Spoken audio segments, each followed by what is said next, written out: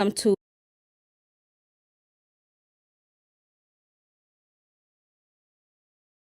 afternoon.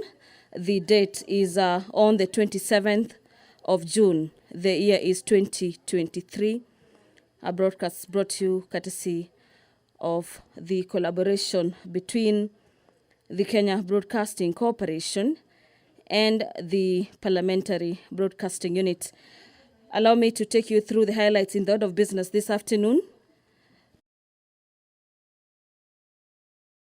The Parliamentary Powers and Privileges Amendment Bill, a bill from the Senate, Bill number 5 of the year 2022, is the first order of business that will be deliberated on by the National Assembly this afternoon.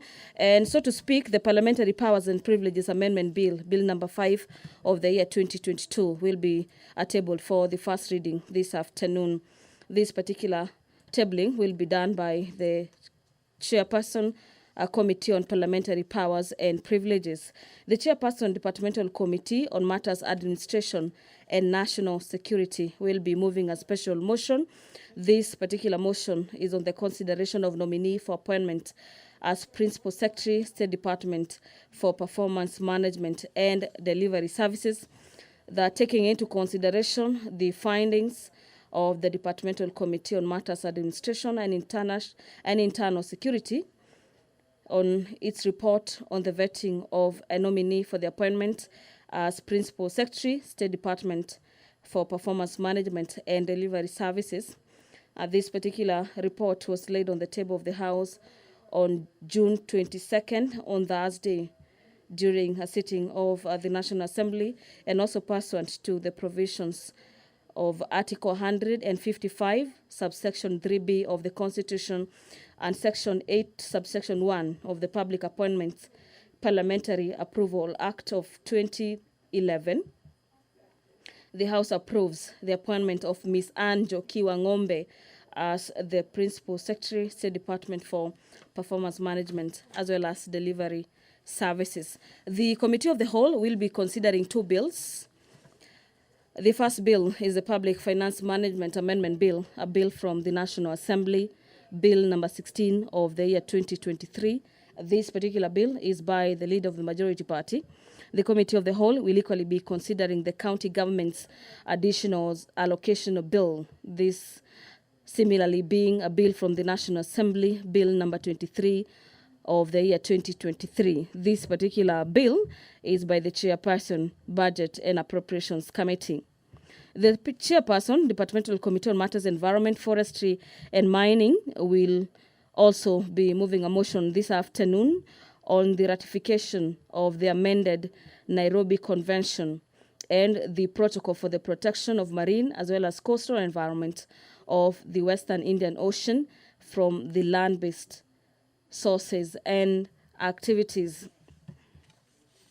The ratification of Kigali amendments on the Montreal Protocol on the substances that deplete the ozone layer is also a motion that members of the National Assembly will be ventilating on this afternoon. Also set for debate is a report on the consideration of the Public Finance Management Support Operations Fund, and these are regulations for the year 2023. This particular motion is by the Chairperson, a Committee on Delegated Legislation.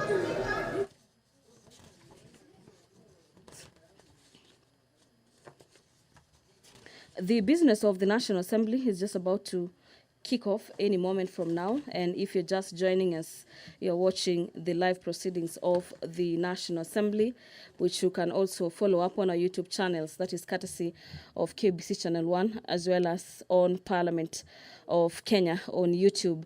The Speaker of the National Assembly, Honorable Moses Wetangula, is in the chambers this afternoon, ready to preside over the business. Allow me to hand over for the live broadcast.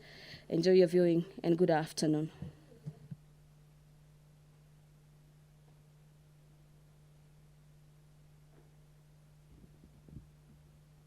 Waheshimiwa, na tuombe.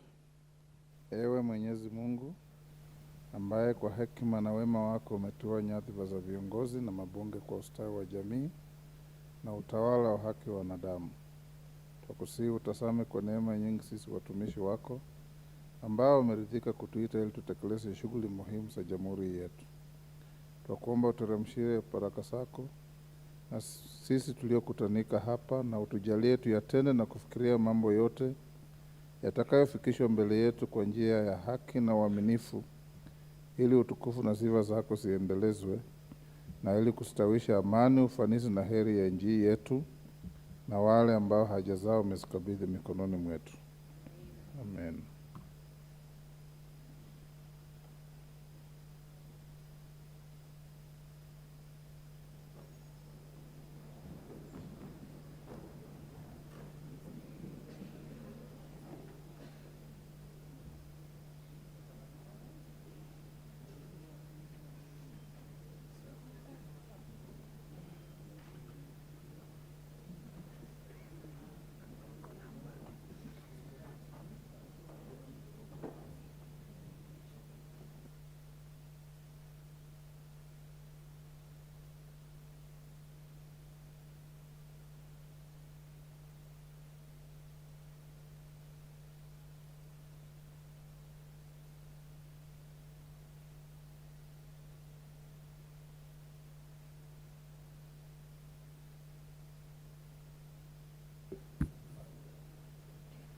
We have quorum to transact business.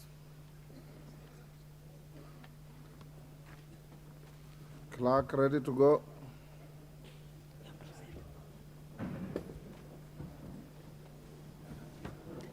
Order number 1, administration of oath. Order number 2, communication from the chair. Honorable members, take your seats.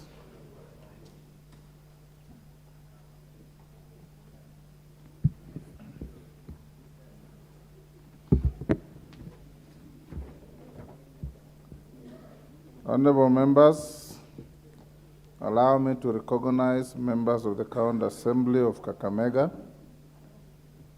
Honorable members, I wish to introduce to you a delegation of 16 members of the County Assembly of Kakamega. Order seated at the Speaker's Gallery.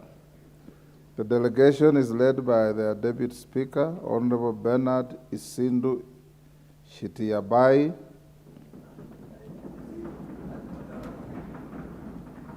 They are also accompanied by 9 members of staff. Honorable members, the delegation is on a visit to the National Assembly to benchmark on parliamentary processes and operations with various committees. On my own behalf and that of the House, I wish to welcome them to the National Assembly and wish them fruitful engagement during their visit. Honorable delegates from Kakamega, I'm sorry I don't have all your names, so I can't recognize you one by one, but Bernard Isindu, as your leader, is duly recognized. Thank you.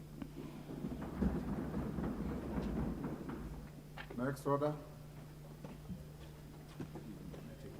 Order number 3, messages. Order number 4, petitions. Order number 5, papers. Majority Leader. Here. Honorable Speaker, thank you. Honorable Speaker, I beg to lay the following papers on the table of the House today, Tuesday, 27th June 2023. Annual report and financial statements of Kenya Insurance Corporation Limited for the year ended 31st December 2022. Reports of the Auditor General of Financial Statements in respect of the following institutions for the year ended 30th June 2022 and certificates therein. A. Chuka University, Moi University, Kitale National Polytechnic, Moi Teaching and Referral Hospital, MTRH, Kaiboi Technical Training Institute, Mukiria Technical Training Institute, Rifty Valley Technical Training Institute, Jeremiah Nyaga Technical Institute, Nkabune Technical Training Institute, Kirua Technical Training Institute, Aldai Technical Training Institute, Muranga Technical Training Institute, Karumo Technical Training Institute, Chester Teachers Training College, Tambach Teachers Training College, Mosoriot Teachers Training College, Engwen Technical Training and Vocational College, Kipkabas Technical and Vocational College, Lodwar Technical and Vocational College, Kipsoen Technical and Vocational College, Chapsirei Technical and Vocational College, Tharaka Technical and Vocational College, Tinderet Technical and Vocational College, Moiben Technical and Vocational College, Garsen Technical and Vocational College, and lastly, Lafay Technical and Vocational College. Honorable Speaker, I beg to lay.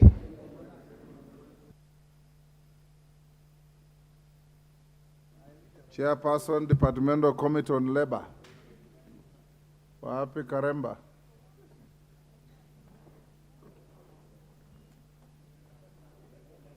Any member of the committee?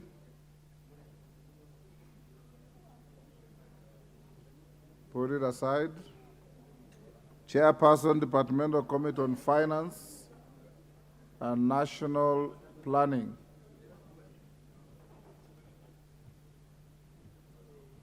Yes, Maklap, Wapi, your chairman?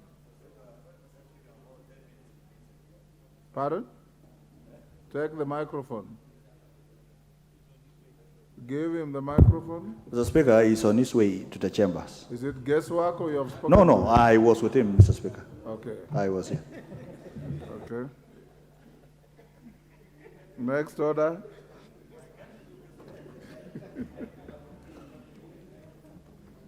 Order number 6, notices of motion.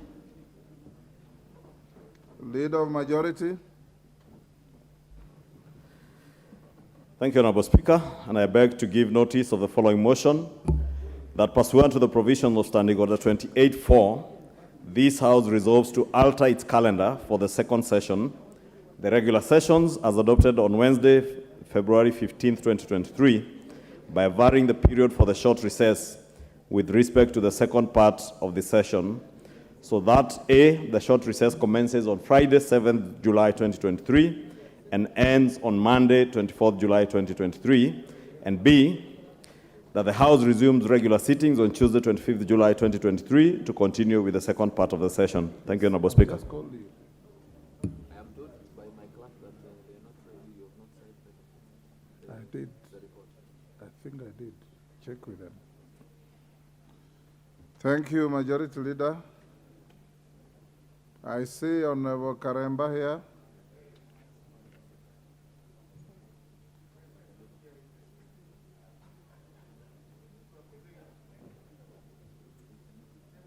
Are his papers ready? Yes, Maklap. Give to the member Mr. for Speaker. Baringo North. Mr. Speaker, I now have the paper to be laid. So go ahead. Mr. Speaker, I wish to lay the report of the Departmental Committee on Finance and National Planning on its vetting of a nominee for appointment as a chairperson of the Commission on Revenue Allocation. Thank you. I beg to lay. Lay and go ahead on the next to give your notice of motion. Lay the paper first.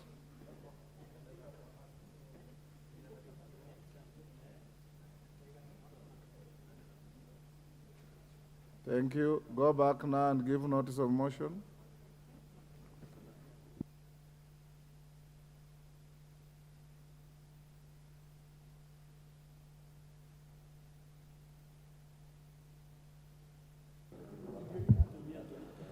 Mr. Speaker, Honorable Speaker, I beg to keep notice of the following motion, that taking into consideration the findings of the Departmental Committee on Finance and National Planning in its report on the vetting of a nominee for the appointment as a chairperson of the Commission on Revenue Allocation, laid on the table of the House on this Tuesday, 27 June 2023, and pursuant to the provisions of Article 215, subsection A of the Constitution and Section 8(1) of the Public Appointments Parliamentary Approval Act of 2011, this House approves the appointment of CPA Mary A.C. Wanyonyi as a chairperson of Commission of Revenue Allocation. Honorable McClub. Karemba, are you ready now?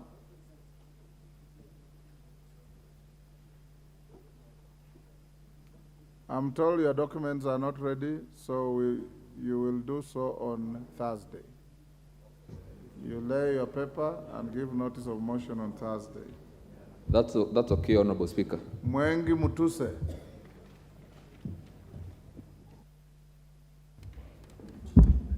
Honorable Speaker, I beg to give notice of the following motion regarding affirmative action plan for provision of water in arid and semi-arid areas.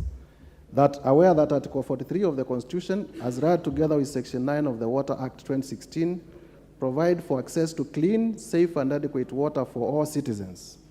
Further aware that access to water guarantees human and animal health, food security, clean and sustainable environment, among other socioeconomic drivers. Acknowledging that with a population of nearly 53 million people, about 28 million Kenyans lack access to safe water, while 41 million lack access to improved sanitation. Further acknowledging the rising water demand in the country and growing water scarcity due to climate change, population growth, urbanization, water pollution, and poor management of water resources. Noting that the lack of clean, safe, and adequate water affects economic activities, food security, education, health, and that it also affects, and its effects are especially evident in rural areas and urban slums. Further noting that with the recurring drought, the country experiences acute water shortage, resulting in loss of lives, livelihoods, as well as environmental degradation, with arid and semi-arid areas being the most affected.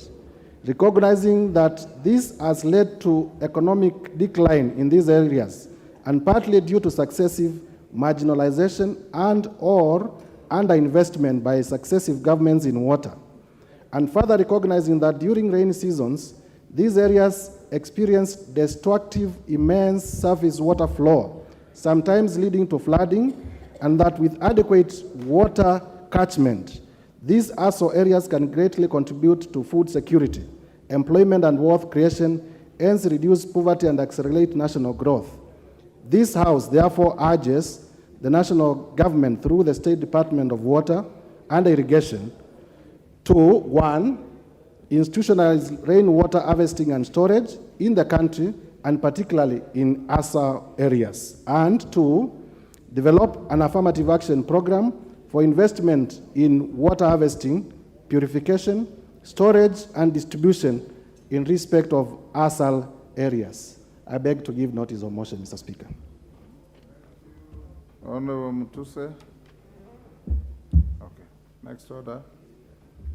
Honorable members, you'll notice you have a supplementary order paper which was necessitated by some amendments to the bill that we are going to Committee of the Whole. So from now going forward, we'll use the supplementary order paper. Honorable members, before we go to the next order, allow me to recognize the following schools in the public gallery. The Nyali School, Nyali, Mombasa, St. Luke's Birbiriet Chesumei in Nandi.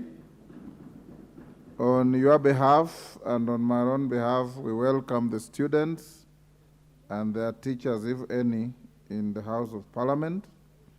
I have been requested by Honorable Major Rueda that her daughter is among the Nyali school team to take 1 minute to welcome the schools. Rueda, speak for all of us. Welcome the 2 schools. Don't limit yourself to your daughter.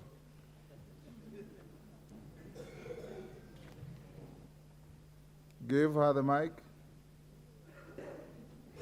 Asante Bwana Spika kunipatia mimi nafasi nami niwakaribishe wanafunzi wote walioko hapa, hususan the Nyali School Mombasa.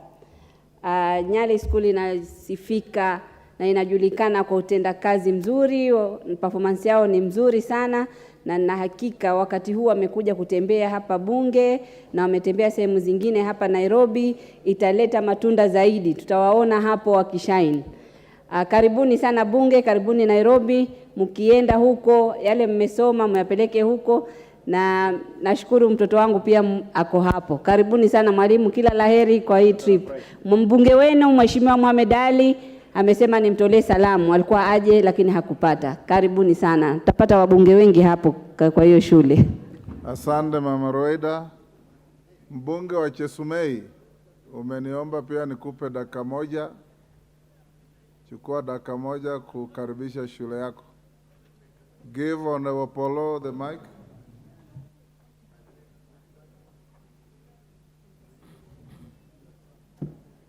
You are off target, clerk. Thank you, Mr. Speaker, sir, for giving me this opportunity. Let me also take this opportunity on behalf of the great people of Chesumei to welcome the two schools from Nyali and my own school from Chesumei constituency. And St. Luke's is known of very good performance, Mr. Speaker, sir. St. Luke's is a school in Nandi County, though the infrastructure is not very good, and I will call upon you to come and assist us there. But in performance, they are very good, Mr. Speaker, sir. And the teachers also, let me congratulate them for the good performance. And I would take exception on the head teacher who was given an award. Thank you so much, head teacher, Mrs. Kipto, and all the Chesumei fraternity. Thank you, and welcome to the House Thank you, of Honorable Legislators. Polo. Next order.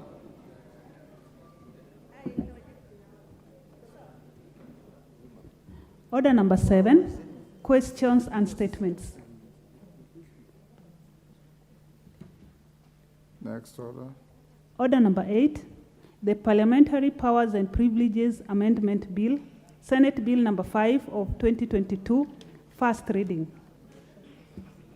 A bill for an act of Parliament to amend the Parliamentary Powers and Privileges Act to provide a structured mechanism through which Parliament is able to receive reports from public officers on resolutions passed by Parliament and for connected purposes. Thank you. Honorable Karemba, the papers you are supposed to lay and the notice of motion are time-bound.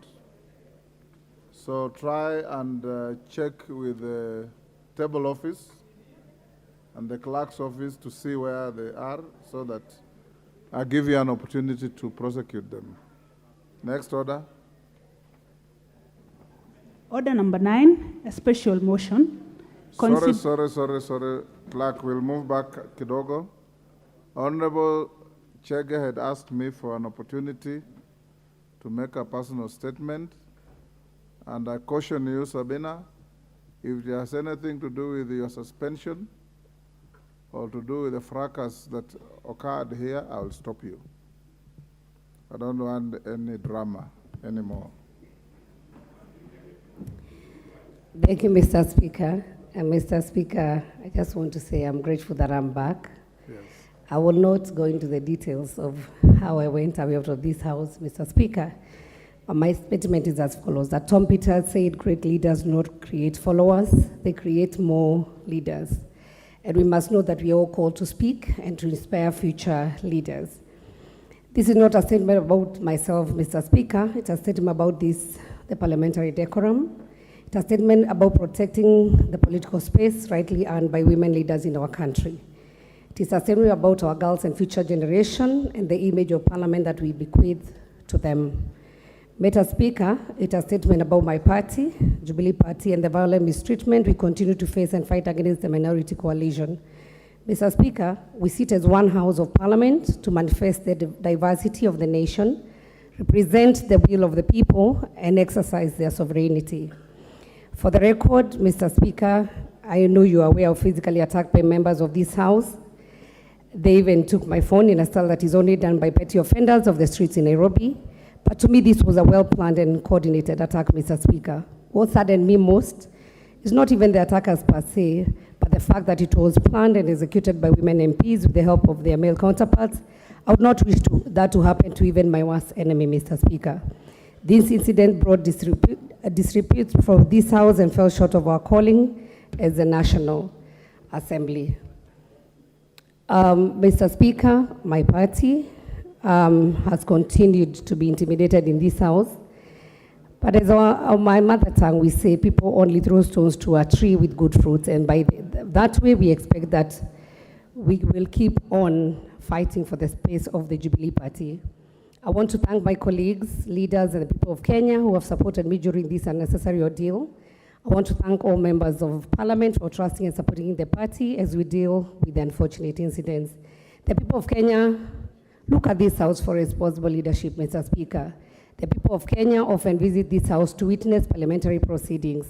We always have, as today, boys and girls from various schools visiting this house to witness us debates and make important decisions that will affect them today and in the future. They come here to this house to learn and to be inspired by words and our conduct. Therefore, Mr. Speaker, the people of Kenya do not expect to find chaos and violence in this house. They don't come expecting to see women leaders unleash violence on their colleagues. This is a no, Mr. Speaker. When I have spoken about Jubilee mistreatment in Azimio and the fact that our space has been consistently taken over in the most unfair and illegal manner, you now understand, Mr. Speaker. When we say Jubilee Party ought to be respected and accorded its full legal rights as the third largest parliamentary party in this house with 28 MPPs, we mean exactly that. We will continue fighting and advocating for that without fear and despite the intimidation and violence. The matter of the position, Mr. Speaker, of Deputy Minority Whip is being handled by the relevant legal institutions, and therefore I would urge anybody with a contrary view to follow the law to seek for solution. Lastly, Mr. Speaker, we will all recall our national prayer breakfast, and this year's theme was reconciliation. I'm here to remind Kenyans that as your leaders, we endeavor to remain true to our national anthem, justice be our shield and defender. May we live in unity, peace, and liberty. His Excellency the President, his Deputy President, and you, Mr. Speaker, and many leaders in this House have led the way in this path of reconciliation. We can only follow suit and support these efforts so that plenty may be found within our borders. Therefore, as our parliamentary organs continue with investigations of what happened on that day, I want to tell those who attacked me that I forgive them. Kenya and this House is not about us, it's about Kenyan people. The Kenyan people expect us to provide leadership without unnecessary drama and violence. Even when we differ, Mr. Speaker, on policy ideas, we must do so with decorum and respect, as reconciliation guides our path to prosperity and sustainable development for our people.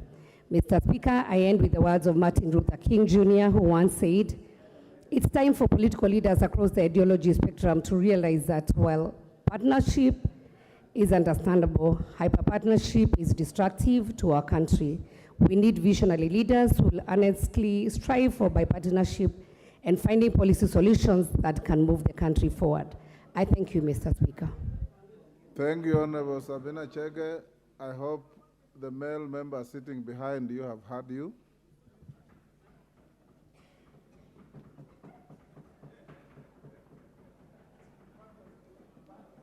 Next order. Order number 9, special motion, consideration of nominee for appointment as the Principal Secretary, State Department for Performance Management and Delivery Services.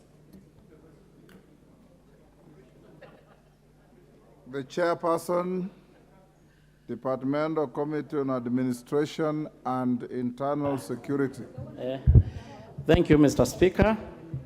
I beg to move that taking into consideration the findings of Departmental Committee on Administration and Internal Security in its report on the vetting of nominee for appointment as a Principal Secretary, State Department for Performance Management and Delivery Services, laid on the table of the House on Thursday, 22nd June 2023, and pursuant to the provision of Article 155(3)(b) of the Constitution and Section 8(1) of the Public Appointment Act 2011, this House approved the appointment of Ms. Anne Njogi Wangombe as Principal Secretary, State Department for Performance Management and Delivery Services.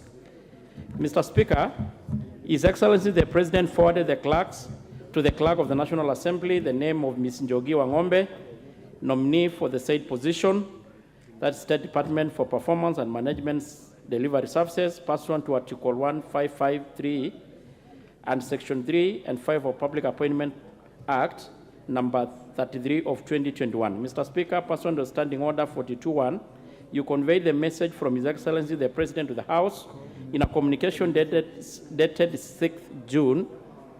The name of the nominee and a curriculum vitae was forwarded to the Department Committee on Administration and Internal Security pursuant to the provision of Standing Order 45.1 to conduct the approval hearing as required under Article 124(4)(a) of the Constitution of Kenya and Section 6 of the Public Appointment Act.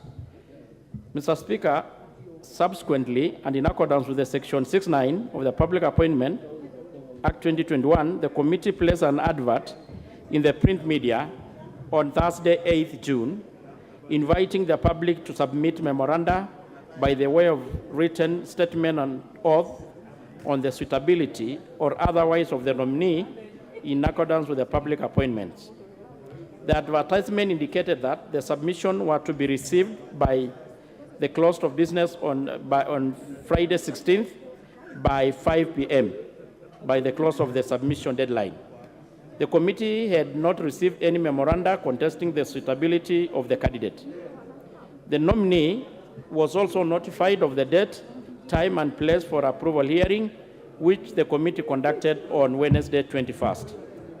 Mr. Speaker, the nominee appeared before the Committee on Administration and Internal Security as scheduled for approval hearing in accordance with the provision of the Constitution. Act 2011 on her stability or otherwise for appointment to the position said. Mr. Speaker, while conducting the approval hearing, the committee was guided by the provision of Section 6, 7, 8, and Section 7 of the Public Appointment Act 2011. In determining the suitability of the nominee, the committee focused on the nominee's academic credentials, provisional training and experience, personal integrity, and the background. Mr. Speaker, the committee had the following observation regarding the nominee: that the nominee holds a master's degree in education from the University of Nairobi, awarded in 2008, Bachelor of Education degree Arts from Kenyatta University in 1993. She further holds a diploma in Human Resource Management from Kenya Institute of Management. The nominee has a working experience of over 30 years, having worked in various positions as a high school teacher from 1993 to 2009, a teacher trainer in 2009, part-time lecturer in Kenya Methodist University and Mount Kenya University, assistant director for human resource and administration of Kenya Medical Camry 2011 to 2016.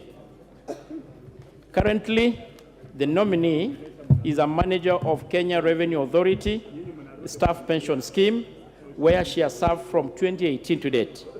She thus complies with Section 6(7) of the Public Appointment Act 2011 with regards to academic credentials, professional, and working experience. That during the approval hearing, Mr. Speaker, the nominee demonstrated knowledge of topical, administrative, and technical issues touching on government and has the requisite abilities, qualification, and experience to serve as a principal secretary for the said department. In accordance with Article 78(1)(2) of the Constitution, the nominee is eligible for appointment to state office since she is a Kenyan citizen and does not hold a dual citizenship. The nominee met the integrity threshold, demonstrated knowledge of topical administrative issue touching on the State Department, and has been nominated too, and has the requisite ability, academic qualification, and experience, Mr. Speaker. The nominee meets the requirement of Chapter 6 of the Constitution on leadership and integrity, having obtained the clearance from the following statutory bodies: ESCC, KRA, DCI, HELP, and ORPP. The nominee is not a member of any official or any official of a registered political party. The nominee has never been dismissed from office under Article 75 of the Constitution for the contravention of the provision of Article 75(1). or Article 76 or Article 77 in restriction of the activity of state officers, or even Article 78(2). Mr. Speaker, having conducted the approval hearing for the nominee pursuant to this article, the committee recommends that this House approve the nomination of one Ms. Anne Njogin Wangombe for the appointment as the Principal Secretary for the State Department for Performance and Delivery Services. Having noted the proceeding of the Committee on Administration and Internal Security on the approval of hearing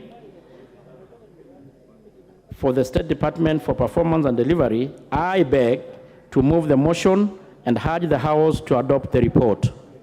So, Mr. Speaker, I've just said that the committee had a very, very interactive session. They interrogated the nominee, and I can confirm to this Honorable House that the nominee is properly fit and capable to work in the said State Department. She's actually, she has worked in several government sectors, and wherever she has worked before, she left a mark, especially when she worked as a principal in one of the secondary schools. So I urge this House to approve the nominee, and I equally ask my vice, Dida Raso, to second. Thank you, Mr. Speaker. Dida Raso. Thank you, Mr. Speaker. I second. Order, honorable members. Order, Karemba. Honorable members, I now propose the question consideration the findings of the Departmental Committee on Administration and Internal Security in its report on the vetting of a nominee for appointment as Principal Secretary, State Department for Performance, Management and Delivery Services, laid on the table of the House on Thursday, 22nd June 2023, and pursuant to the provisions of Article 155(3)(b) of the Constitution and Section 81(1) of the Public Appointments Parliamentary Approval Act 2011, approves the appointment of Ms. Anne Njoki Wangombe as Principal Secretary, State Department for Performance Management and Delivery Services. I'll pull the question, but there's a member who specifically requested that he wants to speak. Gitari. After him, I'll put the question. Correre, you want also to? Thank you, Mr. Speaker, for giving me the chance. One, I want to agree with the committee. Mr. Speaker, the said Anne Wangombe worked in Kirinyaga Central. She was teaching at Kerogoya High School. At that time, I was contemplating on running for a seat, and I can assure you that she's a very good person. After that, Mr. Speaker, Anne Wangombe went for her master's, and after the master's degree, she went to teach in a university. After that, she went to Kemri, where she worked in a very senior position, Mr. Speaker, and she left Kemri over the issues of the TASOS, you know, about Kemri in Mwea. So she died for the people of Kirinyaga. That's why I thought that I should put a statement to the committee. After that, she worked in KRA. What I'm saying, Mr. Speaker, Anne Wangombe is the right person for that position, and she is a real reflection of a bottom-up. I support. Correra, you'll be the last. Yes. Thank you, Speaker. Speaker, I want to support the nomination of the candidate. I happen to sit in the Committee on Security and Administration, and clearly, Speaker, the appointment of this lady to the position of PS is a real bottom-up approach, because this lady came from being a secondary school teacher, and she climbed all the way to where she is now. But having said that, Mr. Speaker, she's got quite a wealth background of knowledge. She's hardworking, and she really merits the appointment. But having said that, Mr. Speaker, I must also say, as a minority, I am a bit skeptical. And I am afraid if the kind of appointments we are seeing will continue that way, then surely the minorities cannot claim to have a stake in this government. And Mr. Speaker, I say this without fear of contradiction because I know His Excellency the President is president today because he got votes from everywhere from this republic. And Mr. Speaker, when we are seeing main appointments going to two major communities in this country, then that leaves a lot of us with the questions. Are we really part of this country? Are our people targeted? Why are they being punished? Mr. Speaker, the other day, we passed the appointment of the governor of Central Bank in this house. And personally, I have a lot of reservations because unless somebody proves me otherwise, it looks like for anybody to be a governor of Central Bank in this country, you must come from a particular region. And Mr. Speaker, it is very painful when our people are put on the list just to be pacemakers in the race. And Mr. Speaker, I really want to plead with the President. You know, Speaker, when I first came to this house, I was nominated by URP, courtesy of the President himself, meaning he has an eye and an ear for the minority. And as a minority, I must say, in the last 10 years of the two previous administrations, the minorities were completely forgotten. And this is the only president whom the minorities have some hope in. So, Mr. Speaker, as I support, I want to do it with a rider than the 10 years of William Samoei Ruto as the president is the only president the minorities have hope with, because the last 20 years, the minorities were completely buried in appointments in this country. And the last time the minorities saw some light in this country was during the reign of the president, the late Mzee Moi. So I know he's a very good student of Moi, and I know the minorities during his reign will have some story to tell. Thank you, Mr. Speaker. Tongei.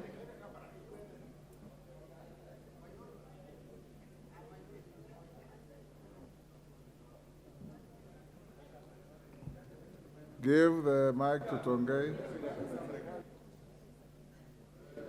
There you are. Thank you, Mr. Speaker, sir, for giving me this opportunity to also support the appointment of Anne. Honorable Speaker, Anne is one person who is very well known to me. I went to school with Anne. We actually schooled together. We did the Masters of Education together.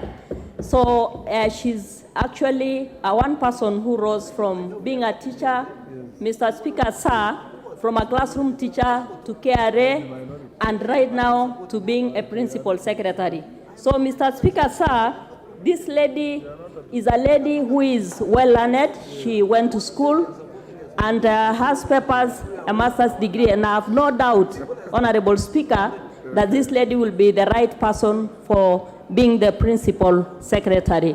Honorable Speaker, I will not have done justice if I don't support or thank the President, His Excellency William Samoei Ruto, for appointing women.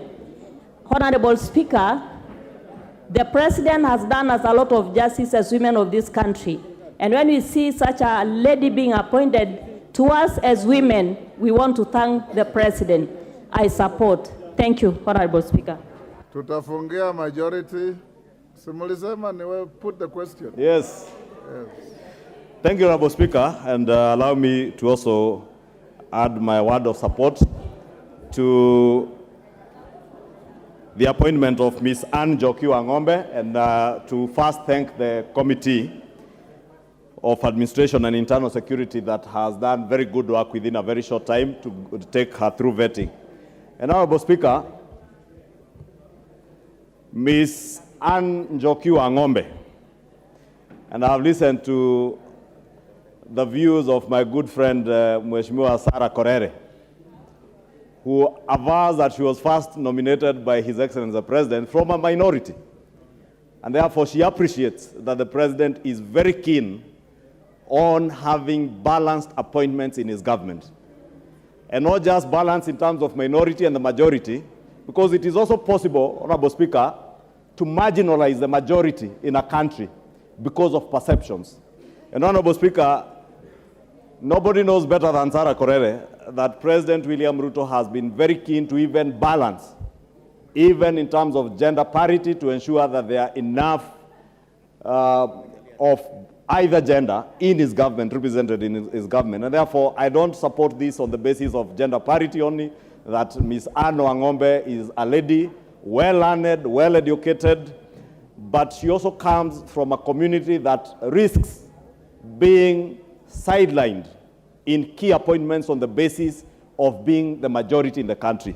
Honorable Speaker, it has been argued, when you are a majority, even in an institution, even when people die, it just happens that the majority, we also have a majority among us those who are dying. And therefore, we must not also profile people on the basis of their ethnicities. Let us judge Ms. Anne Wangombe not on the basis of her ethnicity or where she comes from, but on the content of what she has to offer to government. And I want to speak to Anne Wangombe. She comes in a very important docket in the office of the Prime Cabinet Secretary, where she's been appointed to serve in the performance management and delivery services. In the previous regime, Honorable Speaker, this is a docket where PDU, or the Presidential Delivery Unit, was. And it is such a key anchor of the success of any administration that Ms. Wangombe must come into government and be able to quickly learn what are those 9 value chains that President William Ruto and his administration have given priority, so that she's able to appraise herself on those value chains, appraise herself even on the budget and appropriations report that we passed here and the appropriations bill, because it is what we have appropriated here that her State Department must ensure that projects are being delivered in time and with value for money being given to the people of Kenya. And therefore, she has a very important role in government, and I want to plead with her to quickly appraise herself, get to understand our appropriations, the priority areas in terms of the value chains, the 9 value chains that we spoke to during appropriations bill, and which President William Ruto, in his better agenda or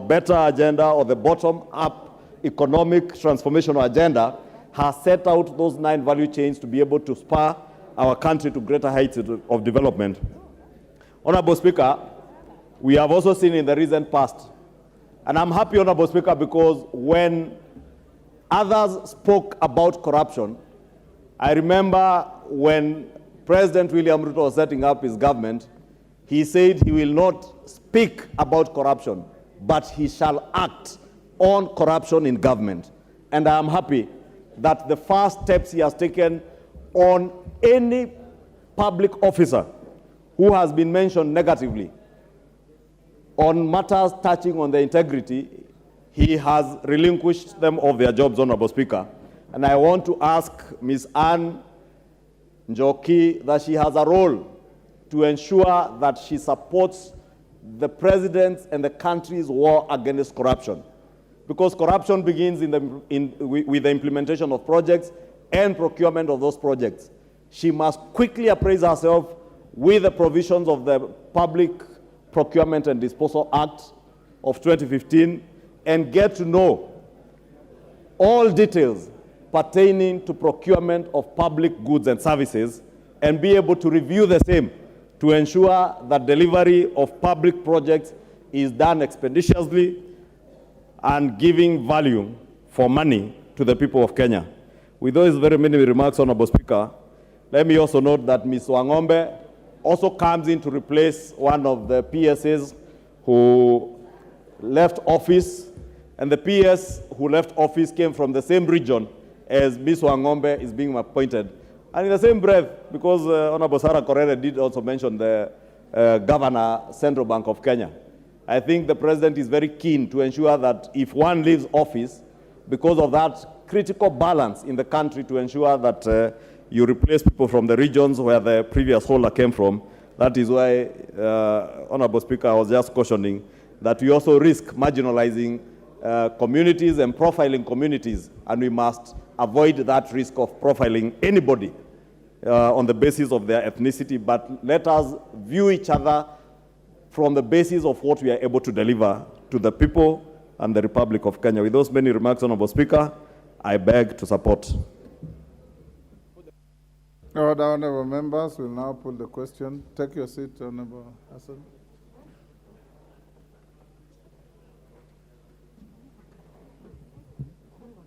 Oh, okay. The mover, you are called to reply before we put the question. Thank you, Mr. Speaker. I want to reply, and I want to thank the members who have contributed and supported the committee on its own finding. This is a very crucial State Department, Mr. Speaker.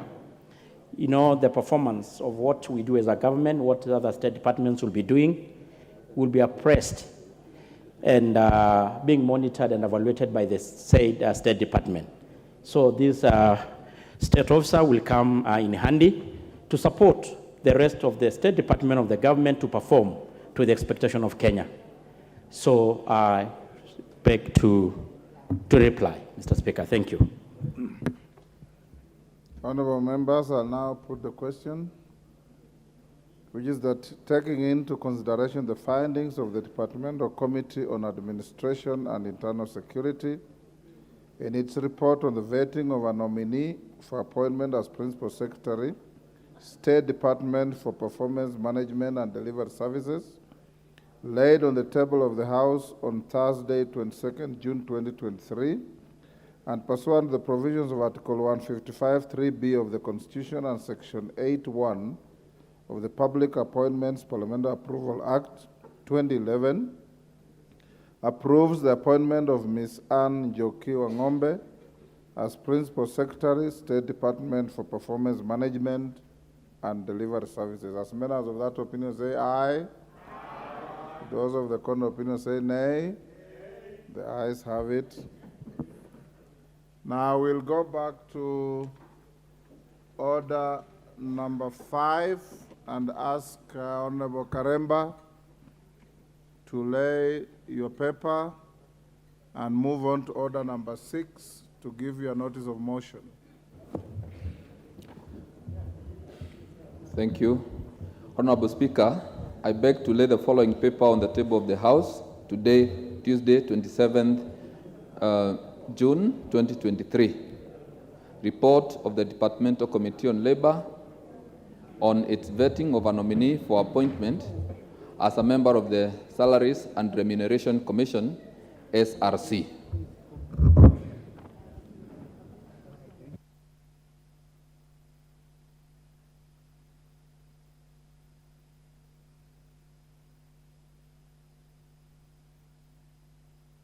Order 6, can you now give your notice of motion?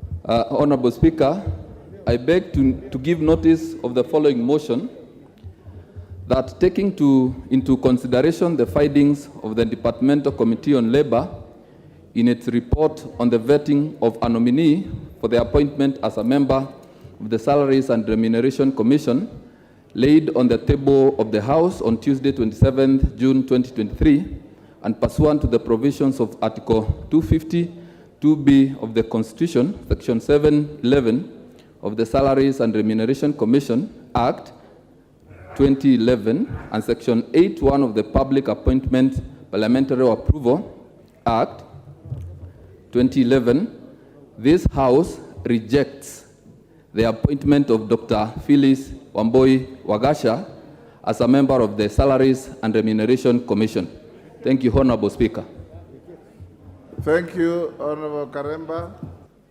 Honorable members, allow me to acknowledge the following school in the Speaker's Gallery: Chebwai SDS Secondary School from Malava, Kakamega. The member for Malava, members, you should have the courtesy of welcoming students in the House of Parliament. The member for Malava, Maluli Njendi, I give you 1 minute to salute your school. So thank you, Mr. Speaker. I take this opportunity to welcome the students of Chabuai SDA Secondary School from Malava. Please feel welcome. Have the feel of Parliament. You are a great school. Speaker, this is one of the top performing schools in my constituency. Thank you. And I also take this opportunity to welcome the members of the County Assembly who are also in the Speaker's gallery. Thank you. Thank you, Honorable Njendi. On my behalf and on behalf of the House of Parliament, I join you in welcoming Chebrai SDA Secondary School to the House of Parliament. Feel welcome. Next order. Order number 10, Committee of the Whole House. Order members, may you be upstanding?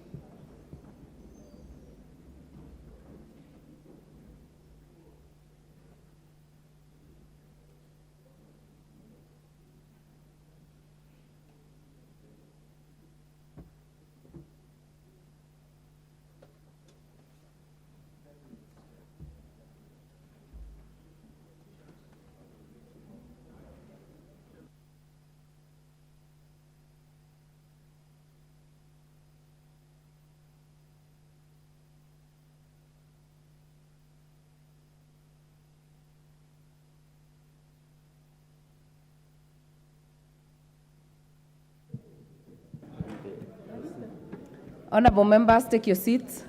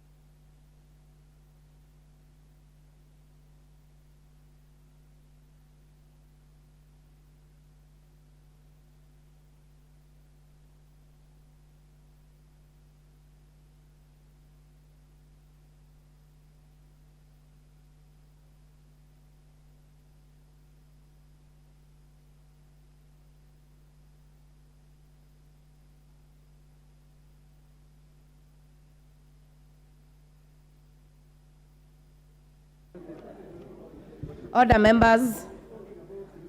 Order. Order, members. We are now going to the Committee of the Whole House. Order, members. Kindly take your seats. Honorable Owen, Honorable Ngongo, Honorable McLeod, take your seats. Honorable members, we will start this Committee of the Whole House with the Public Finance Management Amendment Bill, National Assembly Bill, number 16 of 2023. Clause 3. I propose the question that Clause 3 be part of the bill. I now put the question that Clause 3 be part of the bill.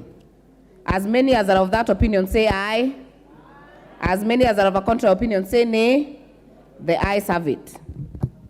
Clause 4.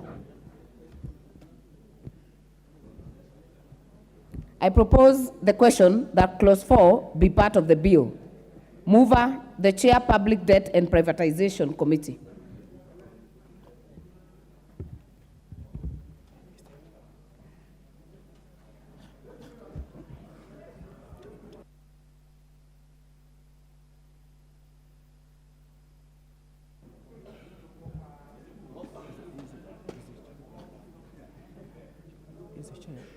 Order, members. We are on Clause 4. Mover.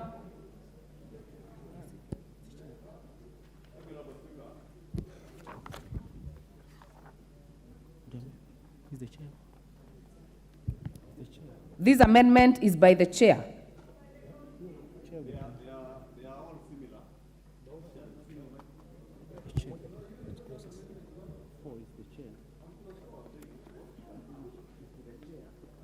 Let the chair move to it.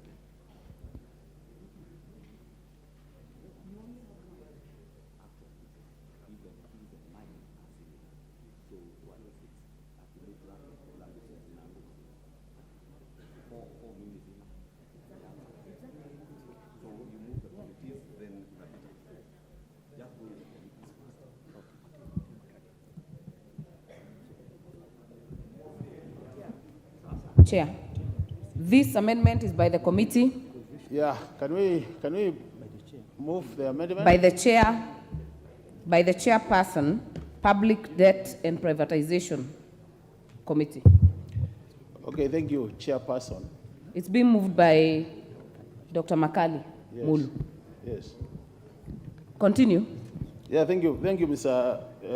Thank you, Chairperson, Honorable Chairperson. Honorable Chairperson, I move that clause 4 of the bill be amended by deleting paragraph A. Honorable Chair, the import of this is that in the bill, it is being proposed that the Public Debt Management Office, which is an office under the CS Treasury, is being proposed to advise Parliament matters public debt. And the committee, we agreed as a committee, and we also, during our second reading, Honorable Chairperson, we agreed that for the purpose of the principle of separation of powers between the three arms of the government, it is important that Parliament is advised not by Treasury, but by either an office in Parliament or by an independent office. So on the basis of that, we propose that we delete paragraph A under clause 4. Thank you, Honorable Chair. Thank you, Honorable Makali. I now propose the question that clause 4 be amended as proposed by the chair.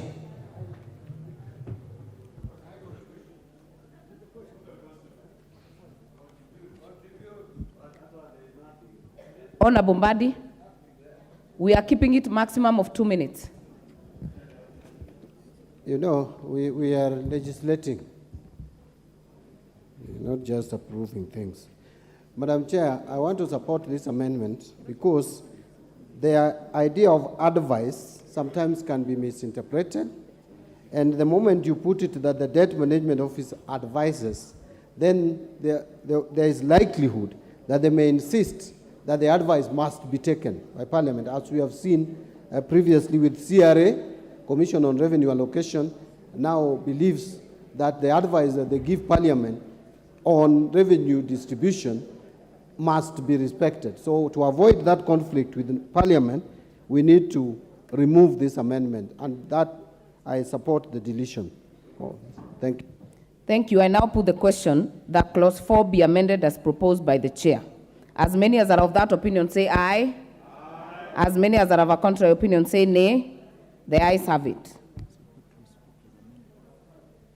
I now put the question that clause 4 as amended be part of the bill. As many as are of that opinion say aye. As many as are of a contrary opinion say nay. The ayes have it. Clause 5. I propose the question that clause 5 be part of the bill. I now put the question that clause 5 be part of the bill. As many as are of that opinion say aye. As many as are of a contrary opinion say nay. The ayes have it. Clause 6. I propose the question that clause 6 be part of the bill. Mover, the chair, Public Debt and Privatization Committee. To be moved by Honorable Makali Mulu.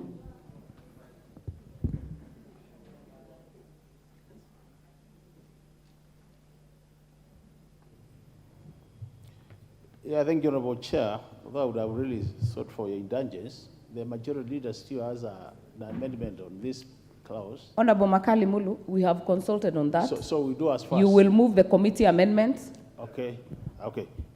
So, Honorable Chairperson, I move that clause 6 be amended by A, deleting paragraph A, or as by the order paper, Honorable Chairperson.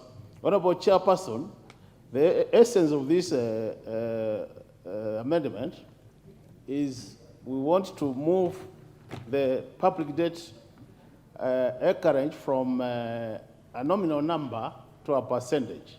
So, Honorable Chair, we are proposing that we agree as a House that we make the ceiling for our public debt to be 55% of the GDP present value. And Honorable Chair, just as a way of ensuring that as a House we have control over this matter, there are two things we have said. Currently, Honorable Chairperson, we are doing at around 61.7. So we are above this threshold by about 6.7%. So just to make sure that we are within the limits, Honorable Chairperson, we are saying that we'll allow the National Treasury, the Cabinet Secretary of the National Treasury, that within the next 5 years to bring this ceiling back to 55%. And this is now within 5 years, Honorable Chair. And we have also put another clause, just as a way of ensuring that this House oversights public debt, that every year, Honorable Chairperson, that the Cabinet Secretary Treasury will be expected to submit an annual report to this House by 30th April, so that this House is updated in matters public debt, and at the same time, Honorable Chair, that with that kind of report, we will be able to inform the budget-making process. So, Honorable Chair, I move. Thank you. Thank you. I now propose the question that Clause 6 be amended as proposed by the Chair. I'd like to give the Leader of Majority the first go, because you had a similar. Thank you, Honorable Speaker. Honorable Chair, and I rise to support this amendment. Honorable Speaker, as Vice Chair to the committee has indicated, this particular amendment seeks to do a number of things. One is to establish that threshold. Since one of the objectives of the bill as I was moving, I indicated, was to move from an absolute figure to a percentage of our GDP. And we want to set that threshold at 55% of our GDP in net present value terms.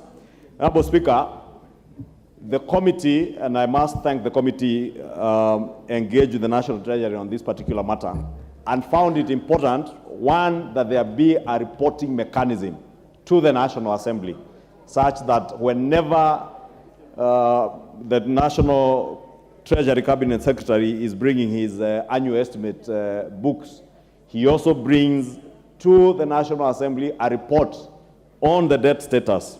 To Honorable Speaker, recognizing that already as we speak, and we have not shied away from stating facts as they are, that we are already in the red in terms of our public debt. And therefore we must give the National Treasury some headroom and some time to be able to bring down that public debt from the high of 60 plus to a low of 55%. And that is why the committee has agreed that we have a 5-year transition period, that beyond those 5 years, we must maintain our public debt at no more than 55% of GDP, Honorable Speaker, in present value terms. 3, Honorable Speaker, or Chair, appreciating also that if you have a very rigid threshold or ceiling at 55%, anything could happen. For instance, in 2020, Honorable Speaker, between the month of February and March 20th, the first case of COVID-19 was reported in this country, and I remember from some airline, a number of passengers, and within a period of less than 3 months, the entire economy here and globally was on a shutdown. Honorable Speaker, anything like that could happen.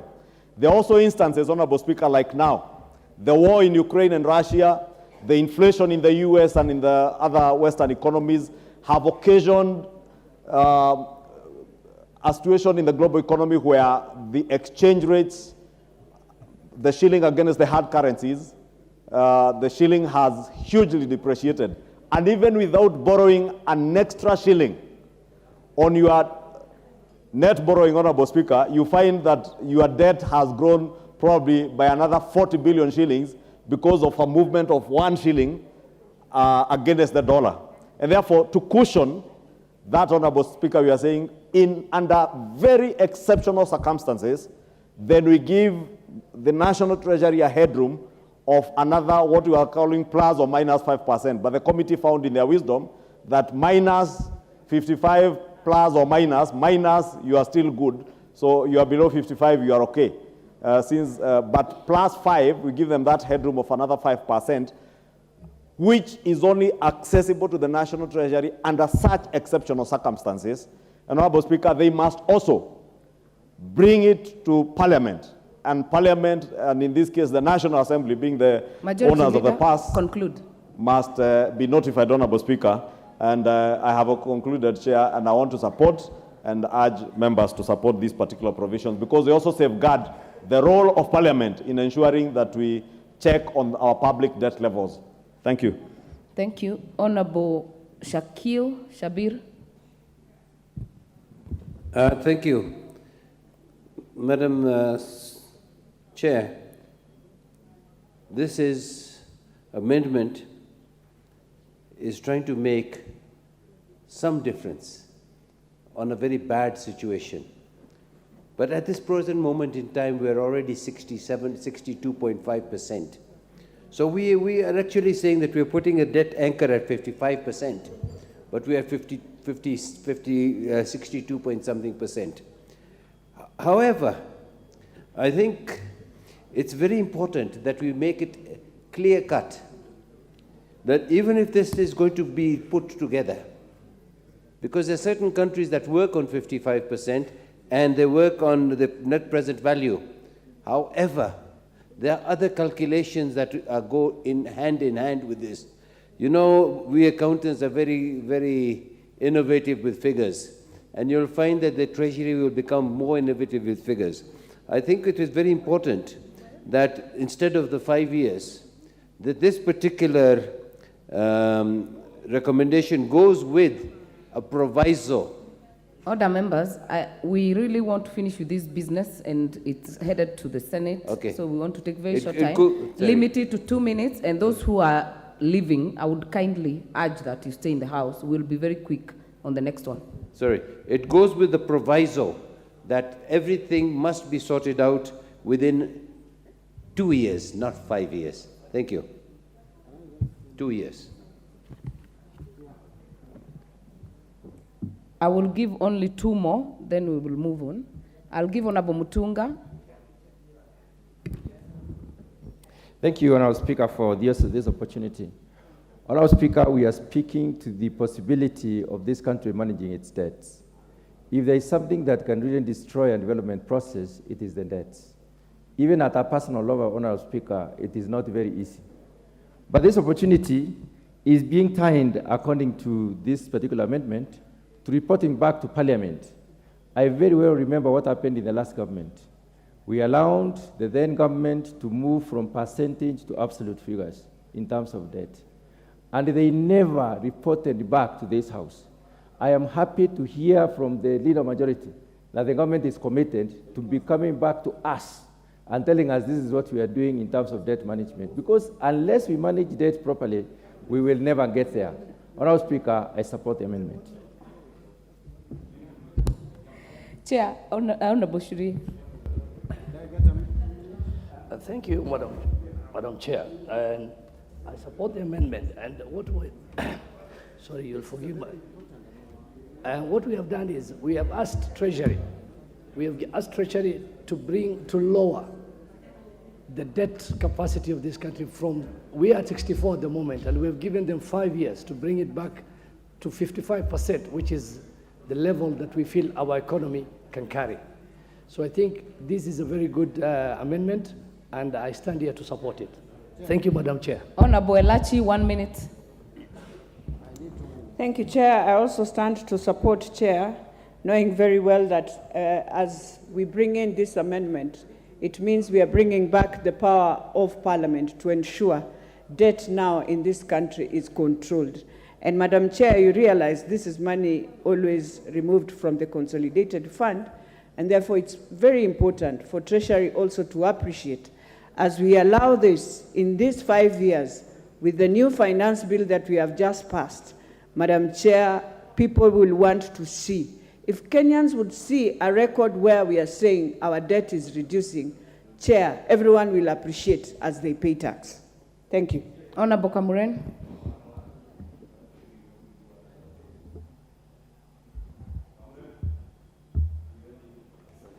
Thank you, Chair. I also stand to support the amendment because of the situation that is going on in this country, the way life is becoming very difficult. Such amendments will give an opportunity to the Treasury to adjust to the dynamics of the new changes as a result of the climate change. So we support this. Thank you, Mr. Chair. Honorable Wandeto.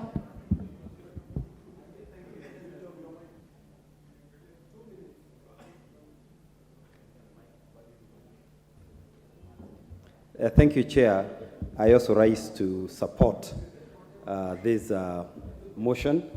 And Chair, the only thing I would like to add is from what my colleagues have said, other than the provision to ensure that the Cabinet Secretary comes back to this House every year to report on the debt status of the country, I would also urge this House to consider a portal whereby we can be able to disclose all the loans that this country owes to foreign lenders, both domestically and internationally, because this has been a rather contentious issue where we have loans that were taken very many years ago. Some are not being serviced at all.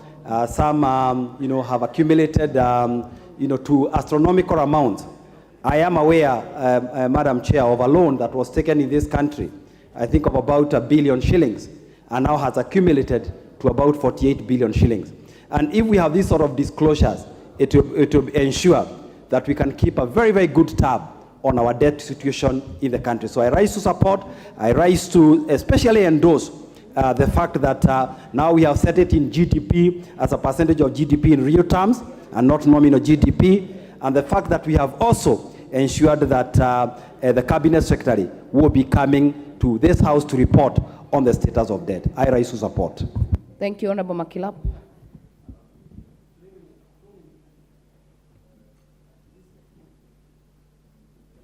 Thank you, Madam Chair. Whereas we were part of the committee that public debt, we protected, Madam Speaker, situations where Treasury was to absorb powers of Parliament. And if you look at the amendments that we put in place, we made sure that there is independence of Parliament, not to be run over by National Treasury. And looking at like the issue of reporting to Parliament, we make sure that Parliament and separation of powers are actually retained in this particular amendment that we've done. Madam Speaker, as a mathematician, we found that if you say plus or minus 5, anything below 55 is safe. It is safe for borrowing. So we believe that this is an applicable international standards. Many countries all over the world are now moving towards, are actually practicing the debt anger rather than the numerical figure. So we believe that this will open a space for this country. If there is fiscal discipline within government, they will be able to borrow within sustainable. 2 minutes maximum. Honorable Mbadi. Yes. Thank you. Madam Chair, whereas the committee's amendment has improved the situation, which was very bad, where we were simply legislating, we would have simply legislated to surrender our power to the executive. But I still find that the committee should have gone a step further on 2 grounds. And that is what I'll say and sit down. 1, this idea of allowing plus 5%, I don't even want to talk about more or less, plus 5%, when it comes to money matters, you cannot tell someone spend 55%, but you can go up to 60. You don't do that. The moment you do that, you have already given that person the blanket check to go, blank check, to go to 60%. So this is wrong. Number 2, what are these exceptional circumstances? You have not defined the exceptional circumstances. I want to tell this House that this clause is going to be abused by Treasury and the government, and there is nothing we will do, because we have already given them the blank check to go beyond 55% and come and claim exceptional circumstances. This House would have done better by specifying what these exceptional circumstances are. My final comment, Madam Chair, if the Treasury is genuine, let them bring amendments to the regulations to define what exceptional circumstances under which they can go beyond 55%. Without that, Madam Chair, I would guarantee this House that all. Before the Leader of Majority, Honorable Mureu.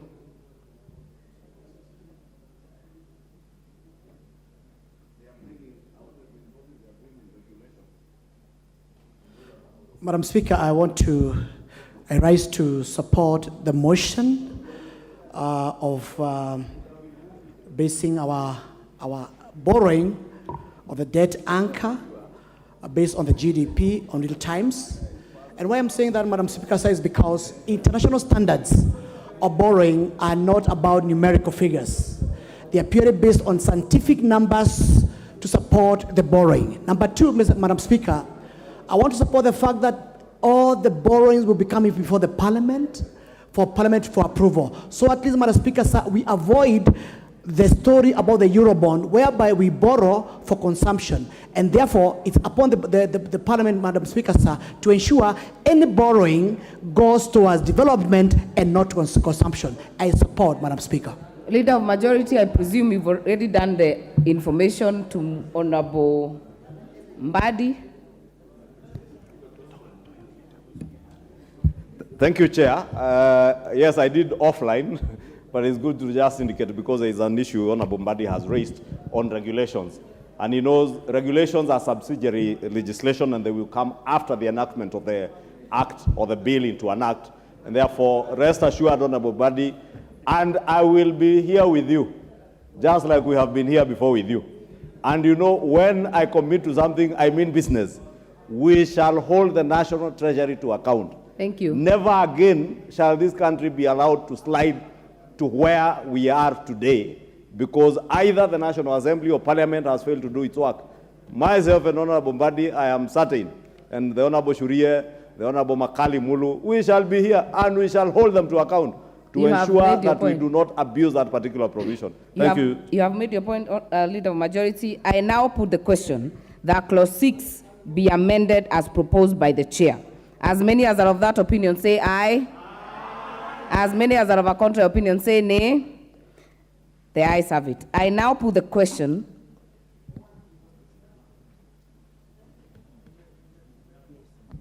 before I put the last question on that, the amendment by the Leader of Majority has been dropped now that that for the Chair has been carried. I now put the question that Clause 6 as amended be part of the bill. As many as are of that opinion say aye. As many as are of a contrary opinion say nay. The ayes have it.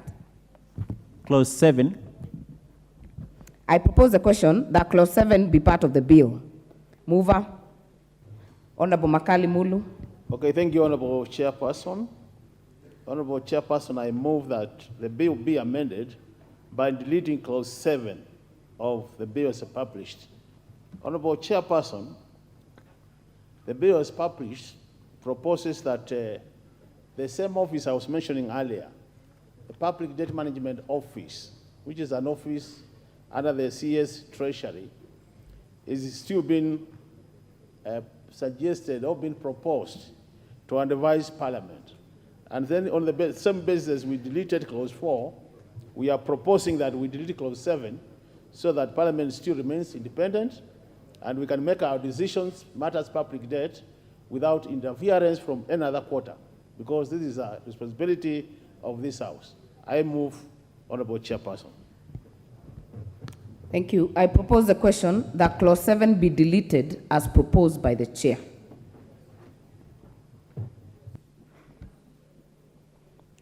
I would like that if you have interest on this specific issue, you put an intervention. Honorable Dende Nyoro. Thank you very much, Honorable Chair. I support holistically this bill, definitely because we need to tame our borrowing. And as you have seen, and every person have seen, we are actually reading from the front, even starting from the President, because we cannot continue to dig the hole of borrowing, Honorable Chair. Honorable Chair, also, the issue of disclosure is very important when it comes to borrowing. We have seen in many African countries, like we recently saw in Zambia, where a president assumes power, but Honorable Chair, there is a huge discrepancy between what is reported as public debt and what actually is public debt. And some of these circumstances are not very good for economists, Honorable Chair, and that is the reason why I support this bill in entirety. I also support the amendments to align it, Honorable Chair, to be a better bill in terms of supporting that sphere that we are supporting. But in conclusion, I just want to reinforce that issue of disclosure, Honorable Chair. And to my opinion would be, even as we deal with public debt should be as public as the debt itself. Since the debt is public, everything around it should be public. The projects to be undertaken to be public, Honorable Chair, so that we can be able to also audit what these debts do as the Kenyan public also. Thank you very much, Honorable Chair. Thank you. Honorable Oyula. Thank you, Chair, for giving me this opportunity to add my voice to this bill. Madam Chair, I want to support these amendments that have been introduced in this bill. However, Madam Chair, I want to caution this House that it's very difficult to bring down the level of public debt, and particularly the domestic debt. So the committee charged with this responsibility will have to work very closely with the committee, with the debt committee, so that every borrowing is monitored, and the reduction is also monitored very closely. Otherwise, Madam Chair, I support the amendments. I now put the question that clause 7 be deleted as proposed by the chair. As many as are of that opinion say aye. As many as are of a contrary opinion say nay. The ayes have it. Clause 2. I propose the question that clause 2 be part of the bill. Mover, Honorable Makali Mulu. Thank you, Honorable Chairperson. Honorable Chairperson, I move that the bill be amended in clause 2 by deleting the definition of financial obligation appearing in paragraph B and substituting therefore the following new definition. Financial obligation means outstanding liabilities related to public debt, including principal, interest, fees, commissions, and other expenses, instead of to the raising of public debt or its repayment, and shall be a charge on the consolidated fund or another public fund established by the national government or any of its entities. Honorable Chairperson, it was a strong feeling that whatever had been defined in the bill was not comprehensive enough, and so we wanted to make sure that we have a financial obligation definition which captures all the issues related to repayment of public debt. So with that new definition, Honorable Chairperson, I move. Thank you very much. Thank you, Honorable Makali Mulu. I propose the question that clause 2 be amended as proposed by the chair.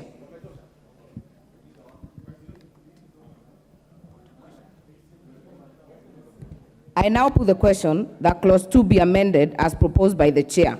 As many as are of that opinion say aye. As many as are of a contrary opinion say nay. The ayes have it.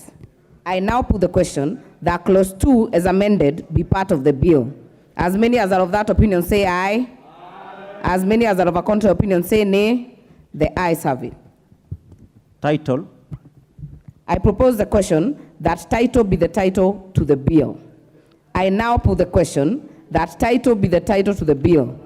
As many as are of that opinion say aye. As many as are of a contrary opinion say nay. The ayes have it. Clause 1. I propose the question that clause 1 be part of the bill. I now put the question that clause 1 be part of the bill. As many as are of that opinion say aye. As many as are of a contrary opinion say nay. The ayes have it. Mover, kindly move reporting.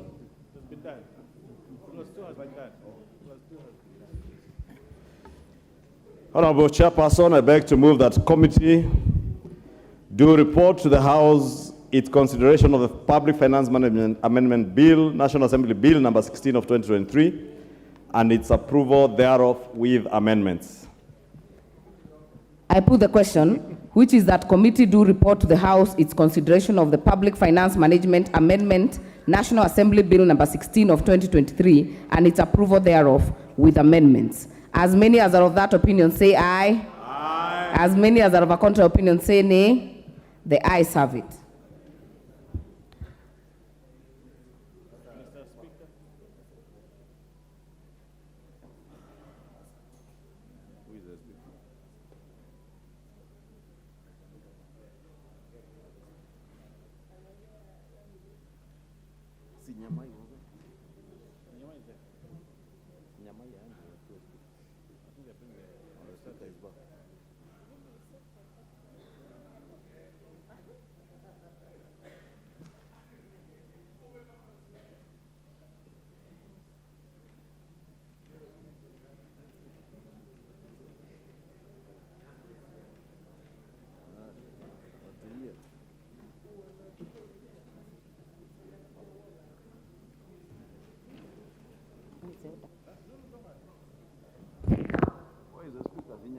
Order, members. Order, members. We will proceed on the Committee of the Whole House on the County Government's Additional Allocation Bill, National Assembly number 23 of 2023. Clauses 2, 3, and 4. I propose the question that clauses 2, 3, and 4 be part of the bill. I now put the question that clauses 2, 3, and 4 be part of the bill. Will as many as are of that opinion say aye? Aye. Will as many as are of a contrary opinion say nay? The ayes have it. Clause 5. I propose the question that clause 5 be part of the bill. Mover, the Chair Budget Committee. Thank you very much, Honorable Chair. Honorable Chair, I beg to move that clause 5 of the bill be amended in sub-clause 7 by deleting paragraph D, E, F, G, H, Honorable Chair, and that the first schedule to the bill be deleted and replaced with the following new schedule as it appears. Order, Chair. We are on clause 5. Okay. Thank you very much, Honorable Chair. I move that clause 5 of the bill be amended in subsection 7 by deleting paragraph D, paragraph E, paragraph F, paragraph G, and paragraph H, Honorable Chair. I propose the question that clause 5 be amended as proposed by the Chair. Those willing to speak to this kindly indicate via the intervention button. Honorable Njeri Maina. Thank you, Honorable Chair. Honorable Chair, as we speak, and I really wholeheartedly support additional allocation to county governments, but as we speak about giving county governments additional funds, Honorable Chair, this House must relook into oversight of county governments, Honorable Chair. Honorable Chair, and I want to speak candidly, and I'm not speaking only about Kirinyaga County, Honorable Chair. We know that our healthcare sector was devolved when we got the 2010 Constitution, Honorable Chair. If you go to those hospitals in our counties, they're in a terrible state of affairs, Honorable Chair. We must also enable and ensure that we have looked into... Order, Honorable Njeri. Do you wish to be informed by Honorable CNN? No, I do not wish to be informed. Order, Honorable CNN. Continue. Honorable Chair, I am an advocate of the High Court. There is nothing that Honorable CNN can inform me that I do not know. Honorable Chair, we must ensure that we ruthlessly oversight county governments, Honorable Chair. There's a lot of pilferage, a lot of wastage, Honorable Chair. And we must ensure that Senate has the capacity to interrogate whatever is happening in county governments, Honorable Chair. And it cannot be said that when we ask questions of oversight, we are fighting governors, Honorable Chair. This is our government. It is a government for the people of Kenya, and we want to ensure that we execute the mandate that the President promised the people of this nation, Honorable Chair. Thank you. I want to call us to ensure that we look into that so that we can strengthen democracy in this nation. Thank you. Honorable members, maximum is 2 minutes. Honorable John Makali. Thank you, Madam Speaker, Madam Chair, for giving me this chance. First, I must say I support the amendments, specifically because when you look at the amendments, we are giving money for provision of fertilizer subsidy. This is very, very important because agriculture is a key plank of our government.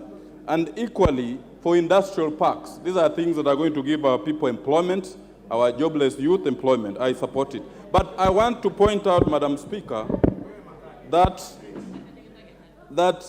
county governments are now 11 years old.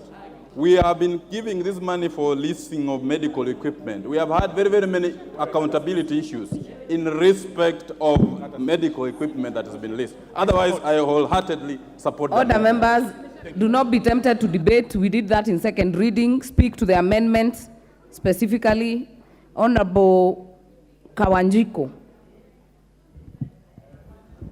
Thank you, Madam Chair. I rise to support the amendment proposed by the Chair Budget, but to ensure that we put more allocation to the county government, and so that at least they can be able to execute their mandate given by the 2010 Constitution, Madam Speaker.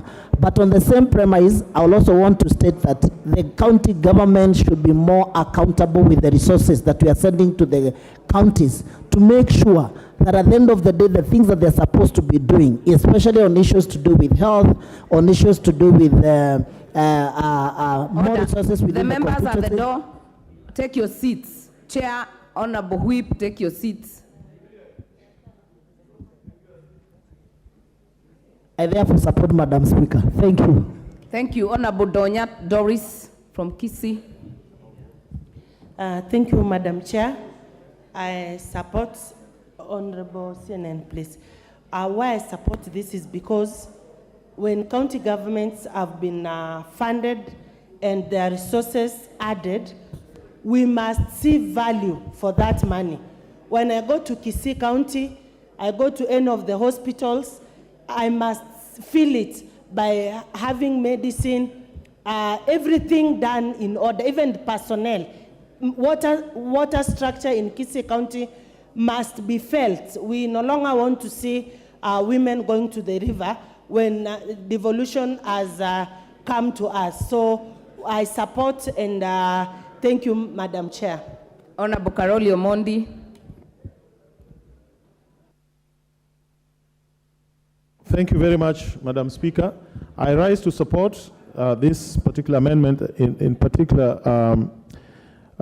with respect to Homa Bay County, where, as you can see, we have several conditional grants for medical equipment, 124 million, industrial parks, 250 million, fertilizer subsidy, 165 million, and for livestock, which I think is also 14 million.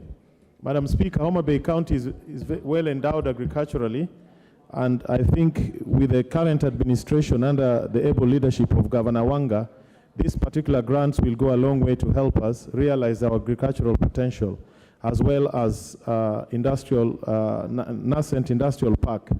In fact, we are very happy with these additional grants, and we look forward to working very closely with the national government to actualize the benefits that our people will get. With those few remarks, Madam Speaker, I support fully. Thank you. Thank you, Honorable Mizigi.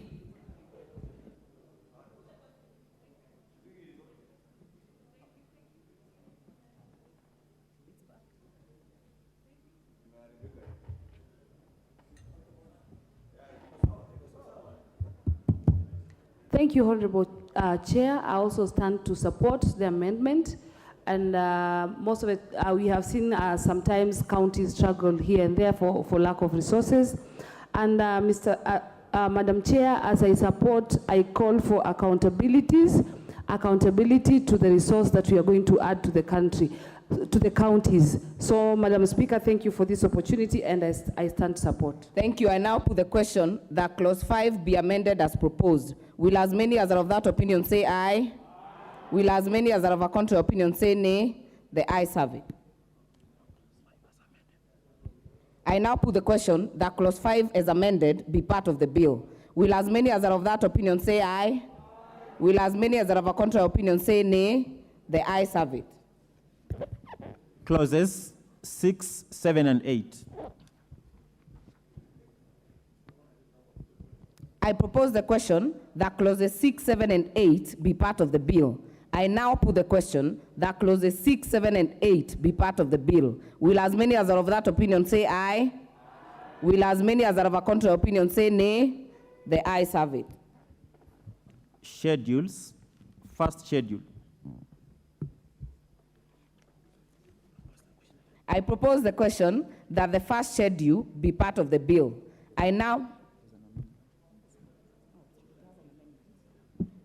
I'm informed it has an amendment. Chair, budget, move. Thank you very much, Honorable Chair.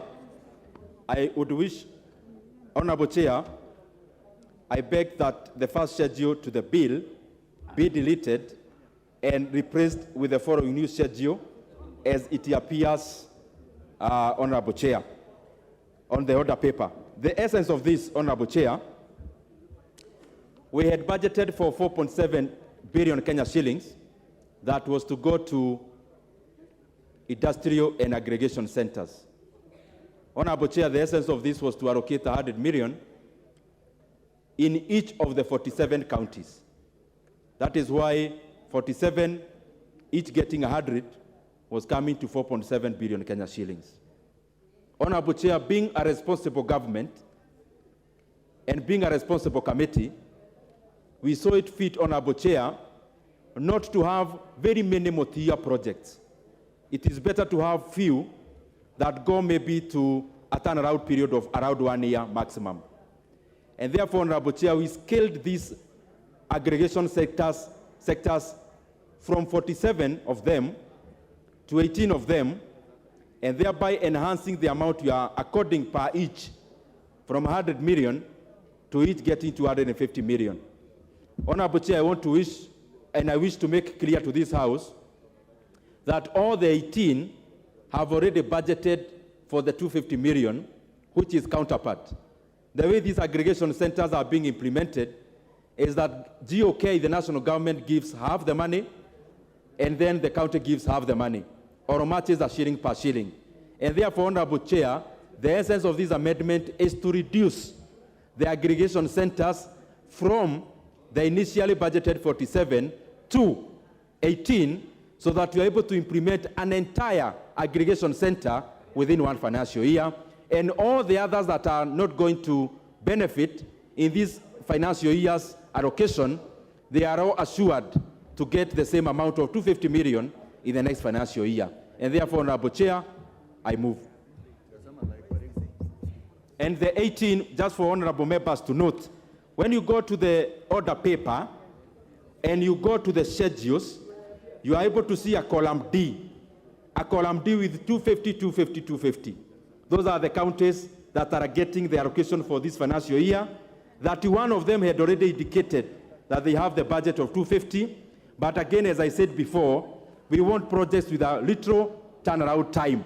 That is why we are getting fewer for more. I propose the question that the first schedule be amended as proposed by the chair. Honorable Owen Baya.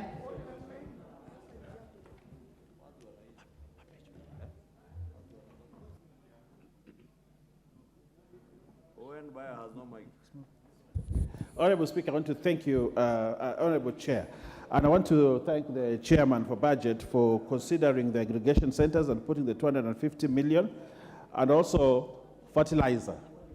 And for the first time, I want to say that, Honorable Speaker, Kilifi County and other coastal counties have money for fertilizer. But I also want to note that it is only the coastal counties that have been denied money here for the aggregation centers. I do not know whether it is by design or by default. Yes, because coconut is a crop, cashew nut is a crop, big size is a crop that comes from the coast. But Honorable Chair, and I would like Dindi Nyoro, Rahab Mukami, if she can be asked to stop interfering with the chairman. Chairman Dindi Nyoro, I would like you to listen, so that you may give Honorable Owen, address the chair. Yes, sir. Yeah. Chair, Through you, Chair, let the Honorable Dindi Nyoro listen, that somehow, I don't know by default or by design, that the coastal counties have been denied money for aggregation centers. It is actually at the cost that we need these aggregation centers. That, Honorable Chair, this is also bad politics. That my county of Kilifi has been denied aggregation, Kwale has been denied, Taita Taveta has been denied, Tana River has been denied, and all these counties are come from the coast. And I do not think that is good politics. I would request that we amend this and give, even if it's 100 million, to the per. So, Honorable Speaker, Honorable Chair, I would like to move an amendment, and I would like to move follow the procedure. I know the procedure, but I also want to note and be put on record that it is not good politics for the people of the coast. Order, Honorable Baya. You know you cannot do that. Yes. It is under Article 114. It's a money bill issue. So, honorable members, I will now put the question that the first schedule be amended as proposed. Will as many as are of that opinion say aye? Will as many as are of a contrary opinion say nay? The ayes have it. I now put the question. Order, members. Order. Honorable Makilap, order. I now put the question that the schedule as amended, that the first schedule as amended be part of the bill. Will as many as are of that opinion say aye? Will as many as are of a contrary opinion say nay? The ayes have it. Second and third schedules. I propose the question that the second and third schedule be part of the bill. I now put the question that the second and the third schedule be part of the bill. Will as many as are of that opinion say aye? Will as many as are of a contrary opinion say nay? The ayes have it. Fourth schedule. I propose the question that the fourth schedule be part of the bill. Mover, Chair, Budget Committee. Thank you very much, Honorable Chairperson. Honorable Chair, I wish to move that the fourth schedule be deleted and substituted therefore with the following new schedule as it appears on the order paper. The essence of this, Honorable Chair, is that lately we discovered that some of these projects could not be devolved, Honorable Chair, because their level of implementation was already too high. And Honorable Chair, these are basically issues around public health, and as members are aware, some of these issues under public health are not just domiciled within counties. They cut across. And therefore, Madam Chair, that is the reason for this amendment, so that we align with that what cannot be devolved. And also, it appears on the public health and other sectors that we deemed will not be correct in regards to the implementation for those particular projects to be devolved. Thank you very much, Honorable Chair. Order, members, Honorable Kiborek, Honorable Didmas. Order, members. And order, members. Honorable Chair, as I sit, just to clarify to members, Honorable Chair, the other issue of 250 million per county, this is not an issue of the committee. It was agreed upon by IBEC and Honorable Chair, and therefore the governors are quite well aware. Order, members, I propose the question that the fourth schedule be amended as proposed by the Chair. Honorable Makali Mulu. Yeah, thank you, Honorable Chairperson. I want to support the amendment, but even as I support Honorable Chair, what I wanted to say is, in situations where not all counties are benefiting, it is important we mainstream regional balancing, so that we appear to be considering all the regions. Because I've seen, like the whip was saying, we were talking about costs being not considered. So it is important we have regional balance for situations where the grants are not going to all the counties. I support Honorable Chairperson.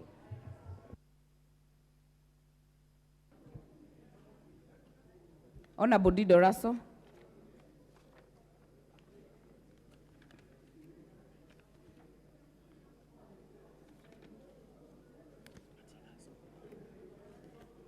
Microphone. Thank you very much, Chair. Chair, while I support this, I think we need to be very careful. Based on what Honorable buyer there asked, that we must be clearly saying where is this money going and what is it doing. Because if we are going to aggregate money to counties, as if these counties are doing the same thing, as if they are in the same levels of development. So for that reason, I think whereas this thing is already a done deal, and I don't want to challenge the chairman on this, but I think going forward, we really need to sit down as a house to agree before the horse has bolted. Thank you, Chair. Honorable Ekomas Mutuse.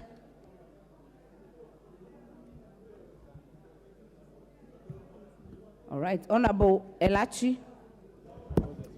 Thank you, Chair. Chair, I also want to support the amendment and to appreciate that, Chair, as we always say, that counties are unique and dynamic.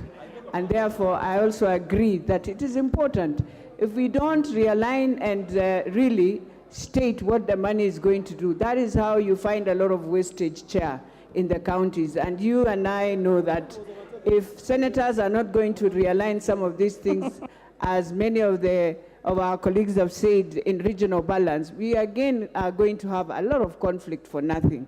So, Chair, as I support, it is important for us to appreciate. We need now to understand when the monies are allocated, what are they supposed to do? Thank you. Honorable Nyamai. Thank you, Chair. I support this amendment, Honorable Chair. But I would also like to add that let the counties that are benefited now give an opportunity to the other counties through the committee so that they may benefit. I noticed that Kitui has benefited through the livestock chain support project. Although the money is little, as it is indicated in the schedule, I think it is a step in the right direction. Thank you, Honorable Chairperson. Honorable Miruka, are you intending to speak on this? Thank you, Madam Chair. I support this bill, and I want to additional monies to the counties is an advantage, as a privilege for our people to benefit, but I wish the governors realize the importance and implement this. I can see Kisii County has benefited in this, around 38 million in livestock, but also, as Deputy Majority Leader said, I can see my county share budget is missing in the industrial park. I wish you will allocate others like Kisii to benefit. Otherwise, it's a good idea, and I stand to support. Thank you. Member for Nairobi, Honorable Pasaris. Thank you, Chair.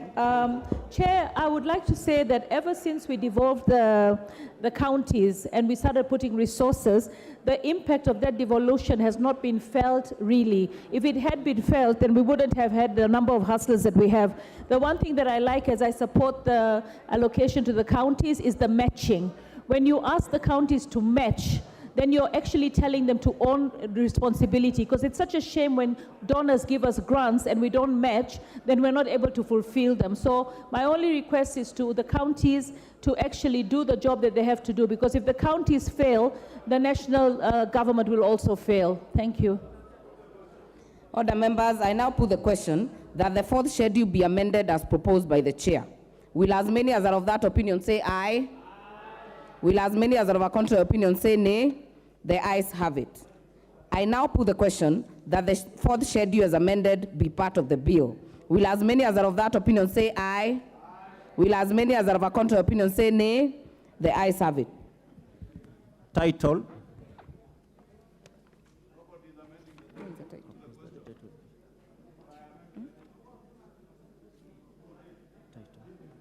I propose the question that the title be the title of the bill. I now put the question that the title be the title of the bill. Will as many as are of that opinion say aye? Will as many as are of a contrary opinion say nay? The ayes have it. Clause 1. I propose the question that clause 1 be part of the bill. I now put the question that clause 1 be part of the bill. Will as many as are of that opinion say aye? Will as many as are of a contrary opinion say nay? The ayes have it. Mover, Chair. Mover, Chair Budget Committee. Move reporting. Yes. Thank you very much, Honorable Chairperson. Honorable Chairperson, I beg to move that the committee do report to the House's consideration of the county government additional allocations bill, that is National Assembly Bill number 23 of 2023, and its approval thereof with amendments. I put the question that the committee do report to the House its consideration of the county government's additional allocations bill, National Assembly Bill number 23 of 2023, and its approval thereof with amendments. Will as many as are of that opinion say aye? Will as many as are of a contrary opinion say nay? The ayes have it.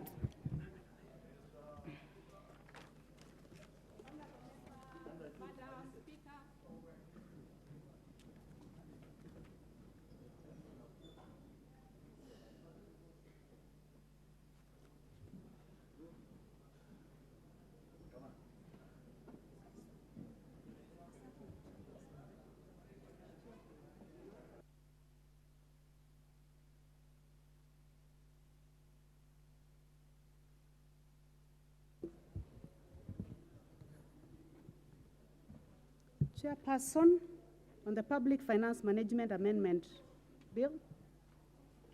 Chairperson.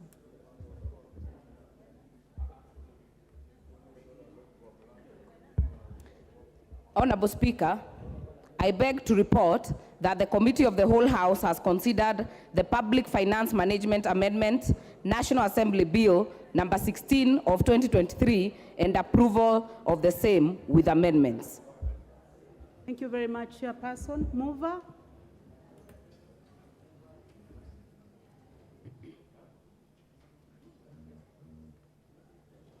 Honorable Speaker, I beg to move that apologies.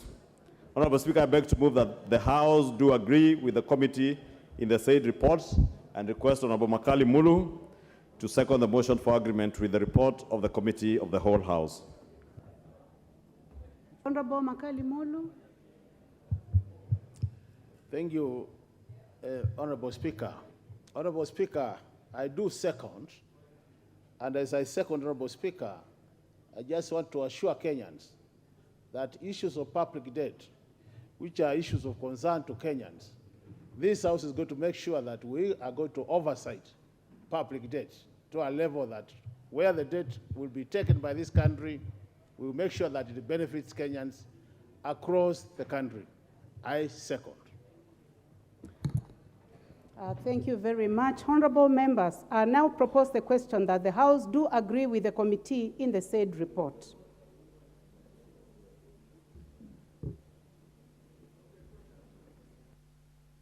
The question. Honorable members, I now put the question that the House do agree with the committee in the said report. Will as many as are of that opinion say aye? Aye. Will as many as are of the contrary opinion say nay? The ayes have it. Honorable members, I call upon the mover. Honorable Speaker, I beg to move that the Public Finance Management Amendment, National Bill number 16 of 2023, be now read a third time, as I also request the Honorable Joses to second. Honorable Speaker, even as I move, let me thank members for their perseverance, and as the Vice Chair of the committee has said, to assure the people of Kenya that even as we engage on the finance bill, we did assure them that we were moving and approving the finance bill to ensure, one, that we are able to secure our country from the pit of public debt that our country was gotten into. And the surest way of ensuring that we don't continue to borrow irresponsibly is to ensure that we are generating adequate revenues internally so that we are able to finance all our appropriations without having to unnecessarily borrow. Let me request, Honorable Speaker, with those few remarks, the Honorable Joses to second.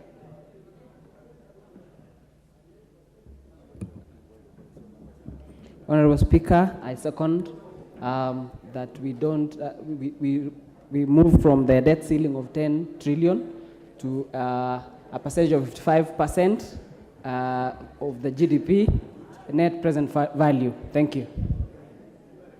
Thank you very much. Honorable members, I now propose the question that the Public Finance Management Amendment, National Assembly Bill number 16 of 2023 be now read a third time. Put the question. Let me put the question. I now put the question. Having confirmed that we have the requisite quorum in the House for the purpose of decision making, honorable members, I therefore put the question, which is that the Public Finance Management Amendment, National Assembly Bill number 16 of 2023 be now read a third time. Will as many as are of that opinion say aye? Will as many as are of the contrary opinion say nay? The ayes have it. A bill for an act of parliament to amend the Public Finance Management Act and for connected purposes.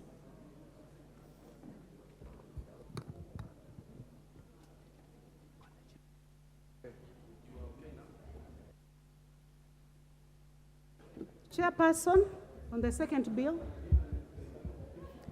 Honorable Speaker, I beg to report that the Committee of the Whole House has considered the County Government's Additional Allocation Bill, National Assembly Bill number 23 of 2023, and approved the same with amendments. The mover of the bill. Thank you very much, Honorable Speaker. Honorable Speaker, I beg to move that this House do agree with the report of the Committee of the Whole House on its consideration of the County Government's Additional Allocations Bill, that is National Assembly Bill number 23 of 2023. I also request the Honorable Member for Gatanga, who is also doing a very good job in Gatanga, the Honorable Wakili Moreu, to second this motion.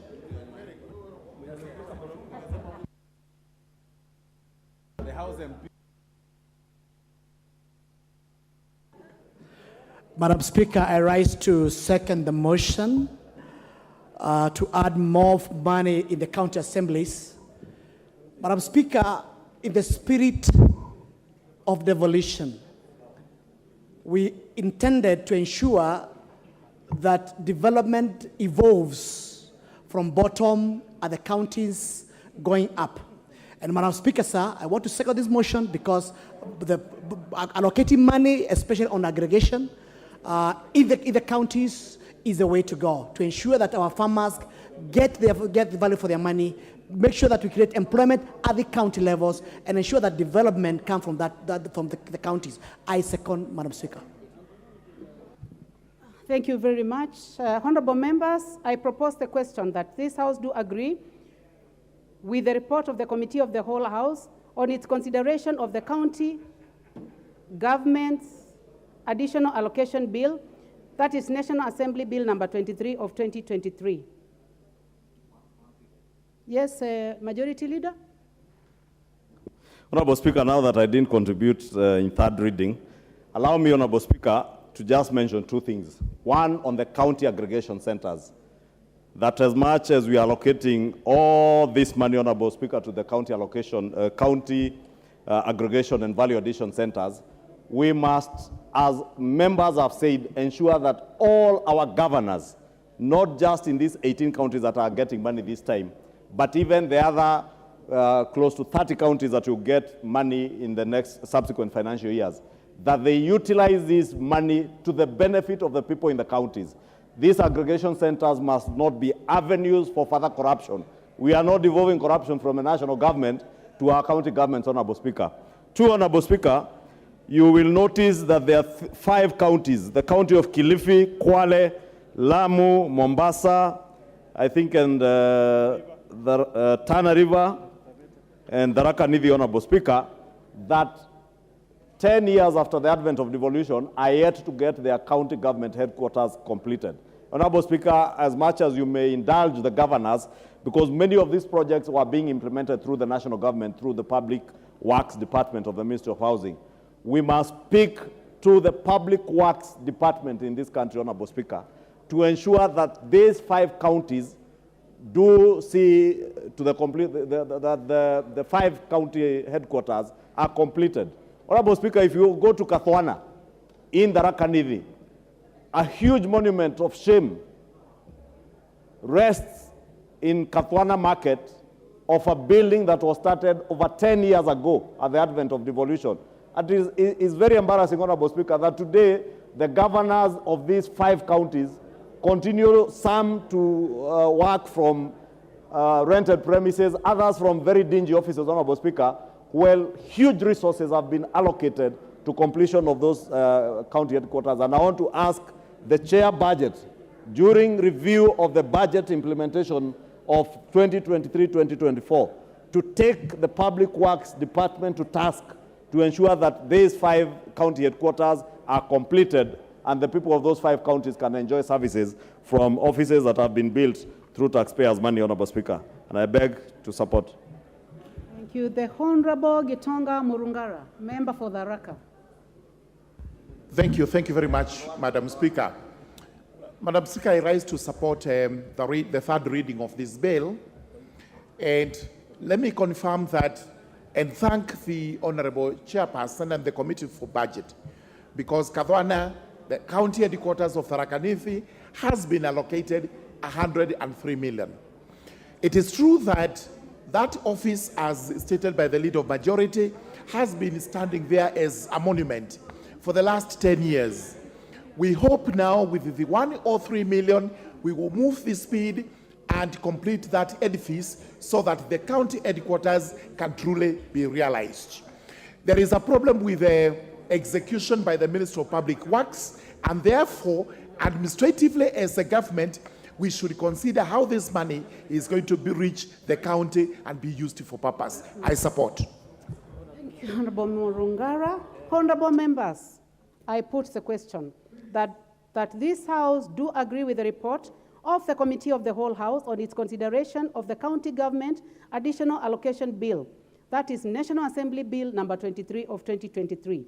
Will as many as are of that opinion say aye? Aye. Will as many as are of a contrary opinion say nay? The ayes have it. Mover. Thank you very much, Madam Speaker. Honorable Speaker, I beg to move that the county government's additional allocations bill, that is National Assembly Bill number 23 of 2023, be now read at that time. I also request the very able, articulate, and knowledgeable Vice Chair of the Budget and Appropriations Committee, the MP for Teso South, to second that motion.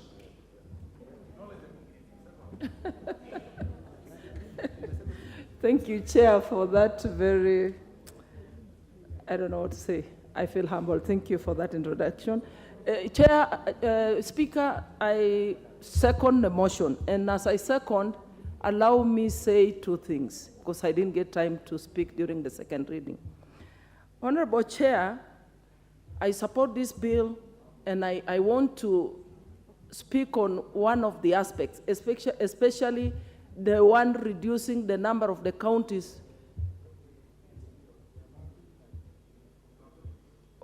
Reducing the number of counties to where the aggregated centers, industrial parks, are going to be implemented. And Speaker, this is in line with one of our resolutions during our, when we tabled the budget, the budget and appropriations report, where we said that it is important for us to pick on a few projects, fund them properly, and shorten the completion period so that there is value for money, as opposed to pursuing all of them, allocating very little money, and then they take too long to complete. So the fact that we are reducing from 47 to 18, and we're able to allocate more money, that guarantees a shorter completion period, and therefore benefit to the people of Kenya. Madam Speaker, I also want to speak about the fertilizer, and I'm just finishing up with this one, that it is important, as we give these additional funds to the county governments, that stores must be established in every sub-county, because our farmers have to travel for long distances to only that one store within the county for them to be able to access fertilizer. So I am sure these members, honorable members, are ready to partner with the Ministry of Agriculture to ensure that we have stores in every sub-county. Madam Speaker, I second. Honorable members, I propose the question that the county government's additional allocation bill, that is National Assembly Bill number 23 of 2023, be now read a third time. Before I put the question, honorable members, I will give the Honorable Makilap. Yes. Is it, did you intend to? I will put the question. You may take your seat. Honorable members, having confirmed that we have quorum present in the House for decision making, I therefore put the question that the county government's additional allocation bill, National Assembly Bill number 23 of 2023, be now read a third time. Will as many as are of that opinion say aye? Aye. Will as many as are of a contrary opinion say nay? The ayes have it. A bill for an act of parliament to provide for the additional allocations to county governments for the 2023-2024 financial year, the responsibilities of national government and county governments pursuant to such allocation and for connected purposes.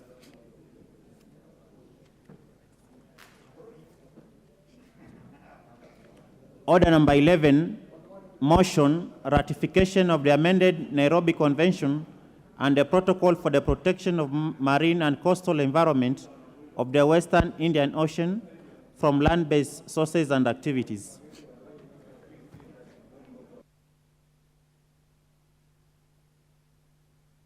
The Honorable Charles Kamuren, are you in the House? Yes. Oh, please proceed to move the motion. Thank you, Madam Speaker. Honorable Speaker, I beg to move that this House adopts the report of the Departmental Committee on Environment, Forestry, Mining on its consideration of ratification of Amendment Nairobi Convention and the Protocol of Protection of Marine and Coastal Environment of the Western Indian Ocean from the land-based resources and activities, laid on the table of the House on Thursday, 4th May 2023, and pursuant to the provision of Section 8(4) of the Treaty Making and Ratification Act of 2012, approves the ratification of Amendment Nairobi Convention and the Protocol for Protection of Marine and Coastal Environment of the Western Indian Ocean from the land-based sources and activities. Honorable Speaker, the amendment of Nairobi Convention and Protocol for Protection of Marine and Coastal Environment of East Africa region was submitted to the National Assembly and consequently committed to the Department Committee of Environment, Forestry and Mining for consideration and report to the House. Madam Speaker, the National Convention and the Protocol for the Protection of Marine and Coastal Environment of the East Africa region was adopted on 21st June 1985 to develop, plan, and coordinate and cooperate on the protection and sustainable use of the coastal and marine environment.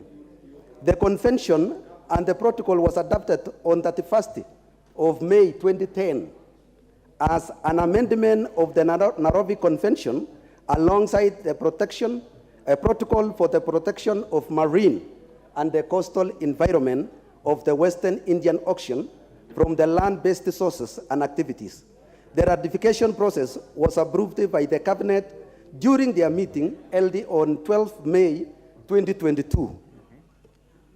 Madam Speaker, pursuant to the provision of Article 118, 1B of the Constitution on the Public Participation and the Section 8(3) of the Treaty Making and Ratification Act of 2012, the committee placed the advertisement in 2 local diaries of the national-wide circulation on 16 December 2022, requesting for submissions of memorandum on the subject. The committee did not receive any memorandum in support or not supporting the convention by close of the business on 8 January 2023. Madam Speaker, the committee held a consultative meeting on the convention with the Ministry of Environment, Climate Change and Forestry, Ministry of Foreign Affairs and Diaspora, and the Office of the Attorney General. Madam Speaker, while considering the convention, the committee made the following observations.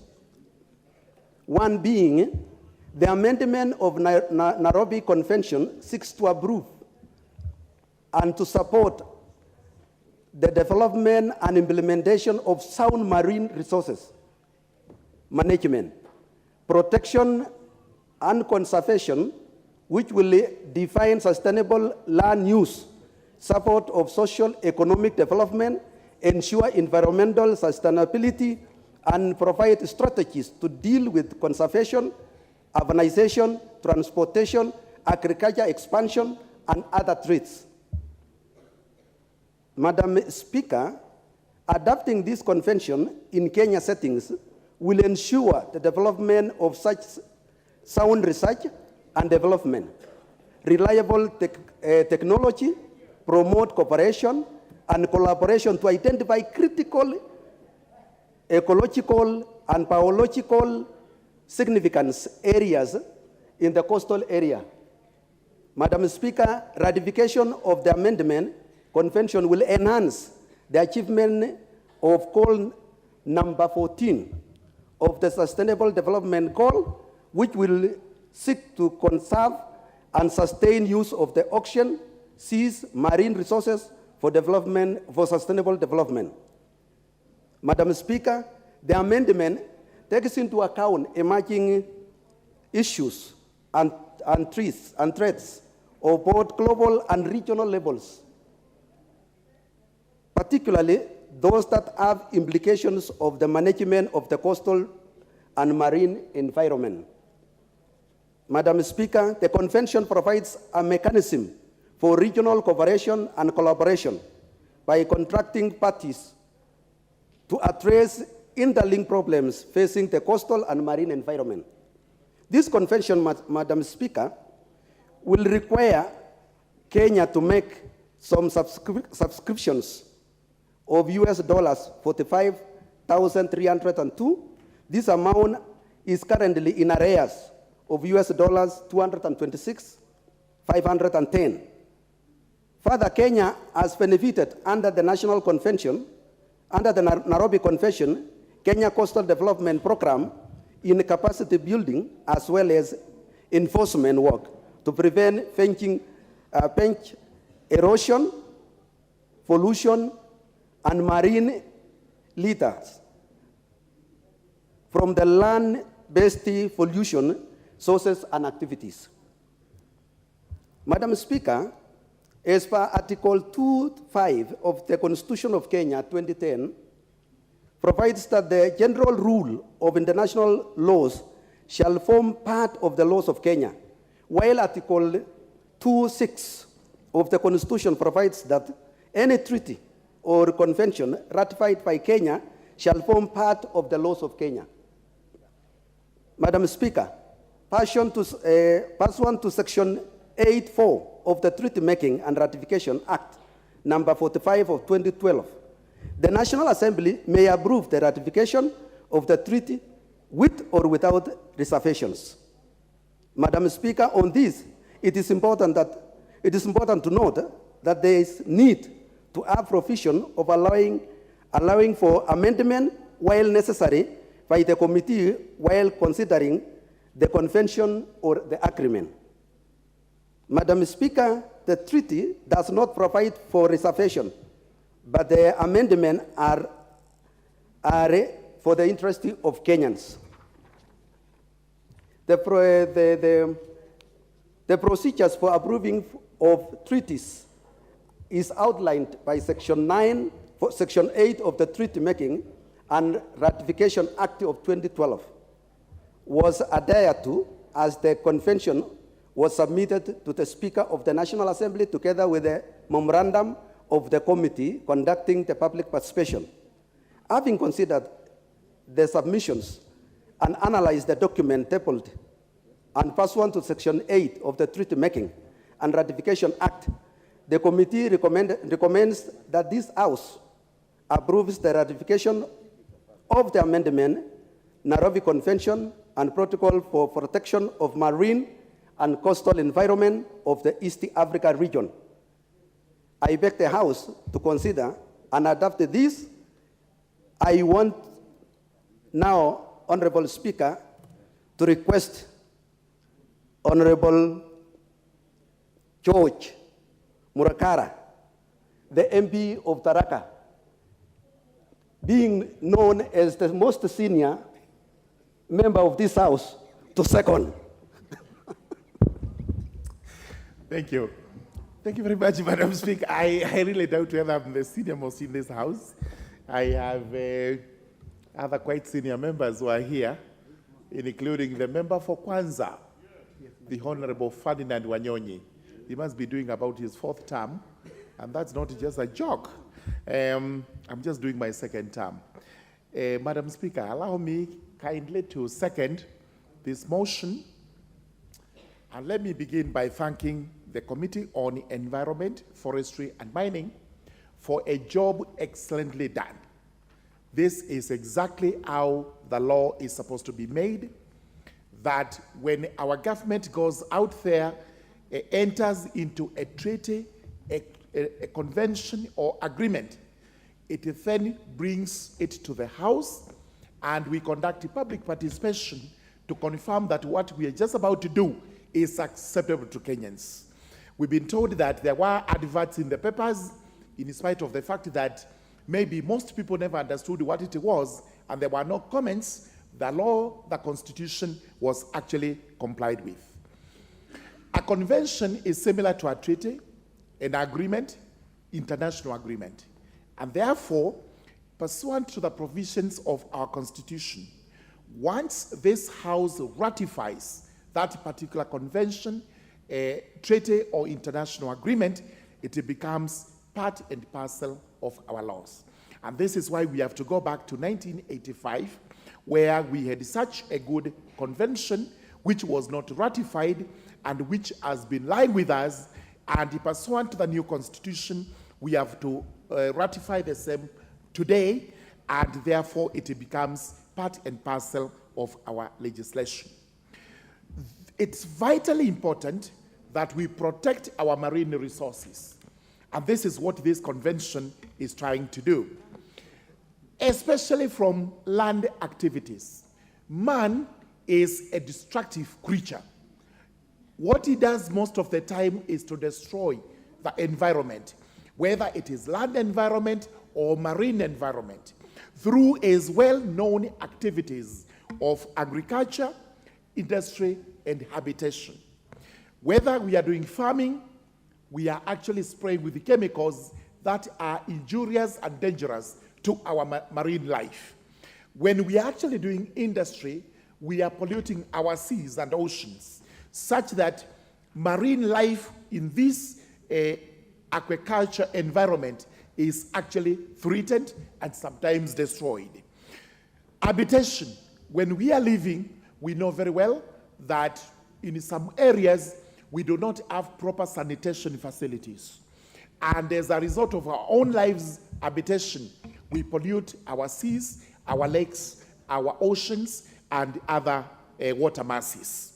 So with such a law, it's vitally important to emphasize that we are trying to protect our oceans, especially the Indian Ocean, one of the biggest resources this country has.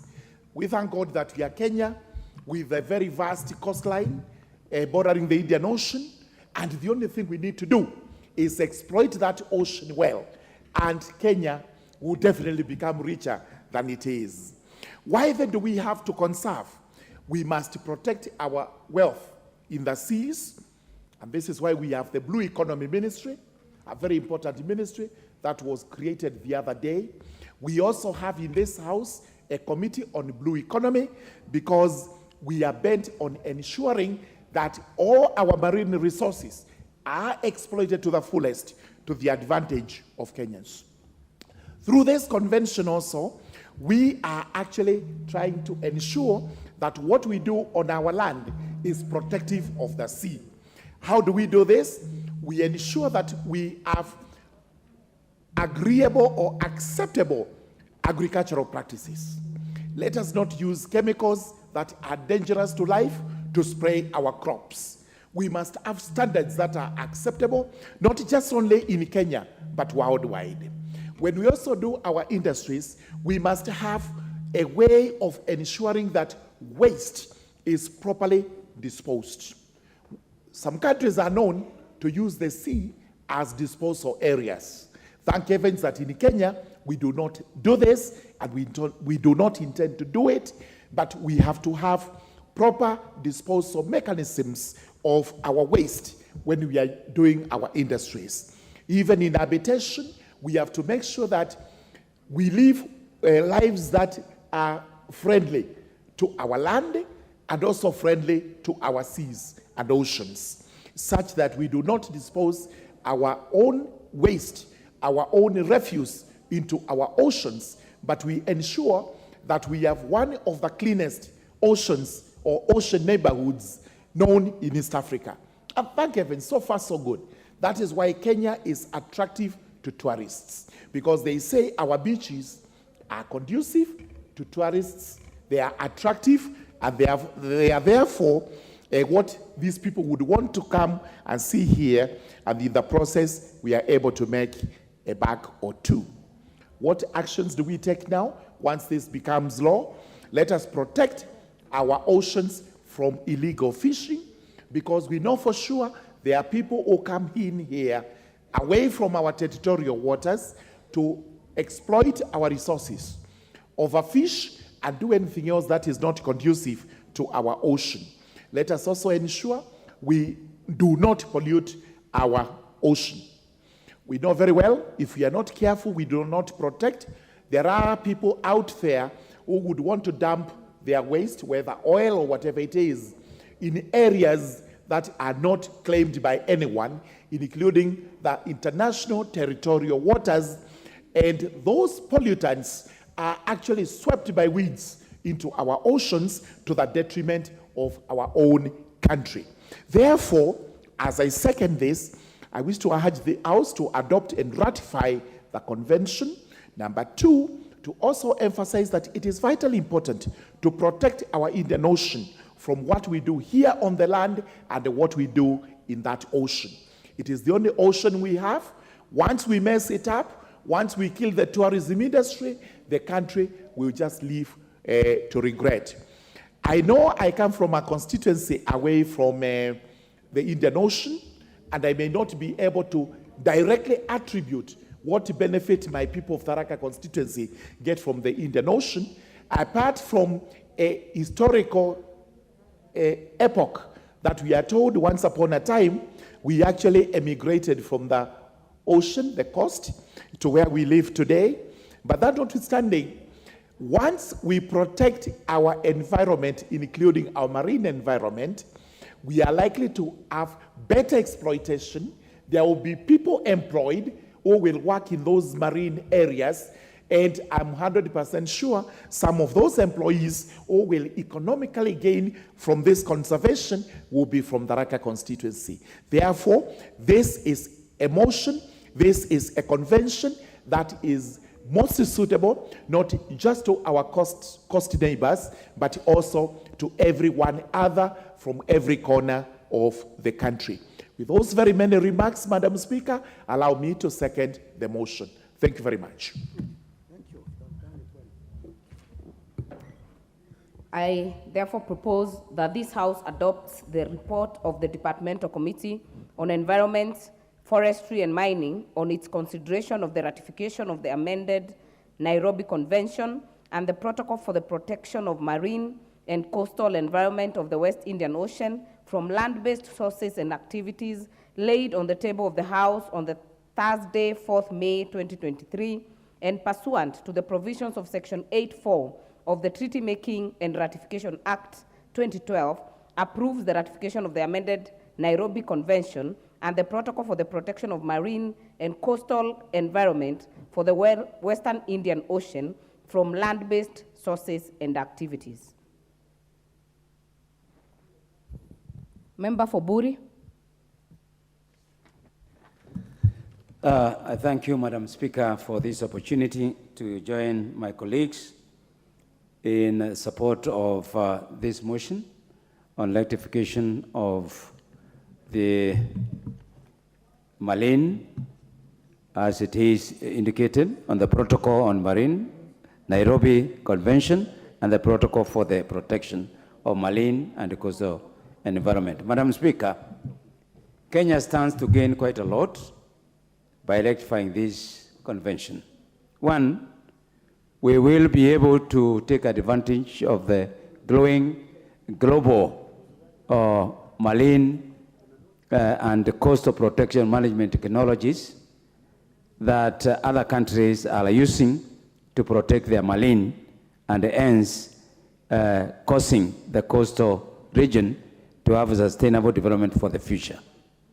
Madam Speaker, I also state that Kenya will be able to benefit from the sound research and development and the lab technologies that will ensure that there is collaboration with the other countries that have entered into this convention.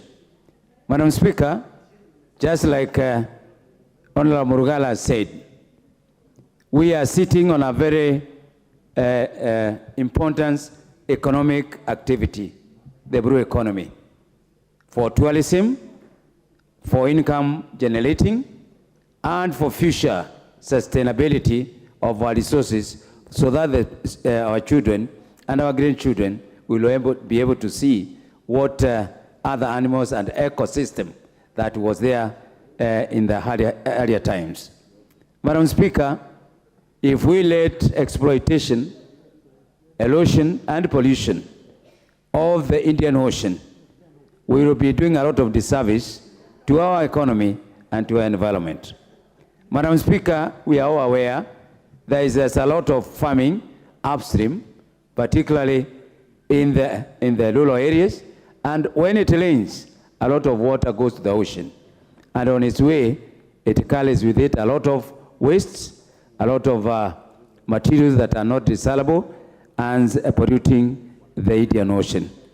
Madam Speaker, it is common sense that a country that cares for the future will adopt this convention. And Madam Speaker, as we sit here as Member of Parliament, it's upon our responsibility to ensure that we protect our environment, Indian Ocean being part of it. I therefore, Madam Speaker, state that this is a very important convention that the Kenya should have entered into, and we stand to gain quite a lot more if by joining. I thank you, Madam Speaker.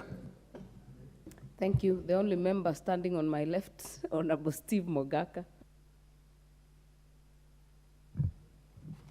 Thank you, Madam Speaker, for your wide eyes that have seen the length and breadth of this House. I thank you for the opportunity to contribute to this very noble motion seeking ratification of the amended Nairobi Convention that seeks to protect our marine environment, particularly in the coastal region. We all know that the environment is universal, and we are all the children of the environment. The cleaner the environment, the healthier the children and human beings and animals, the fauna and flora that live therein. I am particularly excited because this convention was conducted in our great city in the sun here in Nairobi.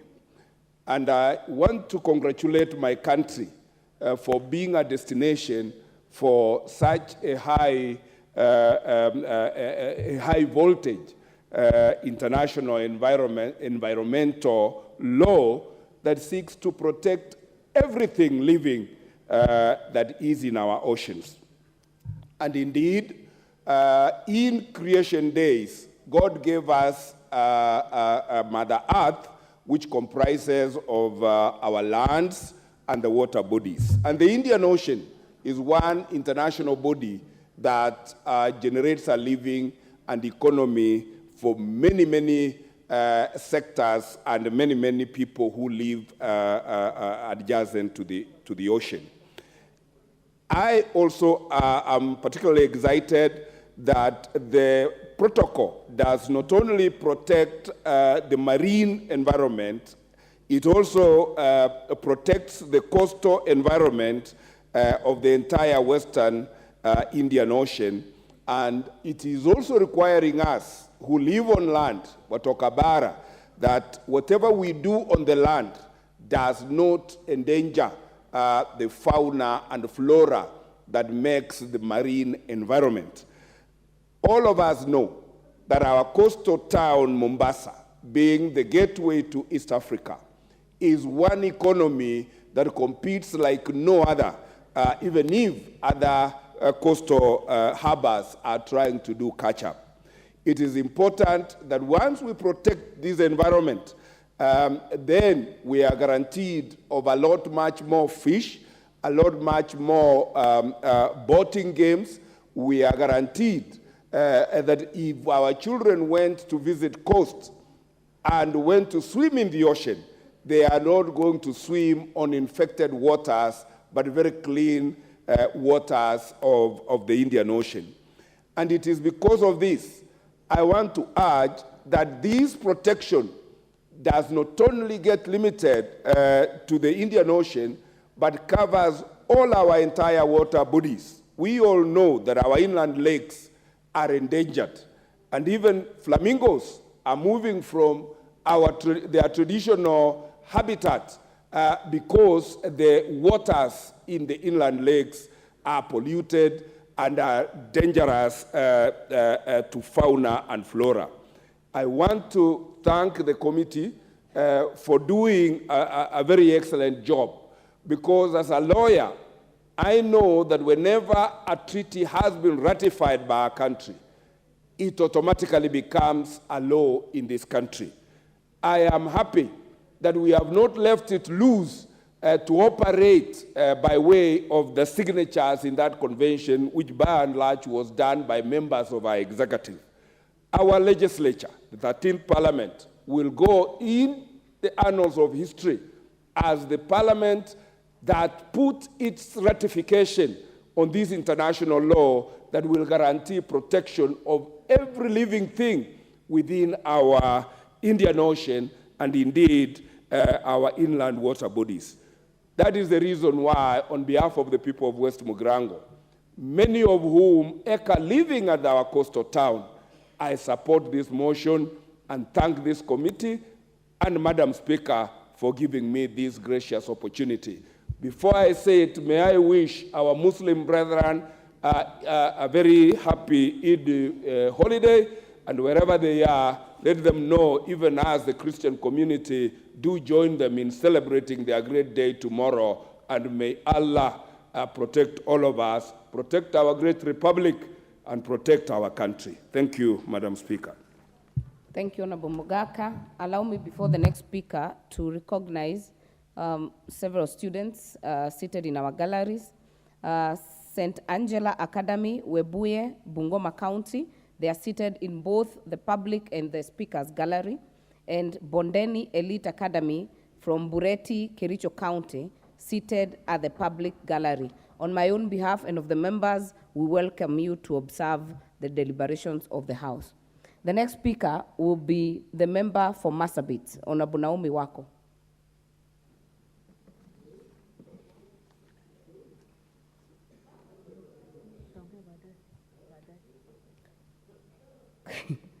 Kindly, if you're not willing to speak to this, withdraw your card from the screen. Member for Kiamba, Honorable Kawanjiko. Thank you. Thank you, Madam Speaker. I like to support the ratification of the amendment of the amended Nairobi Convention and the Protocol for the Protection of Marine and Coastal Environment of the Western Indian Ocean from land bases and activities. Madam Speaker, I like to support this ratification, and especially on issue relating to our Indian Ocean, and especially the things, the blue economy in our country is the next big thing. We have seen the advantages of making sure that our ocean is protected and made clean by all means possible. We have seen some companies, big companies, international companies, whereby they direct all their wastes from their factories and the industries towards the Indian Ocean. We must rise to protect our marine, Madam Speaker. And by this, it is also beneficial to us, even as a country, by making sure that our environment is clean. The kind of economy boost that we normally get from the Indian Ocean and from the blue economy, because apart from fishing that takes place in the coast region, we have also witnessed a lot of fishermen who benefit from this Indian Ocean or from this ocean, Madam Speaker. And by that, we are able to satisfy and also to put, the fishermen are able to put food on their table, and also they're able to take care of their families, because at the end of the day, this is where they get their living from, Madam Speaker. And therefore, any motion or any work or any effort should be put towards protecting and making sure that we have we make sure that we safeguard our ocean, from environmental hazards that affect the marine, ecosystem, Madam Speaker. Apart from the fishermen who benefit from this ocean, we have also have tourism that has really become a boost into our economy, Madam Speaker. You realize that majority of the people who come to visit our country, we have issues to do with the exchange rate as we speak, Madam Speaker. We are really trying to look for dollars. It has gone up to about 140 shillings, because for the last maybe 2 years, because of politics and the general election that we have been having in our country, probably we have not attracted enough tourists to come and visit our country, Madam Speaker. And by that, there are jobs that are created by this ocean, directly and even indirectly, Madam Speaker. And with this, we are able to boost the kind of jobs creations that we have seen the president the other day stating that he's really working hard to make sure that we have people who are going to do jobs inside the country and even outside the country. And by that, he has also promised to create more jobs, more than 1 million jobs every single year. And even as you heard, as we were reading the budget, Madam Speaker, you realize that we have really put a lot of resources in jobs creation. About county aggregation centers, we have also set aside money for internship, Madam Speaker. This is part of what will boost the president's agenda in terms of creating jobs for our country, Madam Speaker, and even for our young men and women within the Republic of Kenya. Therefore, when we protect the marine and make sure that our ocean is clean, we also boost the tourism sector, whereby I'm the vice chair. And by that, we are able to create more jobs directly and even indirectly, Madam Speaker, by ensuring that the marine are protected. Some of us from the people with the normally call people from Bara, we always plan to go to Mombasa, because we'll have a good moment with your family. We'll have a good oceans beach, which are clean, Madam Speaker, and therefore you are able to celebrate and even to relax as you watch the waters, Madam Speaker. So if we protect more this ocean, and we protect and make sure that we create a clean environment for every tourist who come to visit our country, will find a clean area and a clean environment, Madam Speaker. By that, we'll be able to continue boosting our tourism, making sure that we take care of the marine and ecosystem that is within the ocean, Madam Speaker. And by that also, we will also be able to boost. We have seen snorkeling. We have seen what we are calling almost the 11th wonder of the world, what they are calling whale migration, Madam Speaker. And by all these systems, they are helping us to attract tourism, and also at the end of the day also to boost the marine ecosystem, Madam Speaker. And I therefore support this motion that we need to protect. We need to be very serious in terms of environment, taking care of our environment. We were even discussing even the work that the county government are supposed to do, ensuring that they take care of our environment, because it is a devolved function. We should also support them in one way or the other. Madam Speaker, I think my microphone is still on. We should also make sure that we create and we clean our environment, because this is the only area and the only world and the only place that we have to live. Therefore, I support this motion. It has been ratified in Kenya, and therefore it means a lot to our government, because we cannot be rectifying some of these amendments and then we fail, to push them, even in terms of making sure that we registrate and make sure that these are followed, and so that even if it become a law, and the moment we rectify and we join the other countries to make sure that we protect the Indian Ocean, it becomes a law, Madam Speaker, and I therefore support this ratification. Thank you very much, Madam Speaker. Thank you. Member for Njoro.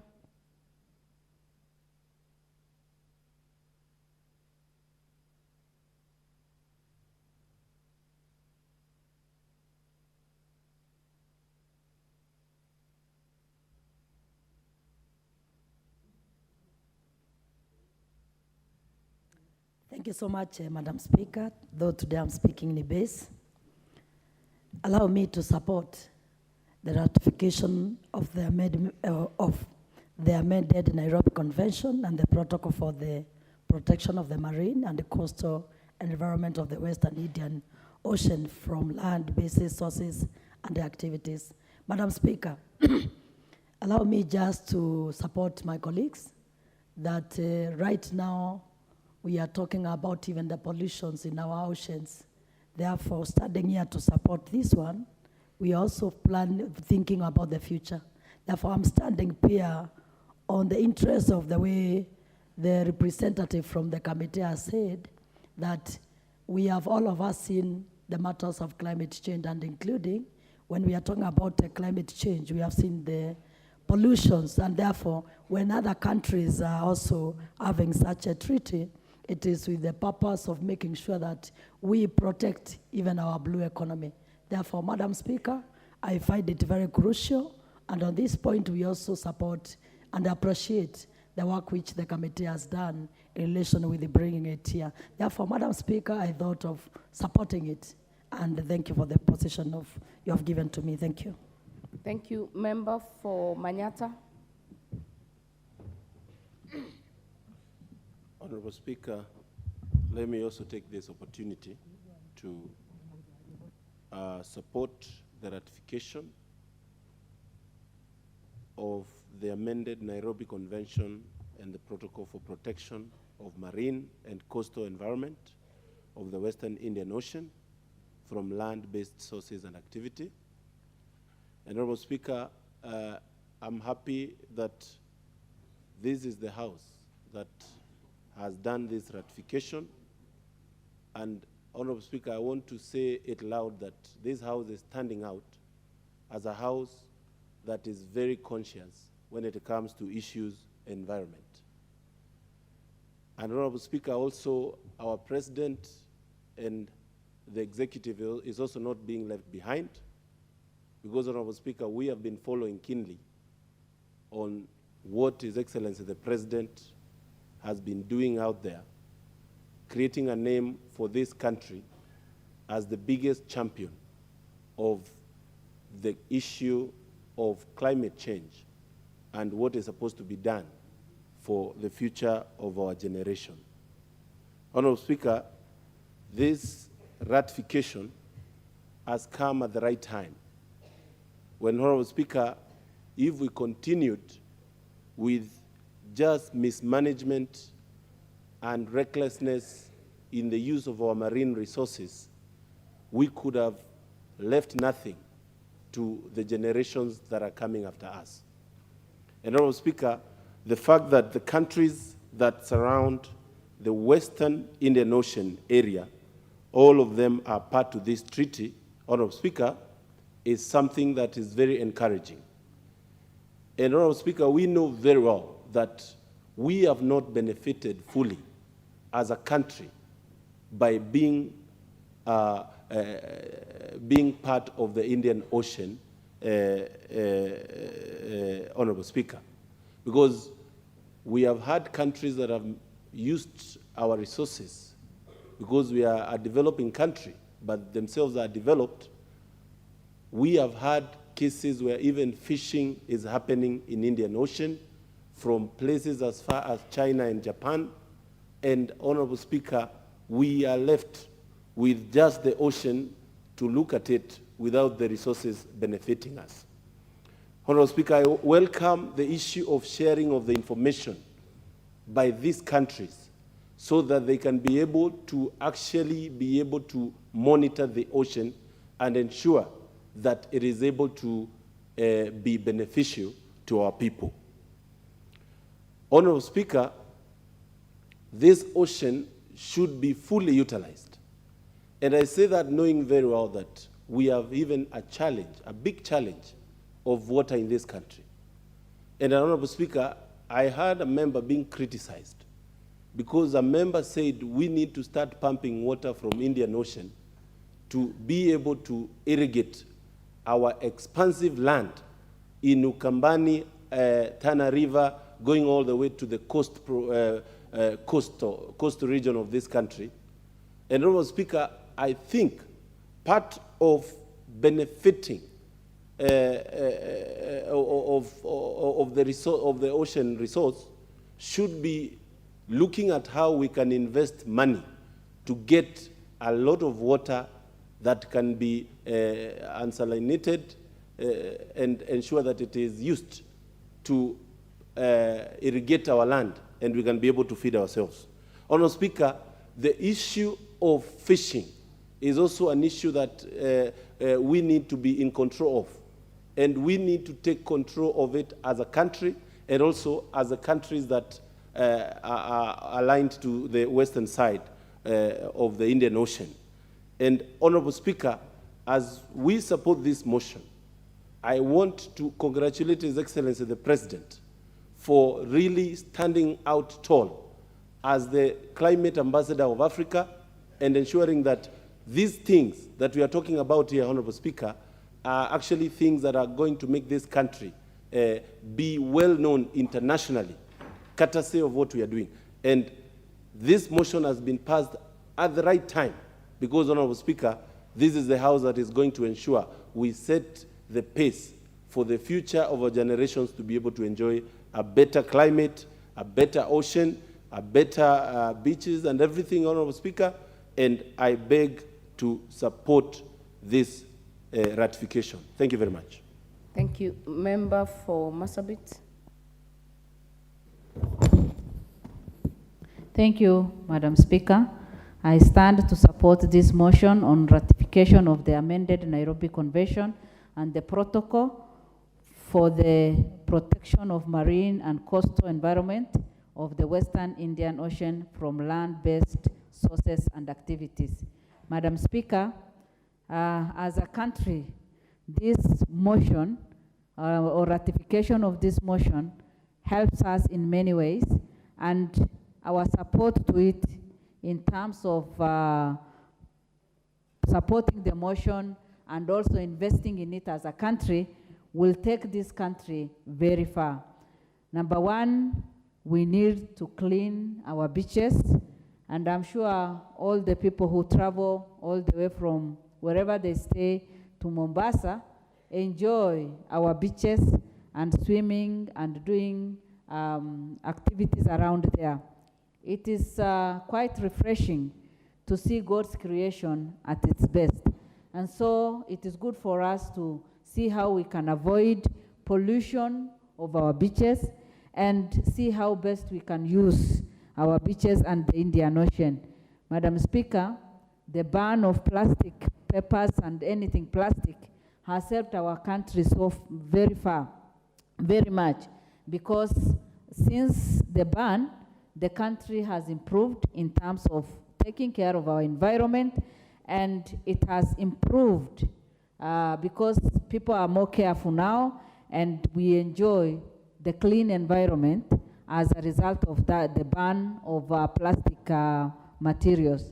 And if we continue doing that, I'm sure our country will improve a lot. Again, Madam Speaker, we need to protect the blue economy. You know, that is where the wealth of our country lies. And sometimes when you talk of blue economy, it refreshes even your mind, and God blessed this country in many ways And that is why we need to take care of our environment. When it comes to fishing, sometimes it is embarrassing when as a country we import fish, and yet God has blessed us with all that we need, with all the resources that we need. We need to take care of our ocean, of our lakes, and our environment. Again, I want to congratulate our president for giving directives that we need to plant so many trees. And in my own county, where we've had a lot of drought and challenges as a result of that, we are committed to planting trees in all schools, in all institutions, so that at least we can take care of our environment, take care of our health as a result of that, and also revive the tourism area. Marsabit is one of the places that has all the wildlife animals, and with good environment, we'll be able to take care of our wild animals, our environment, and improve in many ways. Madam Speaker, once we do that, then we'll have also helped the country in creating lots of jobs for our young people who are stranded, who have finished their education, and they just stay at home with their certificates. So once we take care of our environment, we protect the beaches, we protect the ocean and every area, and then we take care of our tourism area, we'll be able to create jobs, we'll be able to take care of our health, we'll be able also to grow our economy through that. And that is why, Madam Speaker, I support this motion and will also play a big role in improving our environment. Thank you. Member for Borabu. Thank you, Madam Speaker, for giving me this opportunity. I rise to support. Madam Speaker, it is very interesting, and I would have thought that a lot of our members of parliament from the coast region would have been here to actually support this, because this is their livelihood. This is not about the environment alone. It's about their livelihood and our livelihood too. Madam Speaker, if you traverse our beaches, you can actually see that the north coast of our region, down in Mombasa, and the south coast have very big differences in their beaches. The south coast, the beach is quite serene, it's quite white. In fact, you need to wear goggles. The north coast is a totally different story. Secondly, Madam Speaker, it is very interesting that there are hotels in the 80s and the 70s that were beach hotels. Now, they are second row, as in the ocean moved further and created land. And the hotel that was a first row now is a second row. That being the case, people have started encroaching on what was actually the ocean. And as they say, the ocean may come back to reclaim itself. That is why I support this particular motion, so that interference on land-based resources should be limited to what we used to call the high water mark. Whether the ocean recedes or not, that was the high water mark, and it should be respected for ages, because one day the ocean will come calling.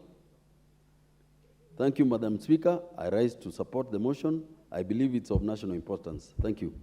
Thank you. Member for Emuru Adikir. Thank you, Madam Speaker, also for getting this opportunity to support this motion that deals with the ratification of the coastal. Just getting a little bit the ratification of the amendment which was done in Nairobi about the coastal waters. Madam Speaker, I wish to support this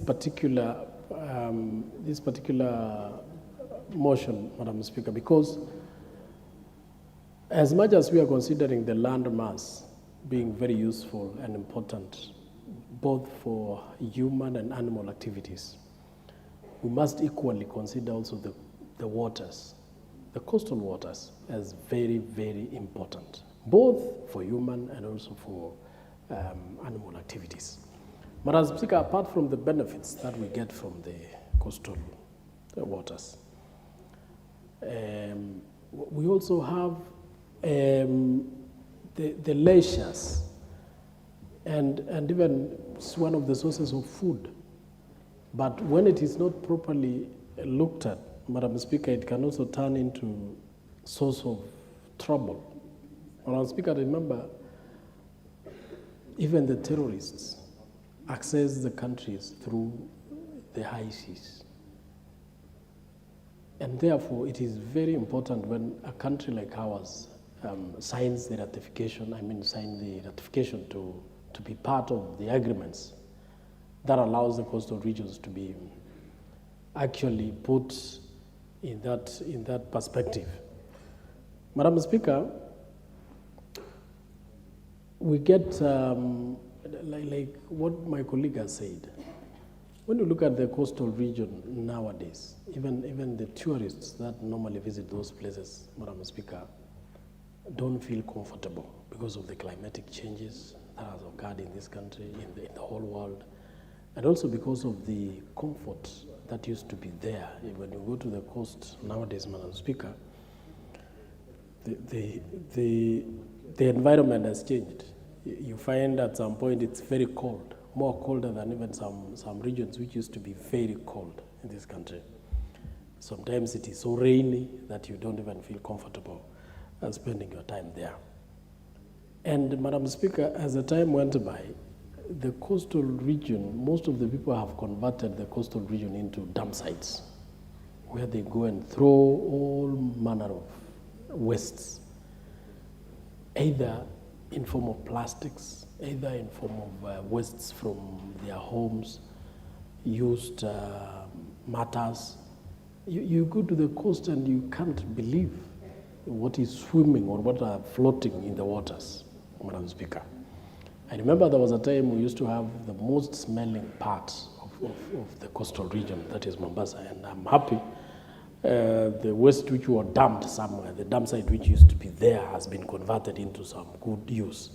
And that place nowadays, Madam Speaker, is very good.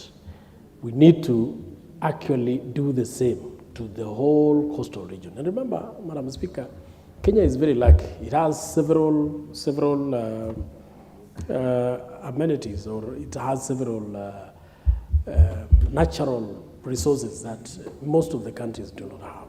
We have the longest coastal region, the longest coastline in Mombasa, and we also have some other, Madam Speaker, we are very lucky we have such kind of amenities in our country, but we must make good use of them. And therefore, I support this particular ratification because I believe it is going to change the image of our coast. It is going also to prevent fishermen from, or fisher ladies from other countries. But nowadays, people are fishing, Chinese and all manner of other fishermen and fisher ladies come to fish in our waters. Because this ratification had not been put to protect that belongs to us, being reserved for us. But I think the insertion of this particular ratification will ensure that our waters will be protected, both from illegal fishermen, both from terrorists who might want to access our country, and so many other activities. Because Madam Speaker, we have several activities at the coastal region. I mean, at the high seas and the coastal waters, either trainings, either research, which are done by other countries. So this one, Madam Speaker, will ensure that whatever happens at our areas, at our waters, is protected. And whatever happens there happens with the knowledge or full knowledge of this country.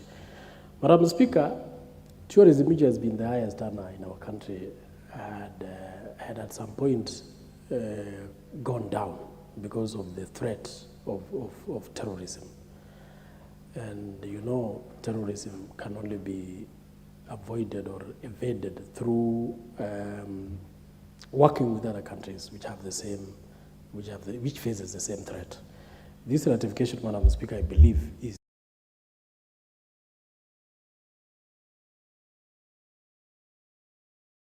within that region will prevent terrorists from accessing our coastal regions. Madam Speaker, a member also had introduced a question, a debate on whether this water, this salty water of the ocean can be useful to our countrymen and women.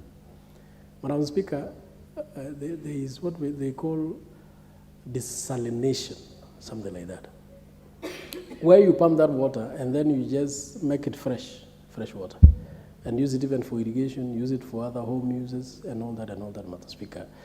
You imagine how much money we are spending on drilling boreholes and digging dams and doing a lot of water bans in the country, which at some point they dry up. So you can imagine if that water was to be pumped up country, how many farmers will get access to that water? Somebody talked about it as a joke, but as far as I understand, Madam Speaker, if we were to go in that direction, there are countries which are dying to have these oceans around their countries, and they have made use of the little lakes and the little areas they have, or the little rivers and lakes they have for the same purpose. So why don't we make use of this water for the good of our people? Madam Speaker, there has been also some menaces at the coastal region. Sometimes when you visit those particular areas, you find beach boys activities is also an employment opportunity, Madam Speaker, but sometimes they become so notorious.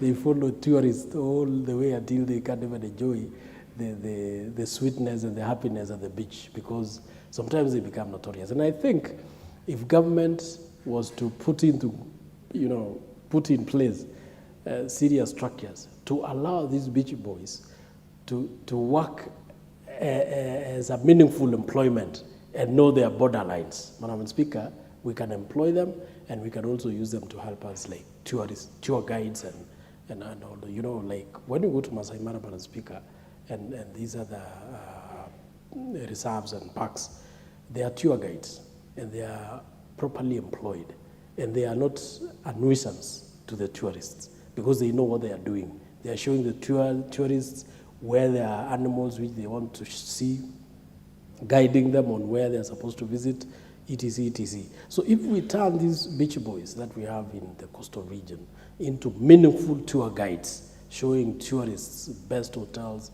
best places, times to visit the ocean, and all those manner of activities that happen there, they can be of good use.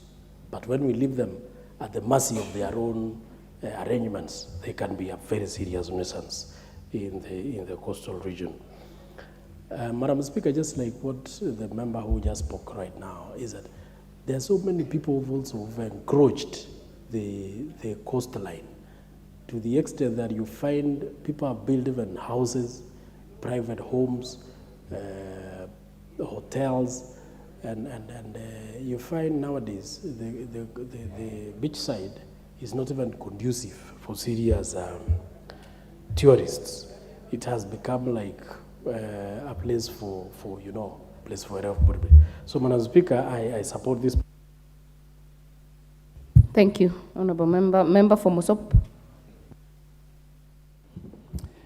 Thank you, Madam Speaker, for this opportunity that you've given me to support this motion on the ratification of the amendment Nairobi Convention and the protocol for the protection of the marine and coastal environment of the Western Indian Ocean from land-based resources and activities. Madam Speaker, this is truly a great motion to support.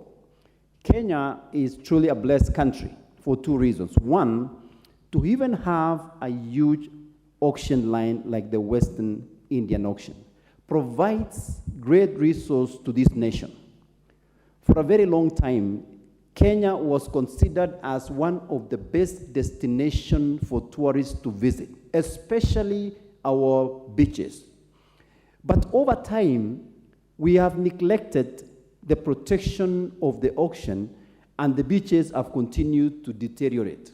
And as such, Madam Speaker, this amendment is going to help us as a nation to look back on the resource that we have, especially fishing along the Indian Ocean. Many other countries come and take advantage of our resource.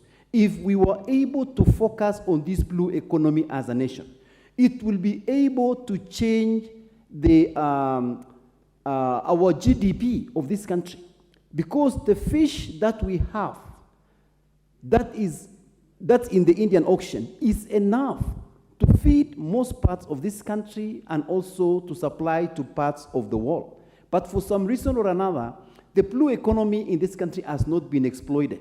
And as such, if as a nation, on this ratification, it will help us to reclaim our position as the best destination in the world to go. Because with other animals that we do have, the beaches that we have plays a major role. And as such, by investing in the blue economy, is going to create a lot of jobs, is going to bring back a lot of tourists. That will mean that we have a lot of foreign exchange in this country. And as such, Madam Speaker, I stand to support this motion, and I continue to challenge the ministry as well to continue to invest a lot of resources so that we make sure that we protect the auction from investors who just come in, take the fish away from us, and then just make a lot of money. But as a nation, if we continue to do what we are about to do, that means we are going to put a lot of resources to protect our beaches, to protect our environment. That means that Kenya will continue to be a strong nation that many people will want to come back and stay. And we'll provide, and I want to thank the president as well, because he has taken this as one of the initiatives during his presidency to make sure that the issue of climate change is taken seriously. And as such, ratification of this convention is going to also help us to make sure that we are protecting the climate, the environment, we are protecting our ocean, we are creating jobs for our youth and our people, and Kenya is going to gain more by getting foreign exchange, more tourists along the coast, and also coming to Kenya. So I stand to support the motion, Madam Speaker. Thank you. Member for Kisumu East. Thank you. Hello. Yeah, thank you, Madam Speaker. I stand to support this motion. This is an obligation that we have to share with the international, our international partners. And it's good that we are now signing this protocol, or this particular ramification of the amendment of the Nairobi Convention and the Protocol for Protection of Marine. It is the protocol. Now, what are we going to do about it? What is the actual action? We are very good at signing protocols, very good at rectifying, but at the end of it, nothing really happens. Firstly, our oceans are completely polluted.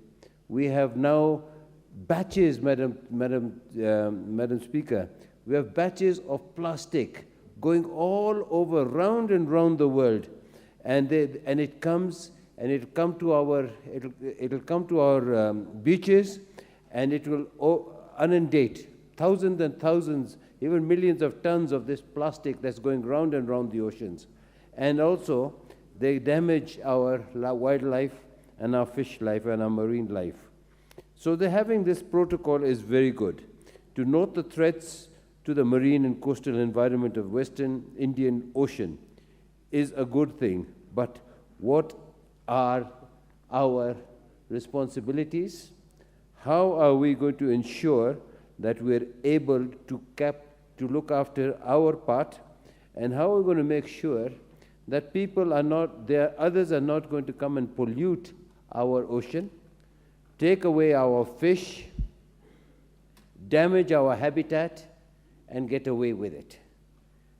Madam Speaker, you know, some of the best fishing takes place between the Somali coast, Lamu, and here. But mostly, they are the foreign ships from Bangladesh and wherever. Thankfully, you know, like Mauritius takes advantage of nearly 80 or 90% of its fish.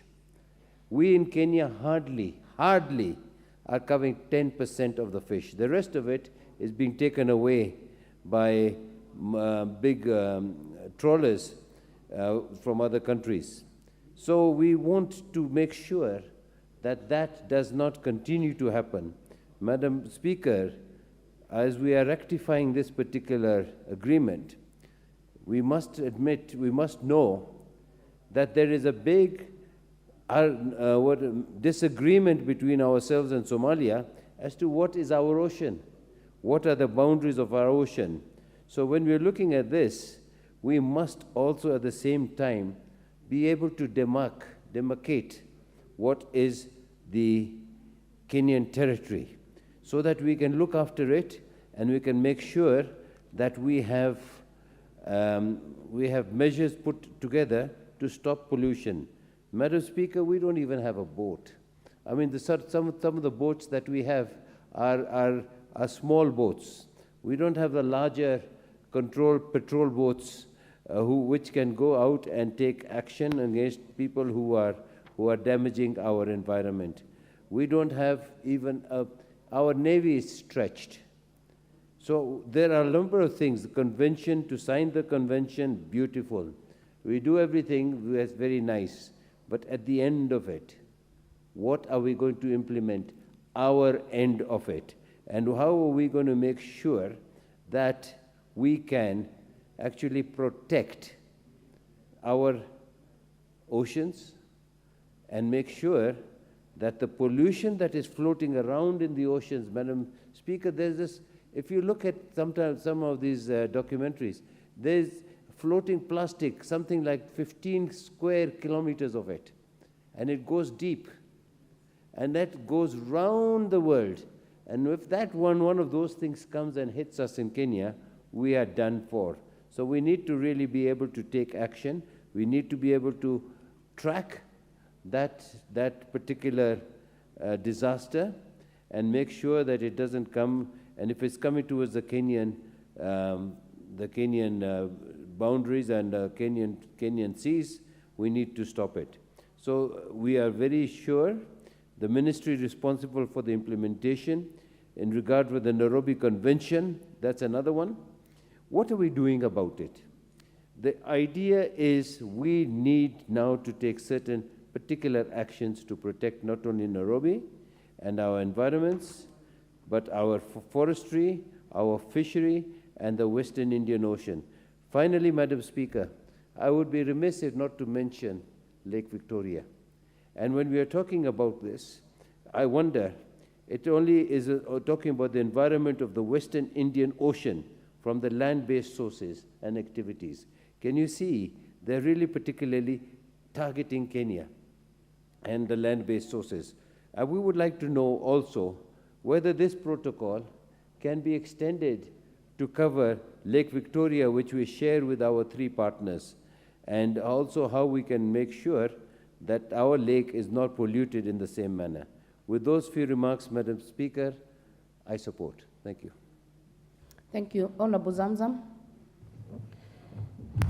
Asante sana Mheshimiwa Spika, na mimi naunga mjadala huu wa leo, na niweze kusema kuwa bahari ndio imeleta uchumi mkubwa sana katika taifa hili. Na hii bahari ukiangalia imekuwa inadhulumika kwa mambo mengi sana. Tukiangalia watu wamekuwa wakitupa ndani taka, na ukiangalia zile chupa za plastiki zimejaa ndani ya bahari. Kwa hiyo mimi ningependa kusema tungeweza kuilinda bahari, tuweze kutoa zile taka ndani, serikali iweke mikakati muhimu ya kuweza kulinda bahari, kuhakikisha kuwa hata wale samaki walioko ndani ya bahari hawawezi wakadhurika na uchafu na utupwa ndani ya bahari. Mheshimiwa Spika, mimi nataka niseme hivi, wavuvi wetu wamekuwa wakifa na umaskini, lakini unaangalia kule deep sea ndani ya bahari yule Mchina ndio ameingia na ile meli yake anavua ndani ya bahari, kisha zile samaki anakuja na tuuzia sisi kwa bei ghali. Mimi ningependa kuambia serikali tuweze kudhibiti anga zetu za bahari, tuweze kudhibiti sehemu zetu za bahari, ili hata kama wavuvi wetu wataingia baharini waweze kutuvulia sisi wenyewe samaki, waje wauze hapa na uchumi wetu uweze kuinuka. Hizi samaki ambazo zatoka baharini tuweze tukifanya packaging sisi wenyewe, hata tupeleke pia hayo mataifa ya kwao. Mheshimiwa Spika, ukingo wa bahari una mambo mengi sana ambayo waweza kusaidia wananchi ambao wanaishi katika kingo za bahari, hasa nikizungumzia ndani ya Mombasa. Tukiweza kuweka sehemu ambayo pengine watu kama wale Akamba Craft wanatengeza vitu vya kitamaduni, wanapeta sehemu yao nzuri ya kuweza kuuza, kwa sababu ni sehemu ambayo inavutia watalii. Na watalii wakija wakipata mambo mazuri yamezunguka bahari yetu, basi Kenya itazidi kuwa na uchumi mzuri hata katika utalii. Na pia tutaweza kupata mazao mazuri katika wale wawekezaji ambao ni wadogo wadogo, kama hawa Akamba Crafts, kama wale wasanii wetu wanaofanya usanaa kando kando ya bahari, au wanaouza nguo kando kando ya bahari ya kuweza kuswim, na mambo mengi mazuri sana ambayo yanaweza kufanyika kando ya bahari. Kwa hiyo mimi ningependa kusema kuwa tuweze kulinda bahari zetu, tuweze kulinda anga zetu za bahari, tuweze kuangalia ile pollution isiingie ndani ya maji. Meli zikipita, kuna meli mingine ambayo huwa yamwaga hata mafuta, unapata wale samaki wanakufa, unapata kunakuwa na mambo ambayo si sawa. Na ningependa kusema hivi pia, Mheshimiwa Spika, tumepata kuna sehemu ambazo maji taka ya sewage yanaelekezwa ndani ya bahari. Na haya ni mambo ambayo yanaleta madhara makubwa kwa wananchi, yanaleta madhara makubwa katika ile ecosystem, katika vile viumbe vilivyoko ndani ya bahari. Kwa hiyo ikiwa itaangaliwa vizuri, hata wale wanaoelekeza maji taka ndani ya bahari, na hii inatendeka hata ndani ya Mombasa, utapata sehemu kama pale Chuda, maji taka yameelekezwa ndani ya bahari. Ukienda kuangalia, Mheshimiwa Spika, inasikitisha. Watoto wanaingilia kuogelea pale na maji taka pia yameingia pale. Kwa hiyo tukiweza sisi kukinga zile bahari zetu na kuweza kumiliki anga za bahari zetu, basi sisi tutakuwa tunaboresha uchumi wa samawati, yani blue economy, na Kenya inaenda kuvuna mazao makubwa sana. Na tukiangalia uchumi samawati, hatuangalii tu basi hapa baharini kwetu, kingoni kwetu pekee yake, tunaangalia na wale wawekezaji ambao wanatumia bahari kuja kwetu. Wakipata anga zetu zimemilikiwa vizuri, ili wasiweze kutana na pirates, pengine kama alivyosema mheshimiwa mwenzangu hapa, Mheshimiwa Spika, kuna wale ambao tuwaita ambao kuna utata katika anga zetu za bahari. Ikiwa tuweza kumaliza, tujue majirani wetu kama Somalia, sehemu yao yafika sehemu fulani, ili wasiweze kutuingilia na sisi huku, itakuwa vizuri sana tukikinga anga zetu za bahari, ili tuweze kuvuna pakubwa ndani ya bahari. Mheshimiwa Spika, nimekuwa na wivu sana nilivyoona zile kuna boat zimepelekwa katika kaunti jirani ya Kwale. Na mimi nataka niseme hivi, serikali, wananchi wa Mombasa wanalia ngoa. Ikiwa mmeweza kutoa fishing boats kule Kwale, tunaomba na sisi wale wavuvi wetu wa baharini pale ambao wanatumia zile boats ndogo ndogo, ama wanatumia zile ngarawa ndogo ndogo kwenda kuvua samaki, na wao pia waweze kupata speedboat, na kama inawezekana serikali pia iweze kuwatengezea ile meli kubwa ya kuvua samaki, ili tuweze kuwapiku wale wanaovua samaki katika anga zetu za bahari. Licha ya yote, Mheshimiwa Spika, naunga mjadala huu, nasema bahari ni muhimu, bahari ni maisha, maji ni maisha. Na hata katika bahari pia sisi tuweza tukatoa maji tukasafisha, ikaweza kuingia katika majumba yetu, watu wakaweza kupata maji safi. Kwa hiyo muhimu ya yote ni kuwa na support mjadala huu, Mheshimiwa Spika. Nasema tukinge anga zetu za bahari, na si bahari ya Mombasa peke yake, ocean peke yake, hata ziwa Victoria pia iweze kuangaliwa magugu yale yalikuja vipi. Tuweze kutoa yale magugu, ili hawa wavuvi wakiweza kuvua samaki, itakuwa sisi tuna chakula cha kutosha hapa Kenya. Wavuvi wetu wamefurahi, wananchi wamefurahi, uchumi umeinuka, na uchumi wa samawati ama blue economy utakuwa unasherekewa kila sehemu ya Kenya. kwa sababu pale ukiangalia port ndio inategemea bahari, Mheshimiwa Spika, na bila bahari kuwa sawa, hata ile port mazao ambayo yanatoka pale pia hayatakuwa mazuri. Ikiwa hakuna security ama ulinzi wa kutosha pale ndani ya bahari, pia wale wanaoingia katika port zetu kuja kuleta mizigo na nini watakimbia, wataingia anga zingine, wataingia Tanzania, wataingia mataifa mengine, lakini sisi tutataka tuwavute upande wetu, Mheshimiwa Spika. Kwa hiyo na support mjadala huu, na upigia patu, na upigia pono, na vile ni mjadala wa nyumbani, nasikia raha sana kujadiliwa mjadala huu katika bunge hili. Kwa hiyo mimi namalizia hapa Spika nikisema naunga mjadala huu mkono. Asanteni sana na asante sana Mheshimiwa Spika. Mheshimiwa Zamzam, kila mwamba ngoma ngozi uivuta kwake. Haya, atakaye kufuata ni Mheshimiwa wa Kajiado Mashariki.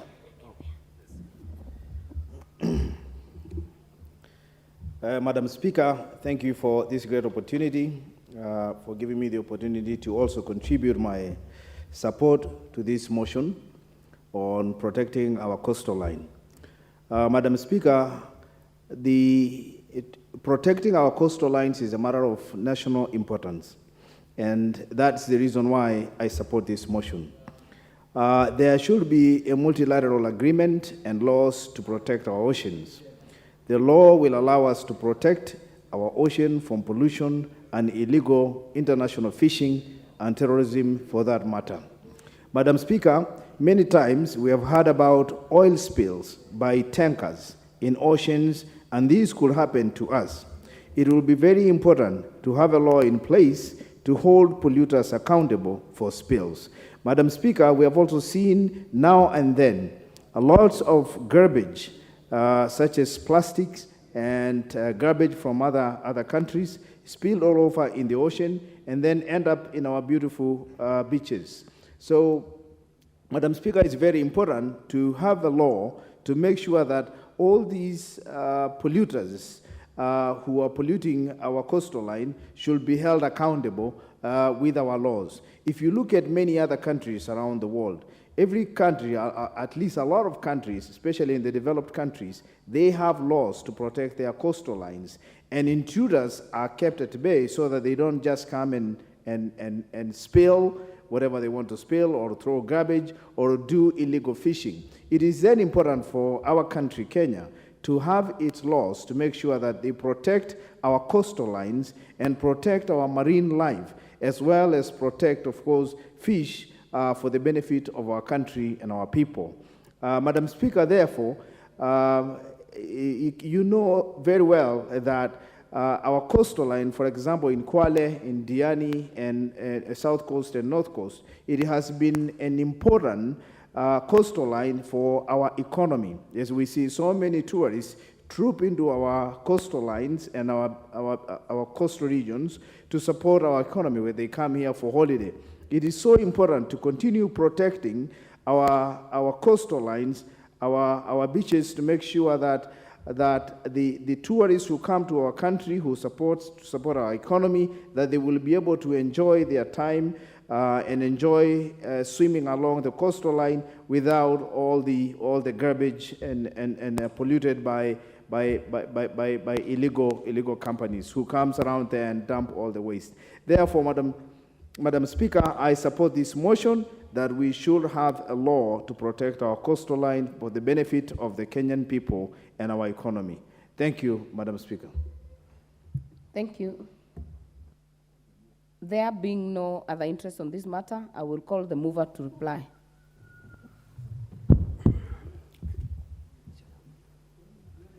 Thank you, Madam Speaker. I want to reply, and I want to thank honorable members for the very relevant, positive contributions that you have made towards this, because coastal region is ours, and it's our duty to defend our resources. I want to thank your office, Honorable Speaker, and the office of the clerk, with all the ministries, that is the Ministry of Foreign Affairs and Diaspora, the Ministry of Forestry, Environment, and the Department of Mining for the support that they did support us during this course. I want also to thank the members of the committee of the Department of Forestry, Environment, and Mining for their sacrifice and their contribution towards the success of this bill. I want to say thank you, each and everyone, because this is our duty, and we have done it well.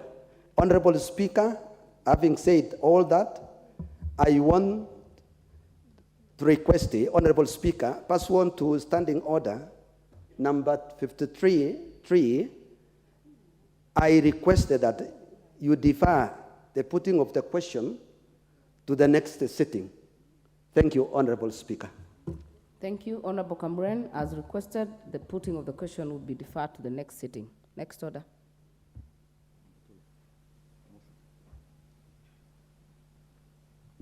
Order number 12, motion, ratification of the Kigali amendments on the Montreal Protocol on the substances that deplete the ozone layer. Honorable Cameron.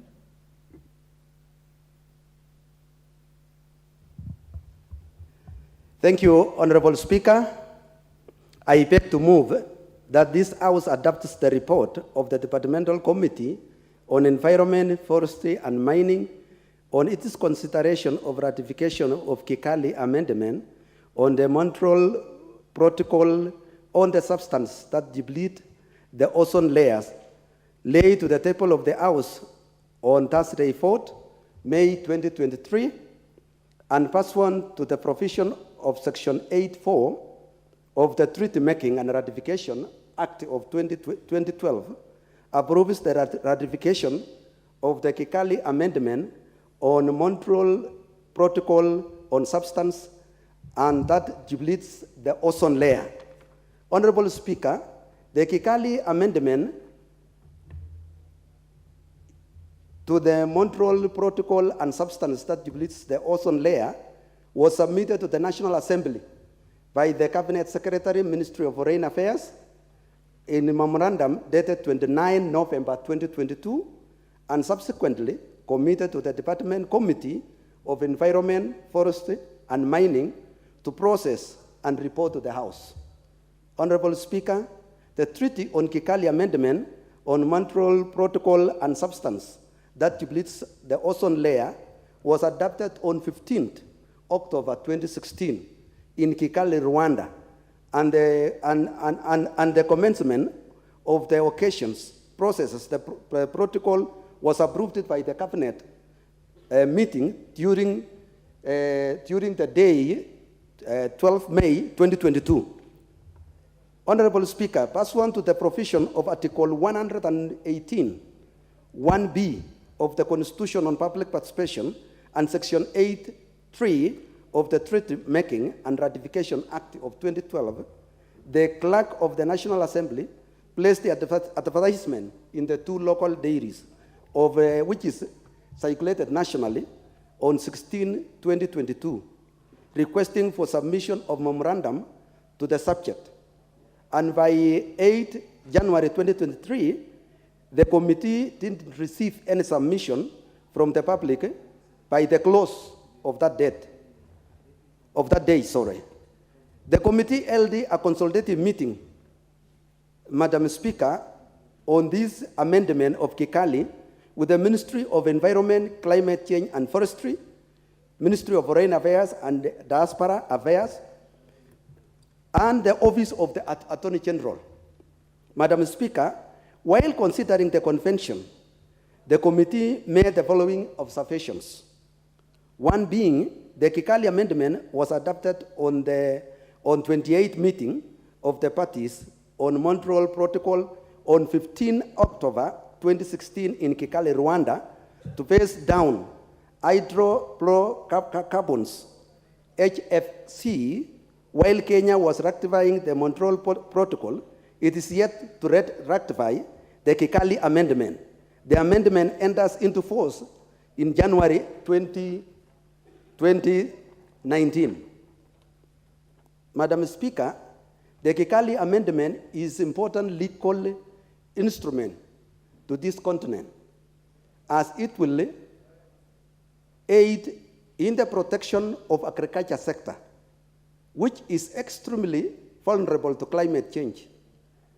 The object of this instrument is also going to assist the existing legal frameworks that establishes national mechanisms and regulates the emissions of the greenhouse gases. The obligations imposed by the Kigali Amendment involves phasing down the consumption, production, and importations of these assets, which are not good HFC worldwide, to protect the ozone layer from further duplications. That the development countries that are parties to this Kigali Amendment will have access to financial and technical support provided under this protocol. Madam Speaker, the amendment do not force any threats to our national interest, as they enhance the provision of Montreal Protocol, which Kenya already ratifies. Madam Speaker, the convention is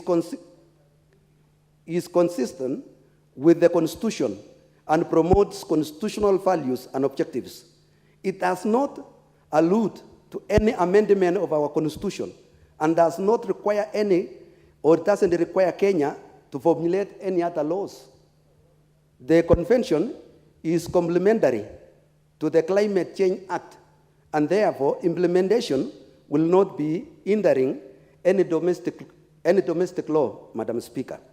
Article 16 of Montreal Protocol establishes a finance mechanisms to provide financial and technical cooperation, including the transfer of technologies to support development, to support the developing countries to this protocol.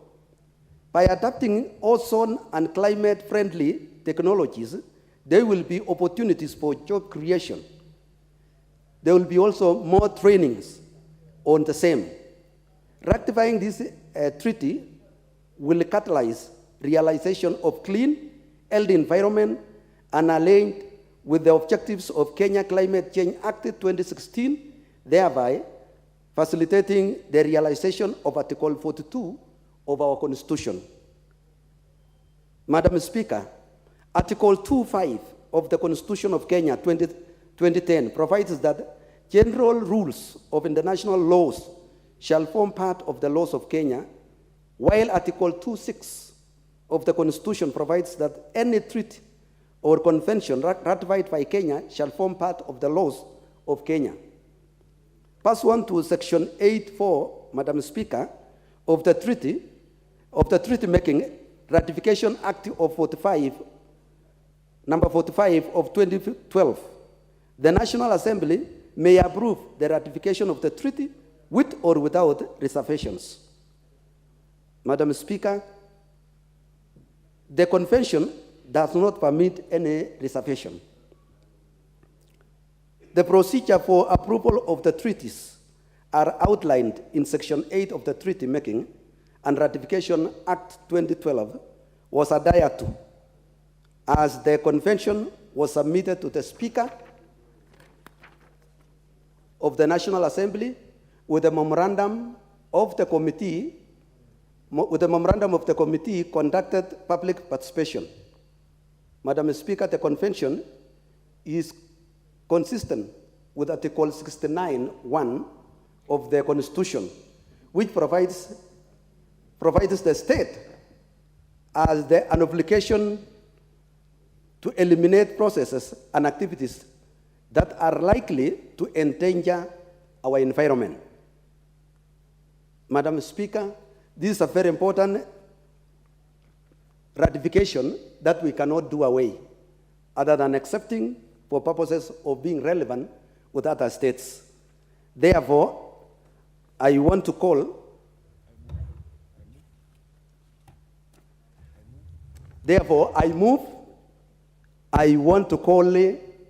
Honorable Randiki Mukambi, MP of Buhure, to second. Honorable Kamuren, do you mean the member for Buri, Honorable Rindikiri?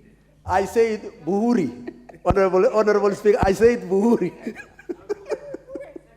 Go ahead, Honorable Member. Thank you, the mover, Honorable Kamulen. I know where you come from. Pronunciation becomes difficult, particularly in times like this. Madam Speaker, I rise to second this ratification. Madam Speaker, as you can notice, is that this is within our constitutional framework and the domestic law governing such ratification. Madam Speaker, the mover has stated that they brought it to the attention of the public, meaning there was public participation and therefore adhering to the requirement for such ratification. Madam Speaker, this amendment is in line with the Montreal Convention, meaning that now, as a government and part of the developing countries, we are now part and parcel of the Montreal Convention that gives Kenya a lot of advantages on matters of climate change. Madam Speaker, the degradation of climate, particularly importation, production, and consumption of substances that cause or are going to affect the ozone layer, where all drive the benefit of good air and lanes. Madam Speaker, we will be part of the global network that is focusing to sustaining the climate and the environment for the future.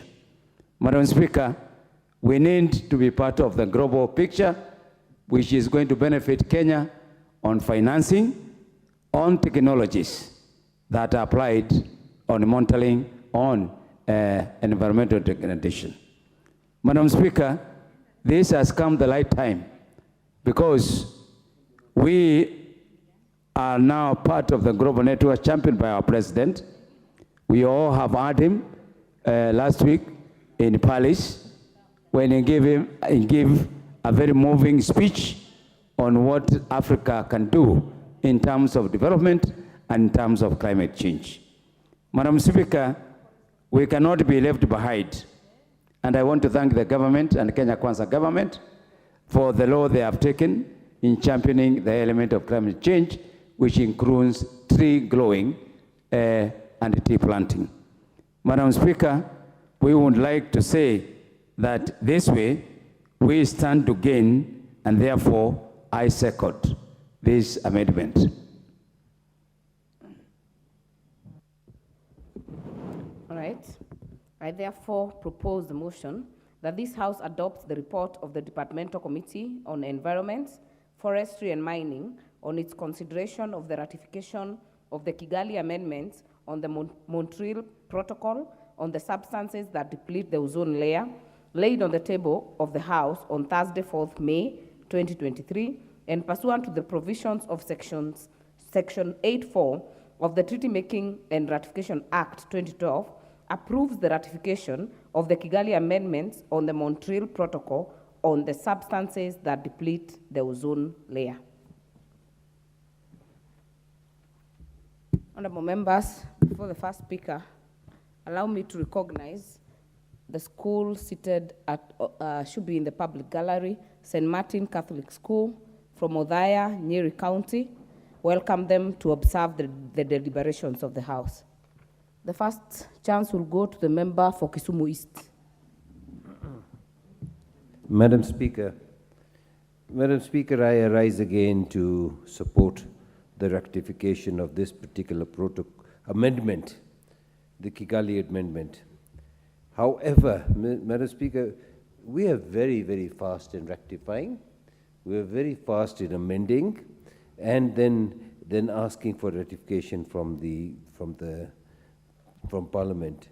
The question really is, What are we going to do about it?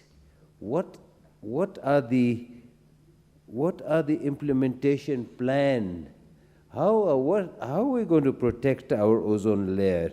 Is somebody going to come and tell us, okay, we have got this, there is some finance available, and we want to go and do A, B, and C?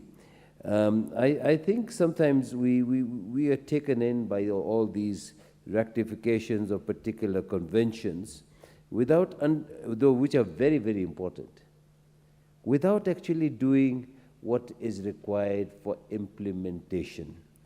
Do we have an organization or a unit or a department within the Environment Ministry who looks at and has results and keeps a record of the ozone layer, who keeps a record and looks at also the destruction of that ozone layer, and whether we have developed holes in the ozone layer above the Kenya atmosphere, and what can we do about it, and how are we going to get in and work with other partners in the international initiative to protect the depletion of the ozone layer. In countries, certain other countries, they have banned the use of refrigeration gas. I can't remember what it's called, freon gas. Here, it hasn't happened.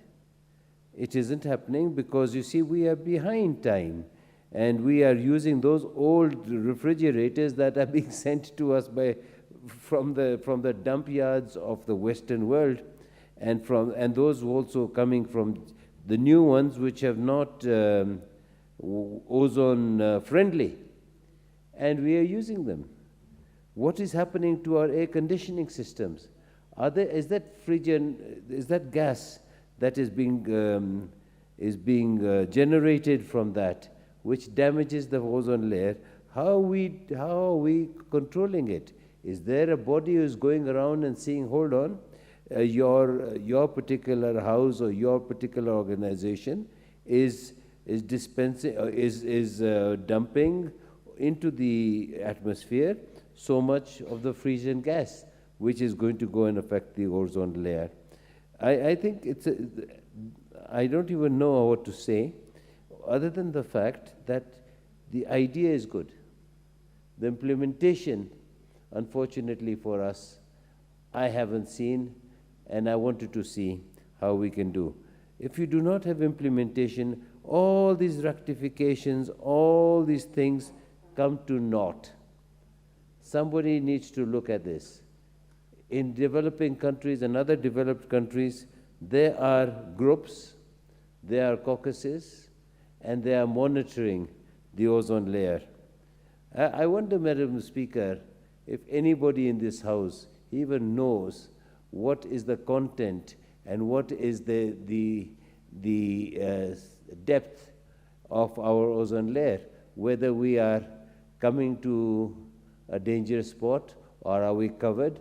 Or I wonder whether any of us even knows whether the ozone layer is a fixed layer above us, or is it a floating layer that goes right like air, goes round and round the world?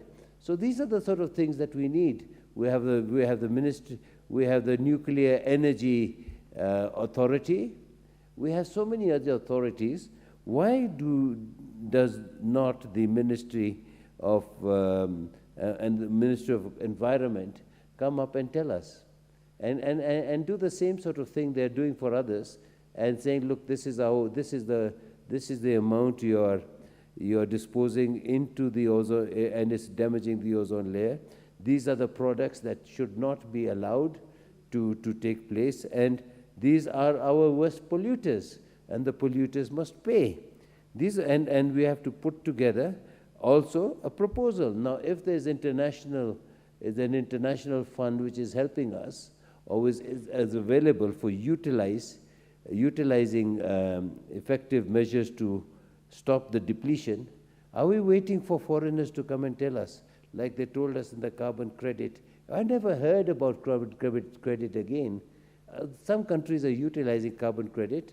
We are selling our carbon credit at throwaway rates. We even don't know what carbon credits for Kenya amount to. So the ozone limit also works with the carbon credits, also works with other issues. So, Madam Speaker, as much as I say this is a good point and I support the rectification and the amendment thereof, I must raise concern that on the ground, our authorities are doing next to nothing to come and take action to protect the ozone layer that affects our country of Kenya and the future of our children. With those few remarks, Madam, I support with reservations. Thank you. Thank you, Honorable Florence.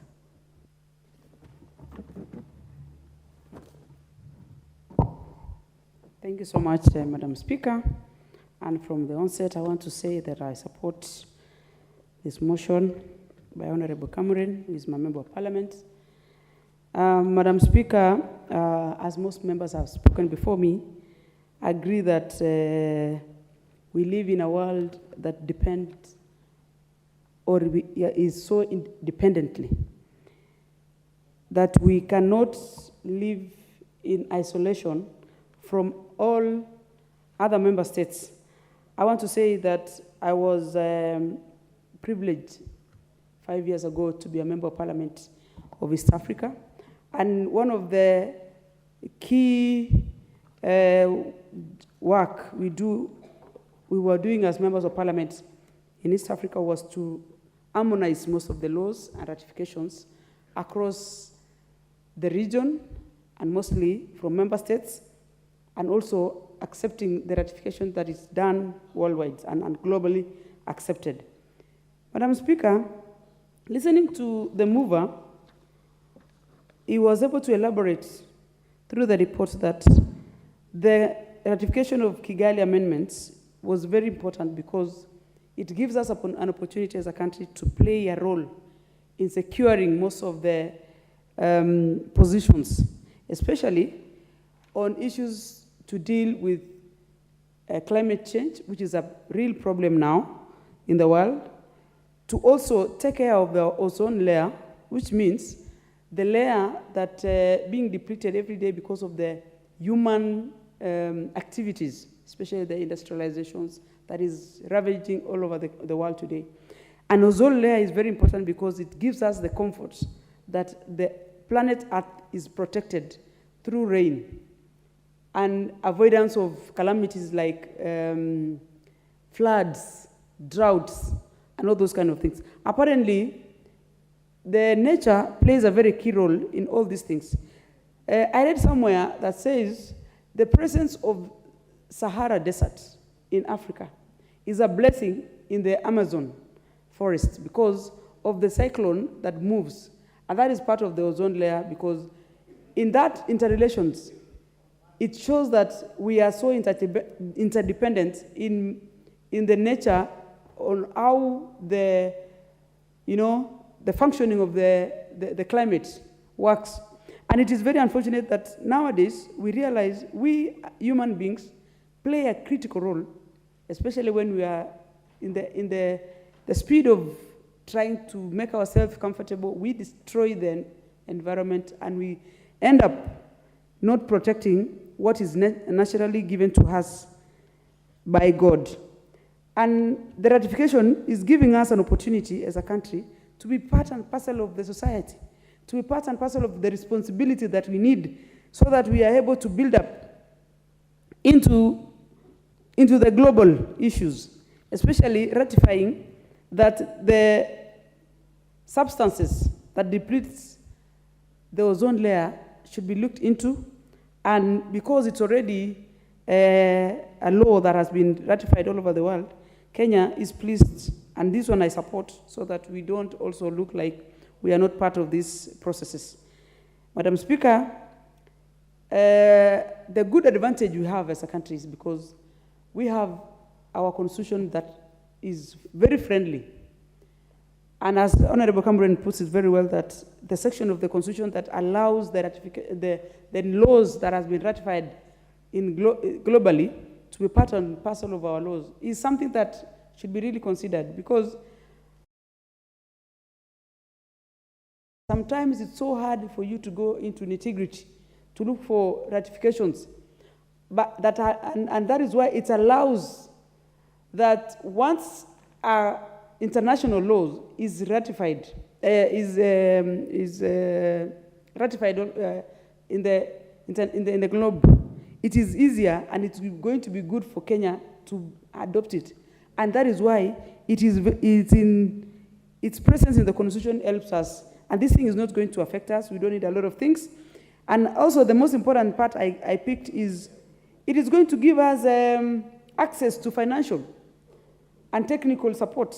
Because if you are not part of a process that is globally accepted, when challenges arises and you are not part of it, it's most likely going to affect you because you might not be having well-resourced, you are not be able to be well-resourced for you to take care of the problems that is probably occurring during that given time.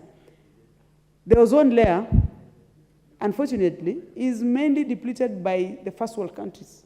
These are the countries that have high-end industrializations, and we play a key role because it affects us directly, as much as we are not beneficiary of those, mainly beneficiary of those industries, but it is because we are mainly part of this global world, we accept to take the ratification and be part and parcel of the solutions instead of being part of the problem. Thank you, Madam Speaker. Member for Surrey.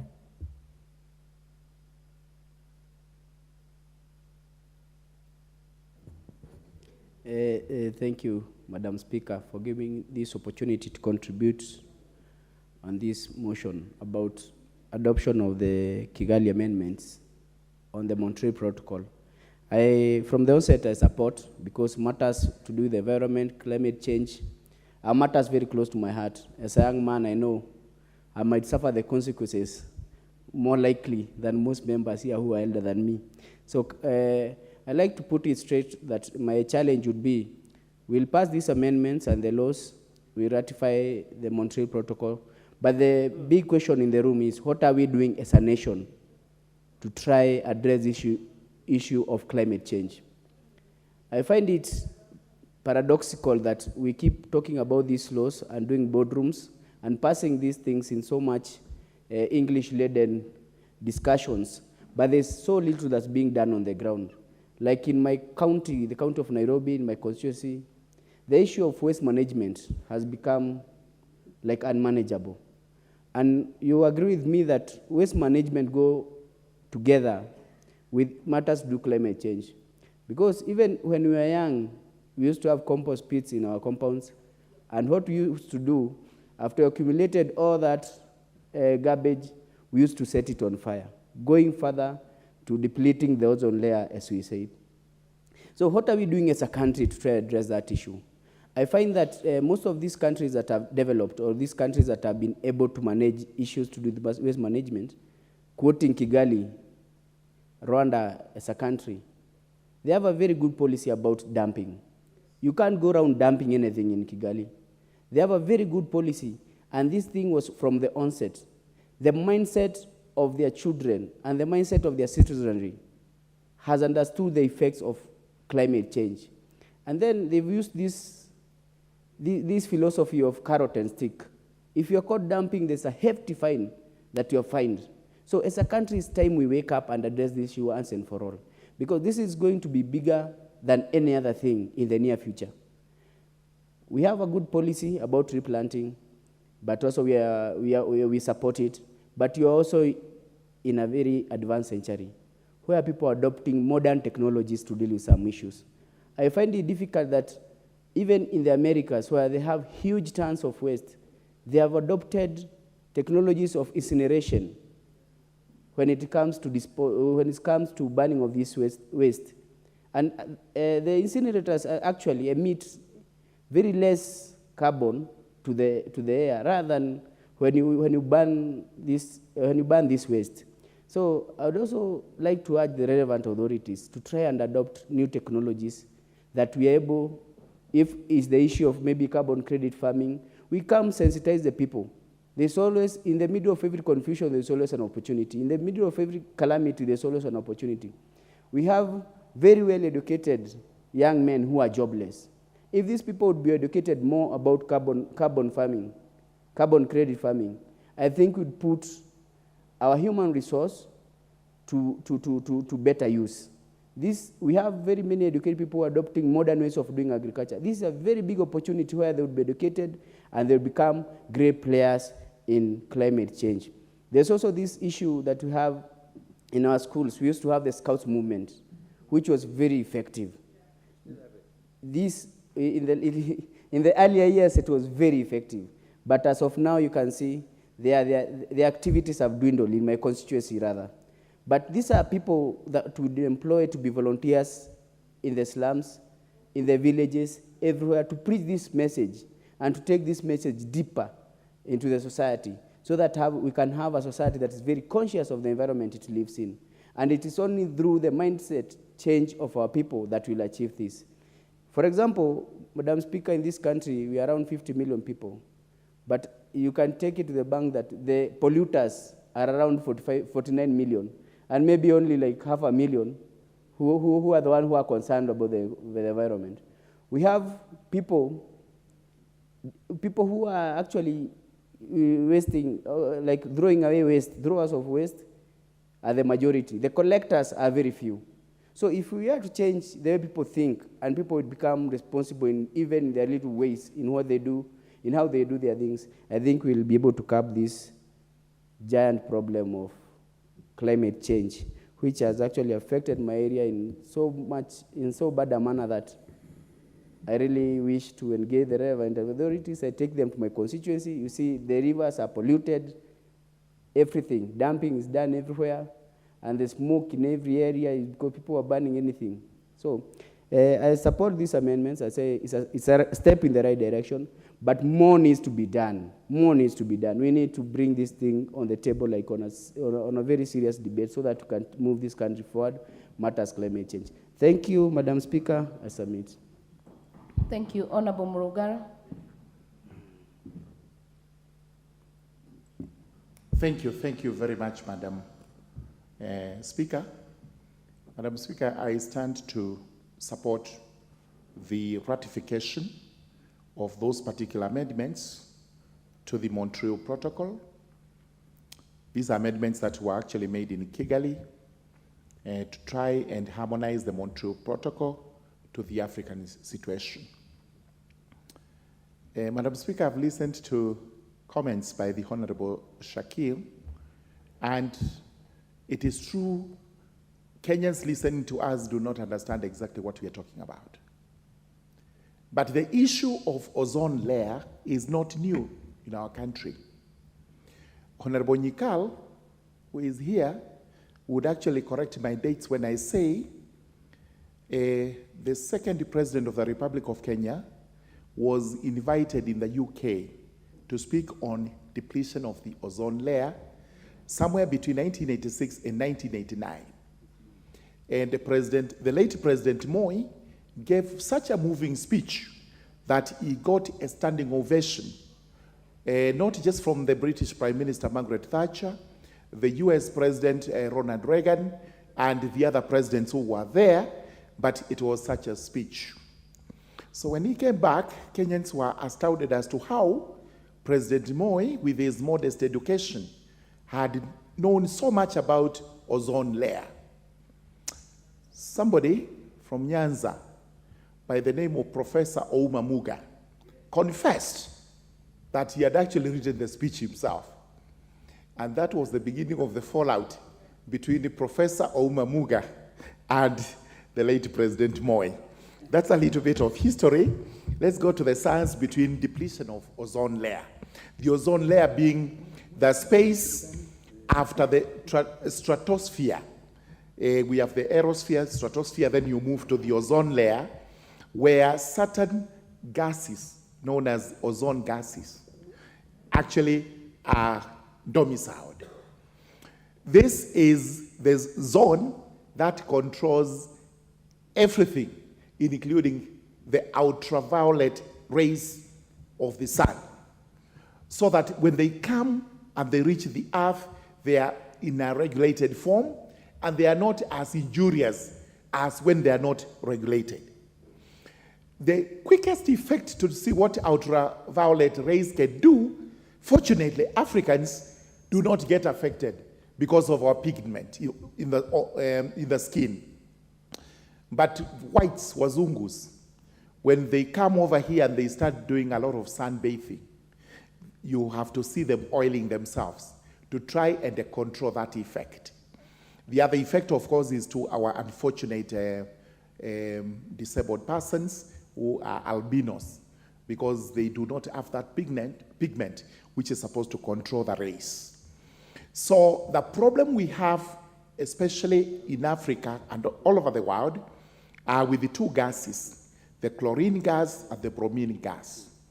The atoms of these gases are so dangerous to molecules of the ozone that one chlorine atom would actually destroy over 10,000 molecules of the ozone. The effect is that if you continue releasing these gases into the atmosphere, then the ozone layer is destroyed or affected negatively, as a result of which now the sun starts taking its toll on the earth. What are the effects of destroying the ozone layer? Why do we insist that we should not deplete this ozone layer? Because if we do so, we will have problems in our own earth, Mother Earth. Number one, there is a rise in temperatures, because temperatures directly from the sun to the earth would be scorching. There would be no life if that ozone layer was not there.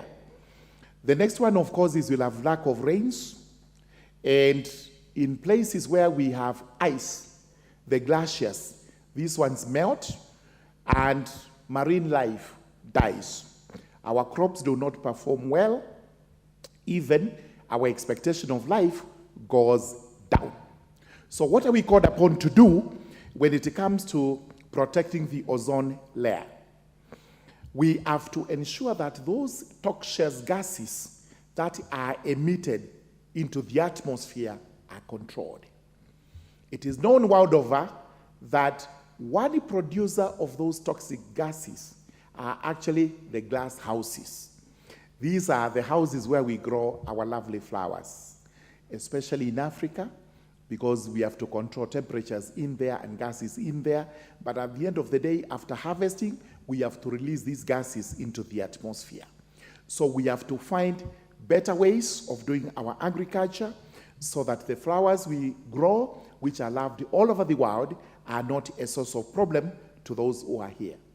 We have also to control our industrial activity such that whatever is emitted, the fumes that are emitted from our industries should not be poisonous, but should be what can be accommodated up there in the atmosphere, and especially to ensure that we do not move to destroy that layer. We've talked about carbon credits, growing of carbons. We had His Excellency the President talking about it in Paris, and he talked about environmental protection, including protection of the ozone layer. This is exactly what the world is moving into, to ensure that we grow, distribute, and supply enough carbons which are able to cater for these gases, such that these are neutralized in the atmosphere. So what we need to do, as asked by Honorable Shakil, is we have to establish what these substances are. What are these substances that deplete the ozone layer? Once we know what they are, we have to move in as scientists in a scientific manner to tell everyone in the country we have to ensure that we protect our ozone layer the way we are protecting our environment, including planting trees. Because planting trees reverses most of this. Everything I've said as effects of destruction of ozone layer would actually be negated if we plant more trees in the country. Because some of the gases produced, including carbon dioxide by plants, is a gas that protects the environment as it is converted into oxygen, which we use on the other side of life. So we have to establish this and other measures, including nuclear measures, so that away from generating nuclear weapons, we should be moving away from this. Remember, one effect on the ozone layer was the dropping of the atomic bombs in Japan during the Second World War. Hiroshima and Nagasaki. The effects of those bombs are felt even to this day, including heat waves, which is what we've talked about, including sometimes they come across poisonous gases circulating. All this is attributed to man's destructive activities when it comes to dealing with nuclear atoms. So, in brief, I do support the ratification and adoption of these amendments. Let us move in through our relevant government departments to ensure that we do a lot more, including these carbon credits, to protect the ozone layer as we also protect our environment. In the Raqqa constituency, the rivers are drying up, and everybody is being told it is because of climate change. Surely those rural folks do not understand what climate change is, but we have to go with the simple language to explain to them that you don't go all over cutting trees, burning charcoal, and doing all other destructive activities. This is why you see your lives are becoming worse and worse every day. So I do support the ratification of these amendments to the Montreal Protocol. A protocol is the same as a convention, is the same as a treaty, is the same as an international agreement. All these ones are known by different names when it comes to different countries. Thank you very much. Thank you, Madam Speaker. Thank you, Member for Tharaka. Member for Seme. Thank you, Madam Speaker, for giving me this opportunity. I rise to support this for a much broader reason than just this. Africa is not doing well because Africa has not become scientific. Africa does not respect science. Africa thinks that political power can control science. Not possible. Political power must reside, must go with the laws of science. The laws of science are the laws of nature. Scientists don't create anything. They study nature as it was and make use of it. If they defy its laws, we suffer. And there's no better example than ozone. My colleague said, the history, if you are to write the history of ozone in Kenya, you will start with that famous speech, which Umamuga wrote, Professor Umamuga. He actually was asked within about a few hours before the president flew out, and he took himself, his secretary, went to his house, and before the president could travel, he had this document. And that document became famous. But that was the source of his downfall.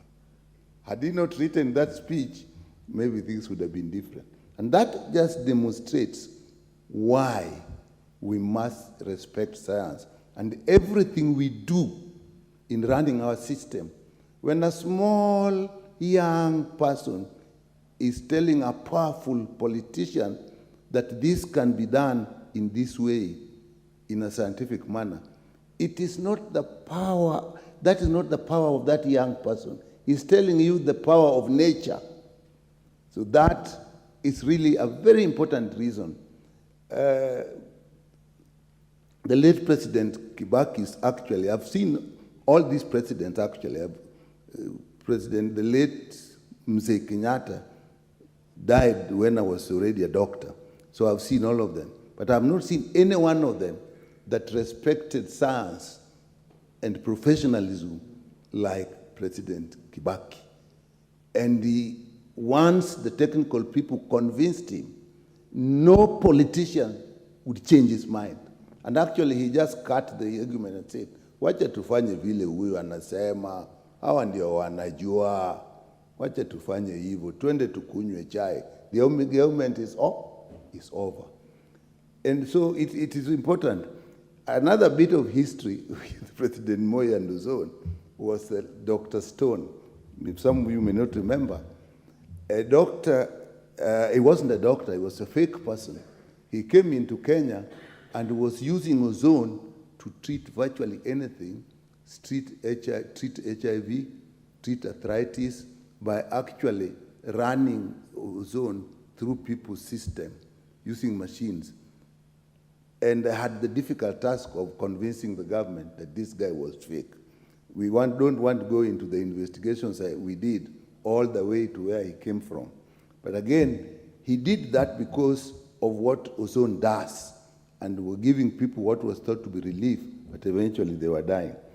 But having gone through that history which he brought to my mind, I support this because the Montreal Protocol is dealing with hydrofluorocarbons.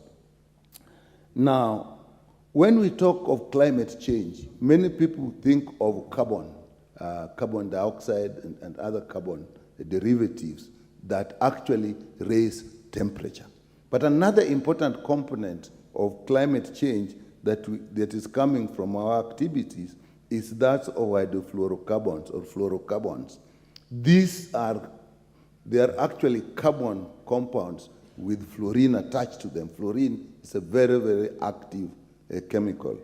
And so what do they do? Why are we concerned about them? They deplete the ozone layer. So above the stratosphere, there's a sheet of ozone. And what is ozone? Ozone is actually oxygen, which is in a different formulation. Oxygen normally exists as two atoms in one molecule. But ozone exists in 3 atoms of oxygen in one molecule. That makes it also very active. And because of that, it protects the Earth from radiation from the sun. It kind of absorbs some radiation, like the ultraviolet rays. So if then we deplete that ozone, it is like taking that sheet out, and therefore all the radiation from the sun, it's not just the light that we see and all the various waves, will come right through to us, and actually they are very dangerous. Apart from just the temperature, they're actually dangerous to the skin. We'll have higher cases of skin cancers in particular. And plants and animals will be affected. And so if you imagine a place where there's high temperature because of carbon in there, and then no protection of ozone, it is extremely dangerous. So that is why we have to really protect ourselves. And then where do we use these hydrocarbons? Now, it is important to know that they're in a lot of use. As Honorable Sakil said, they are used in refrigeration.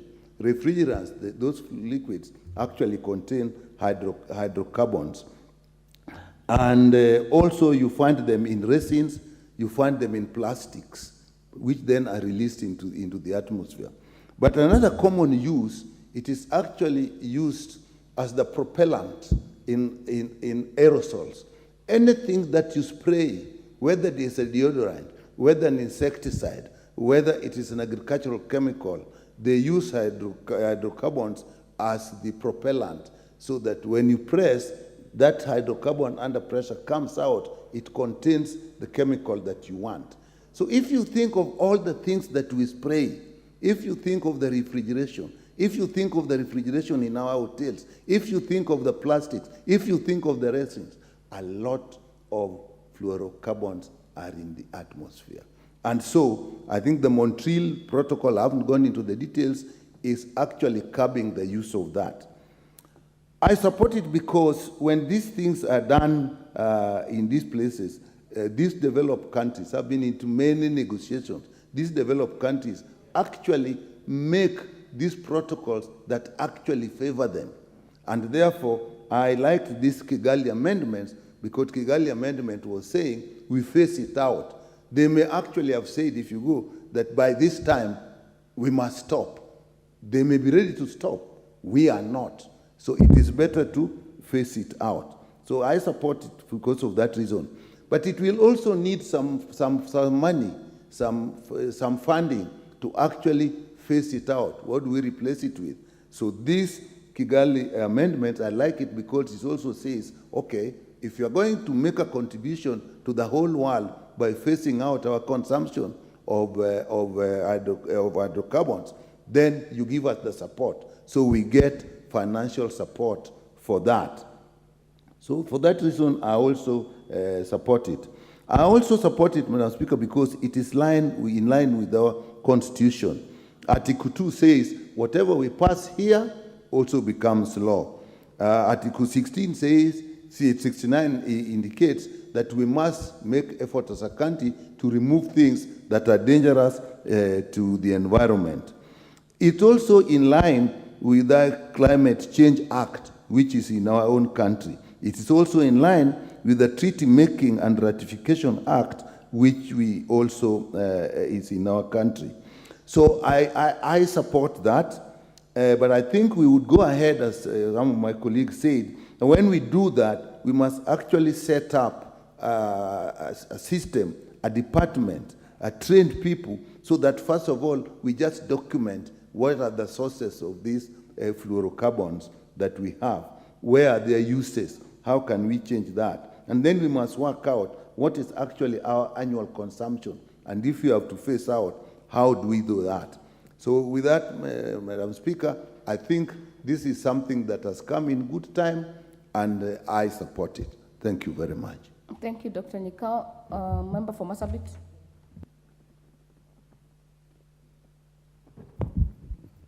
Thank you, Madam Speaker, for allowing me to add my voice to this very important motion on ratification of the Kigali Amendment on the Montreal Protocol on the substance that deplete the ozone layer. Madam Speaker, this motion and ratification has come at the right time because as a country, we know how much we have suffered because of some of the effects of this. We are now good to support this motion so that we make all the difference that through this motion we can make as a country. Madam Speaker, as I said, this has come at the right time, and by doing this, we'll be able to take care of ozone layer, which protects us against so many calamities. And if we don't do that, then we will be able to suffer from different diseases, such as skin disease or skin cancer. And already, some of our people in this country have suffered from that. Again, I support this motion because of the advantages it has. It is quite clear that developing countries that are parties to the Kigali Amendment will have access to the financial and technical support provided under the protocol. We know as a country, we have suffered again because of our poor economy for the last many months, many years. And by getting access to financial and technical support of this, then we are sure that we will be able, of course, we have to commit as a country, and there is no way we can be able to progress without investing in this. But this gives us assurance that we will be able to benefit like just like other parties, and our country then will be able to have some financial freedom and will be able to create wealth out of this. And our young people will also get the opportunity to be employed, because we know one of the challenges that we have as a country is that our young people are not employed, and they have gone into depression. Most of them have gone into depression as a result of lack of employment. Again, by adapting ozone and climate-friendly technologies, there would be an opportunity for job creation, as I said, trained refrigeration and air conditioning. We know that we have engineers who are trained in this area, and by adapting this, we will be able to give our people who are educated in this area, who have special skills in this area and air conditioning, they'll also be able to get some opportunity of exercising their skills and transferring their knowledge through this. Ratification of the treaty will catalyze realization of the clean and healthy environment. Madam Speaker, as we know that through climate change, many areas in this country has suffered a lot, including the county that I come from, and many northern part of Kenya. Right now, we do not have enough water. Most of the time, there is this, the famine that keeps affecting us. And by doing this, then we'll be able to minimize some of these effects and we'll be able to support ourselves in different ways. This amendment, of course, is important, as I said, and it provides the legal instruments for this continent, and it will aid in protection of our agricultural sector. Madam Speaker, agriculture is the backbone of this country, for this country, and of course, we are still suffering because we do not have enough food in our country. Right now, the government has allowed people to bring in white maize, to bring in rice, and to bring in food commodities. But if through this we can be able to improve our agricultural sector, produce enough food, then we will be able to take care of our citizens. We know very well that our agricultural sector is extremely vulnerable to climate change, but by doing this, then we'll be able to bring the transformation that is needed. Madam Speaker, when we were growing up, we used to depend on the rainwater for planting and harvesting any crop that you wanted, but today that is no longer sustainable. And that is why many people promote the irrigation of farming. And even that will not succeed if we are not committed as a country so that we can bring the necessary transformation that is needed in every sector in our lives. And with those few remarks, Madam Speaker, I support the motion. Thank you. Member for Cases. Thank you so much, Madam Speaker, for the opportunity you accorded me. I rise in support of the ratification of the Kigali Amendment to the Montreal Agreement on managing the factors that depletes our ozone layer. Of course, as the way members have said here, and of course all of us, we have learned through our classes the importance of defending and protecting the ozone layer, which all of us, we know it is of importance to the living, to the living animals, plants in this earth. And at a time like this, with all responsibility bestowed on this honorable house, that we need to rise, all of us, and speak to it, that we don't live in isolation of the whole world. Whatever factors that are being undertaken in the pretext of seeking the profits, seeking the benefits that we pursue for our personal interest, we have to appreciate that to some extent, the extreme end of these factors, we focus on it, has got negative harm to our lives.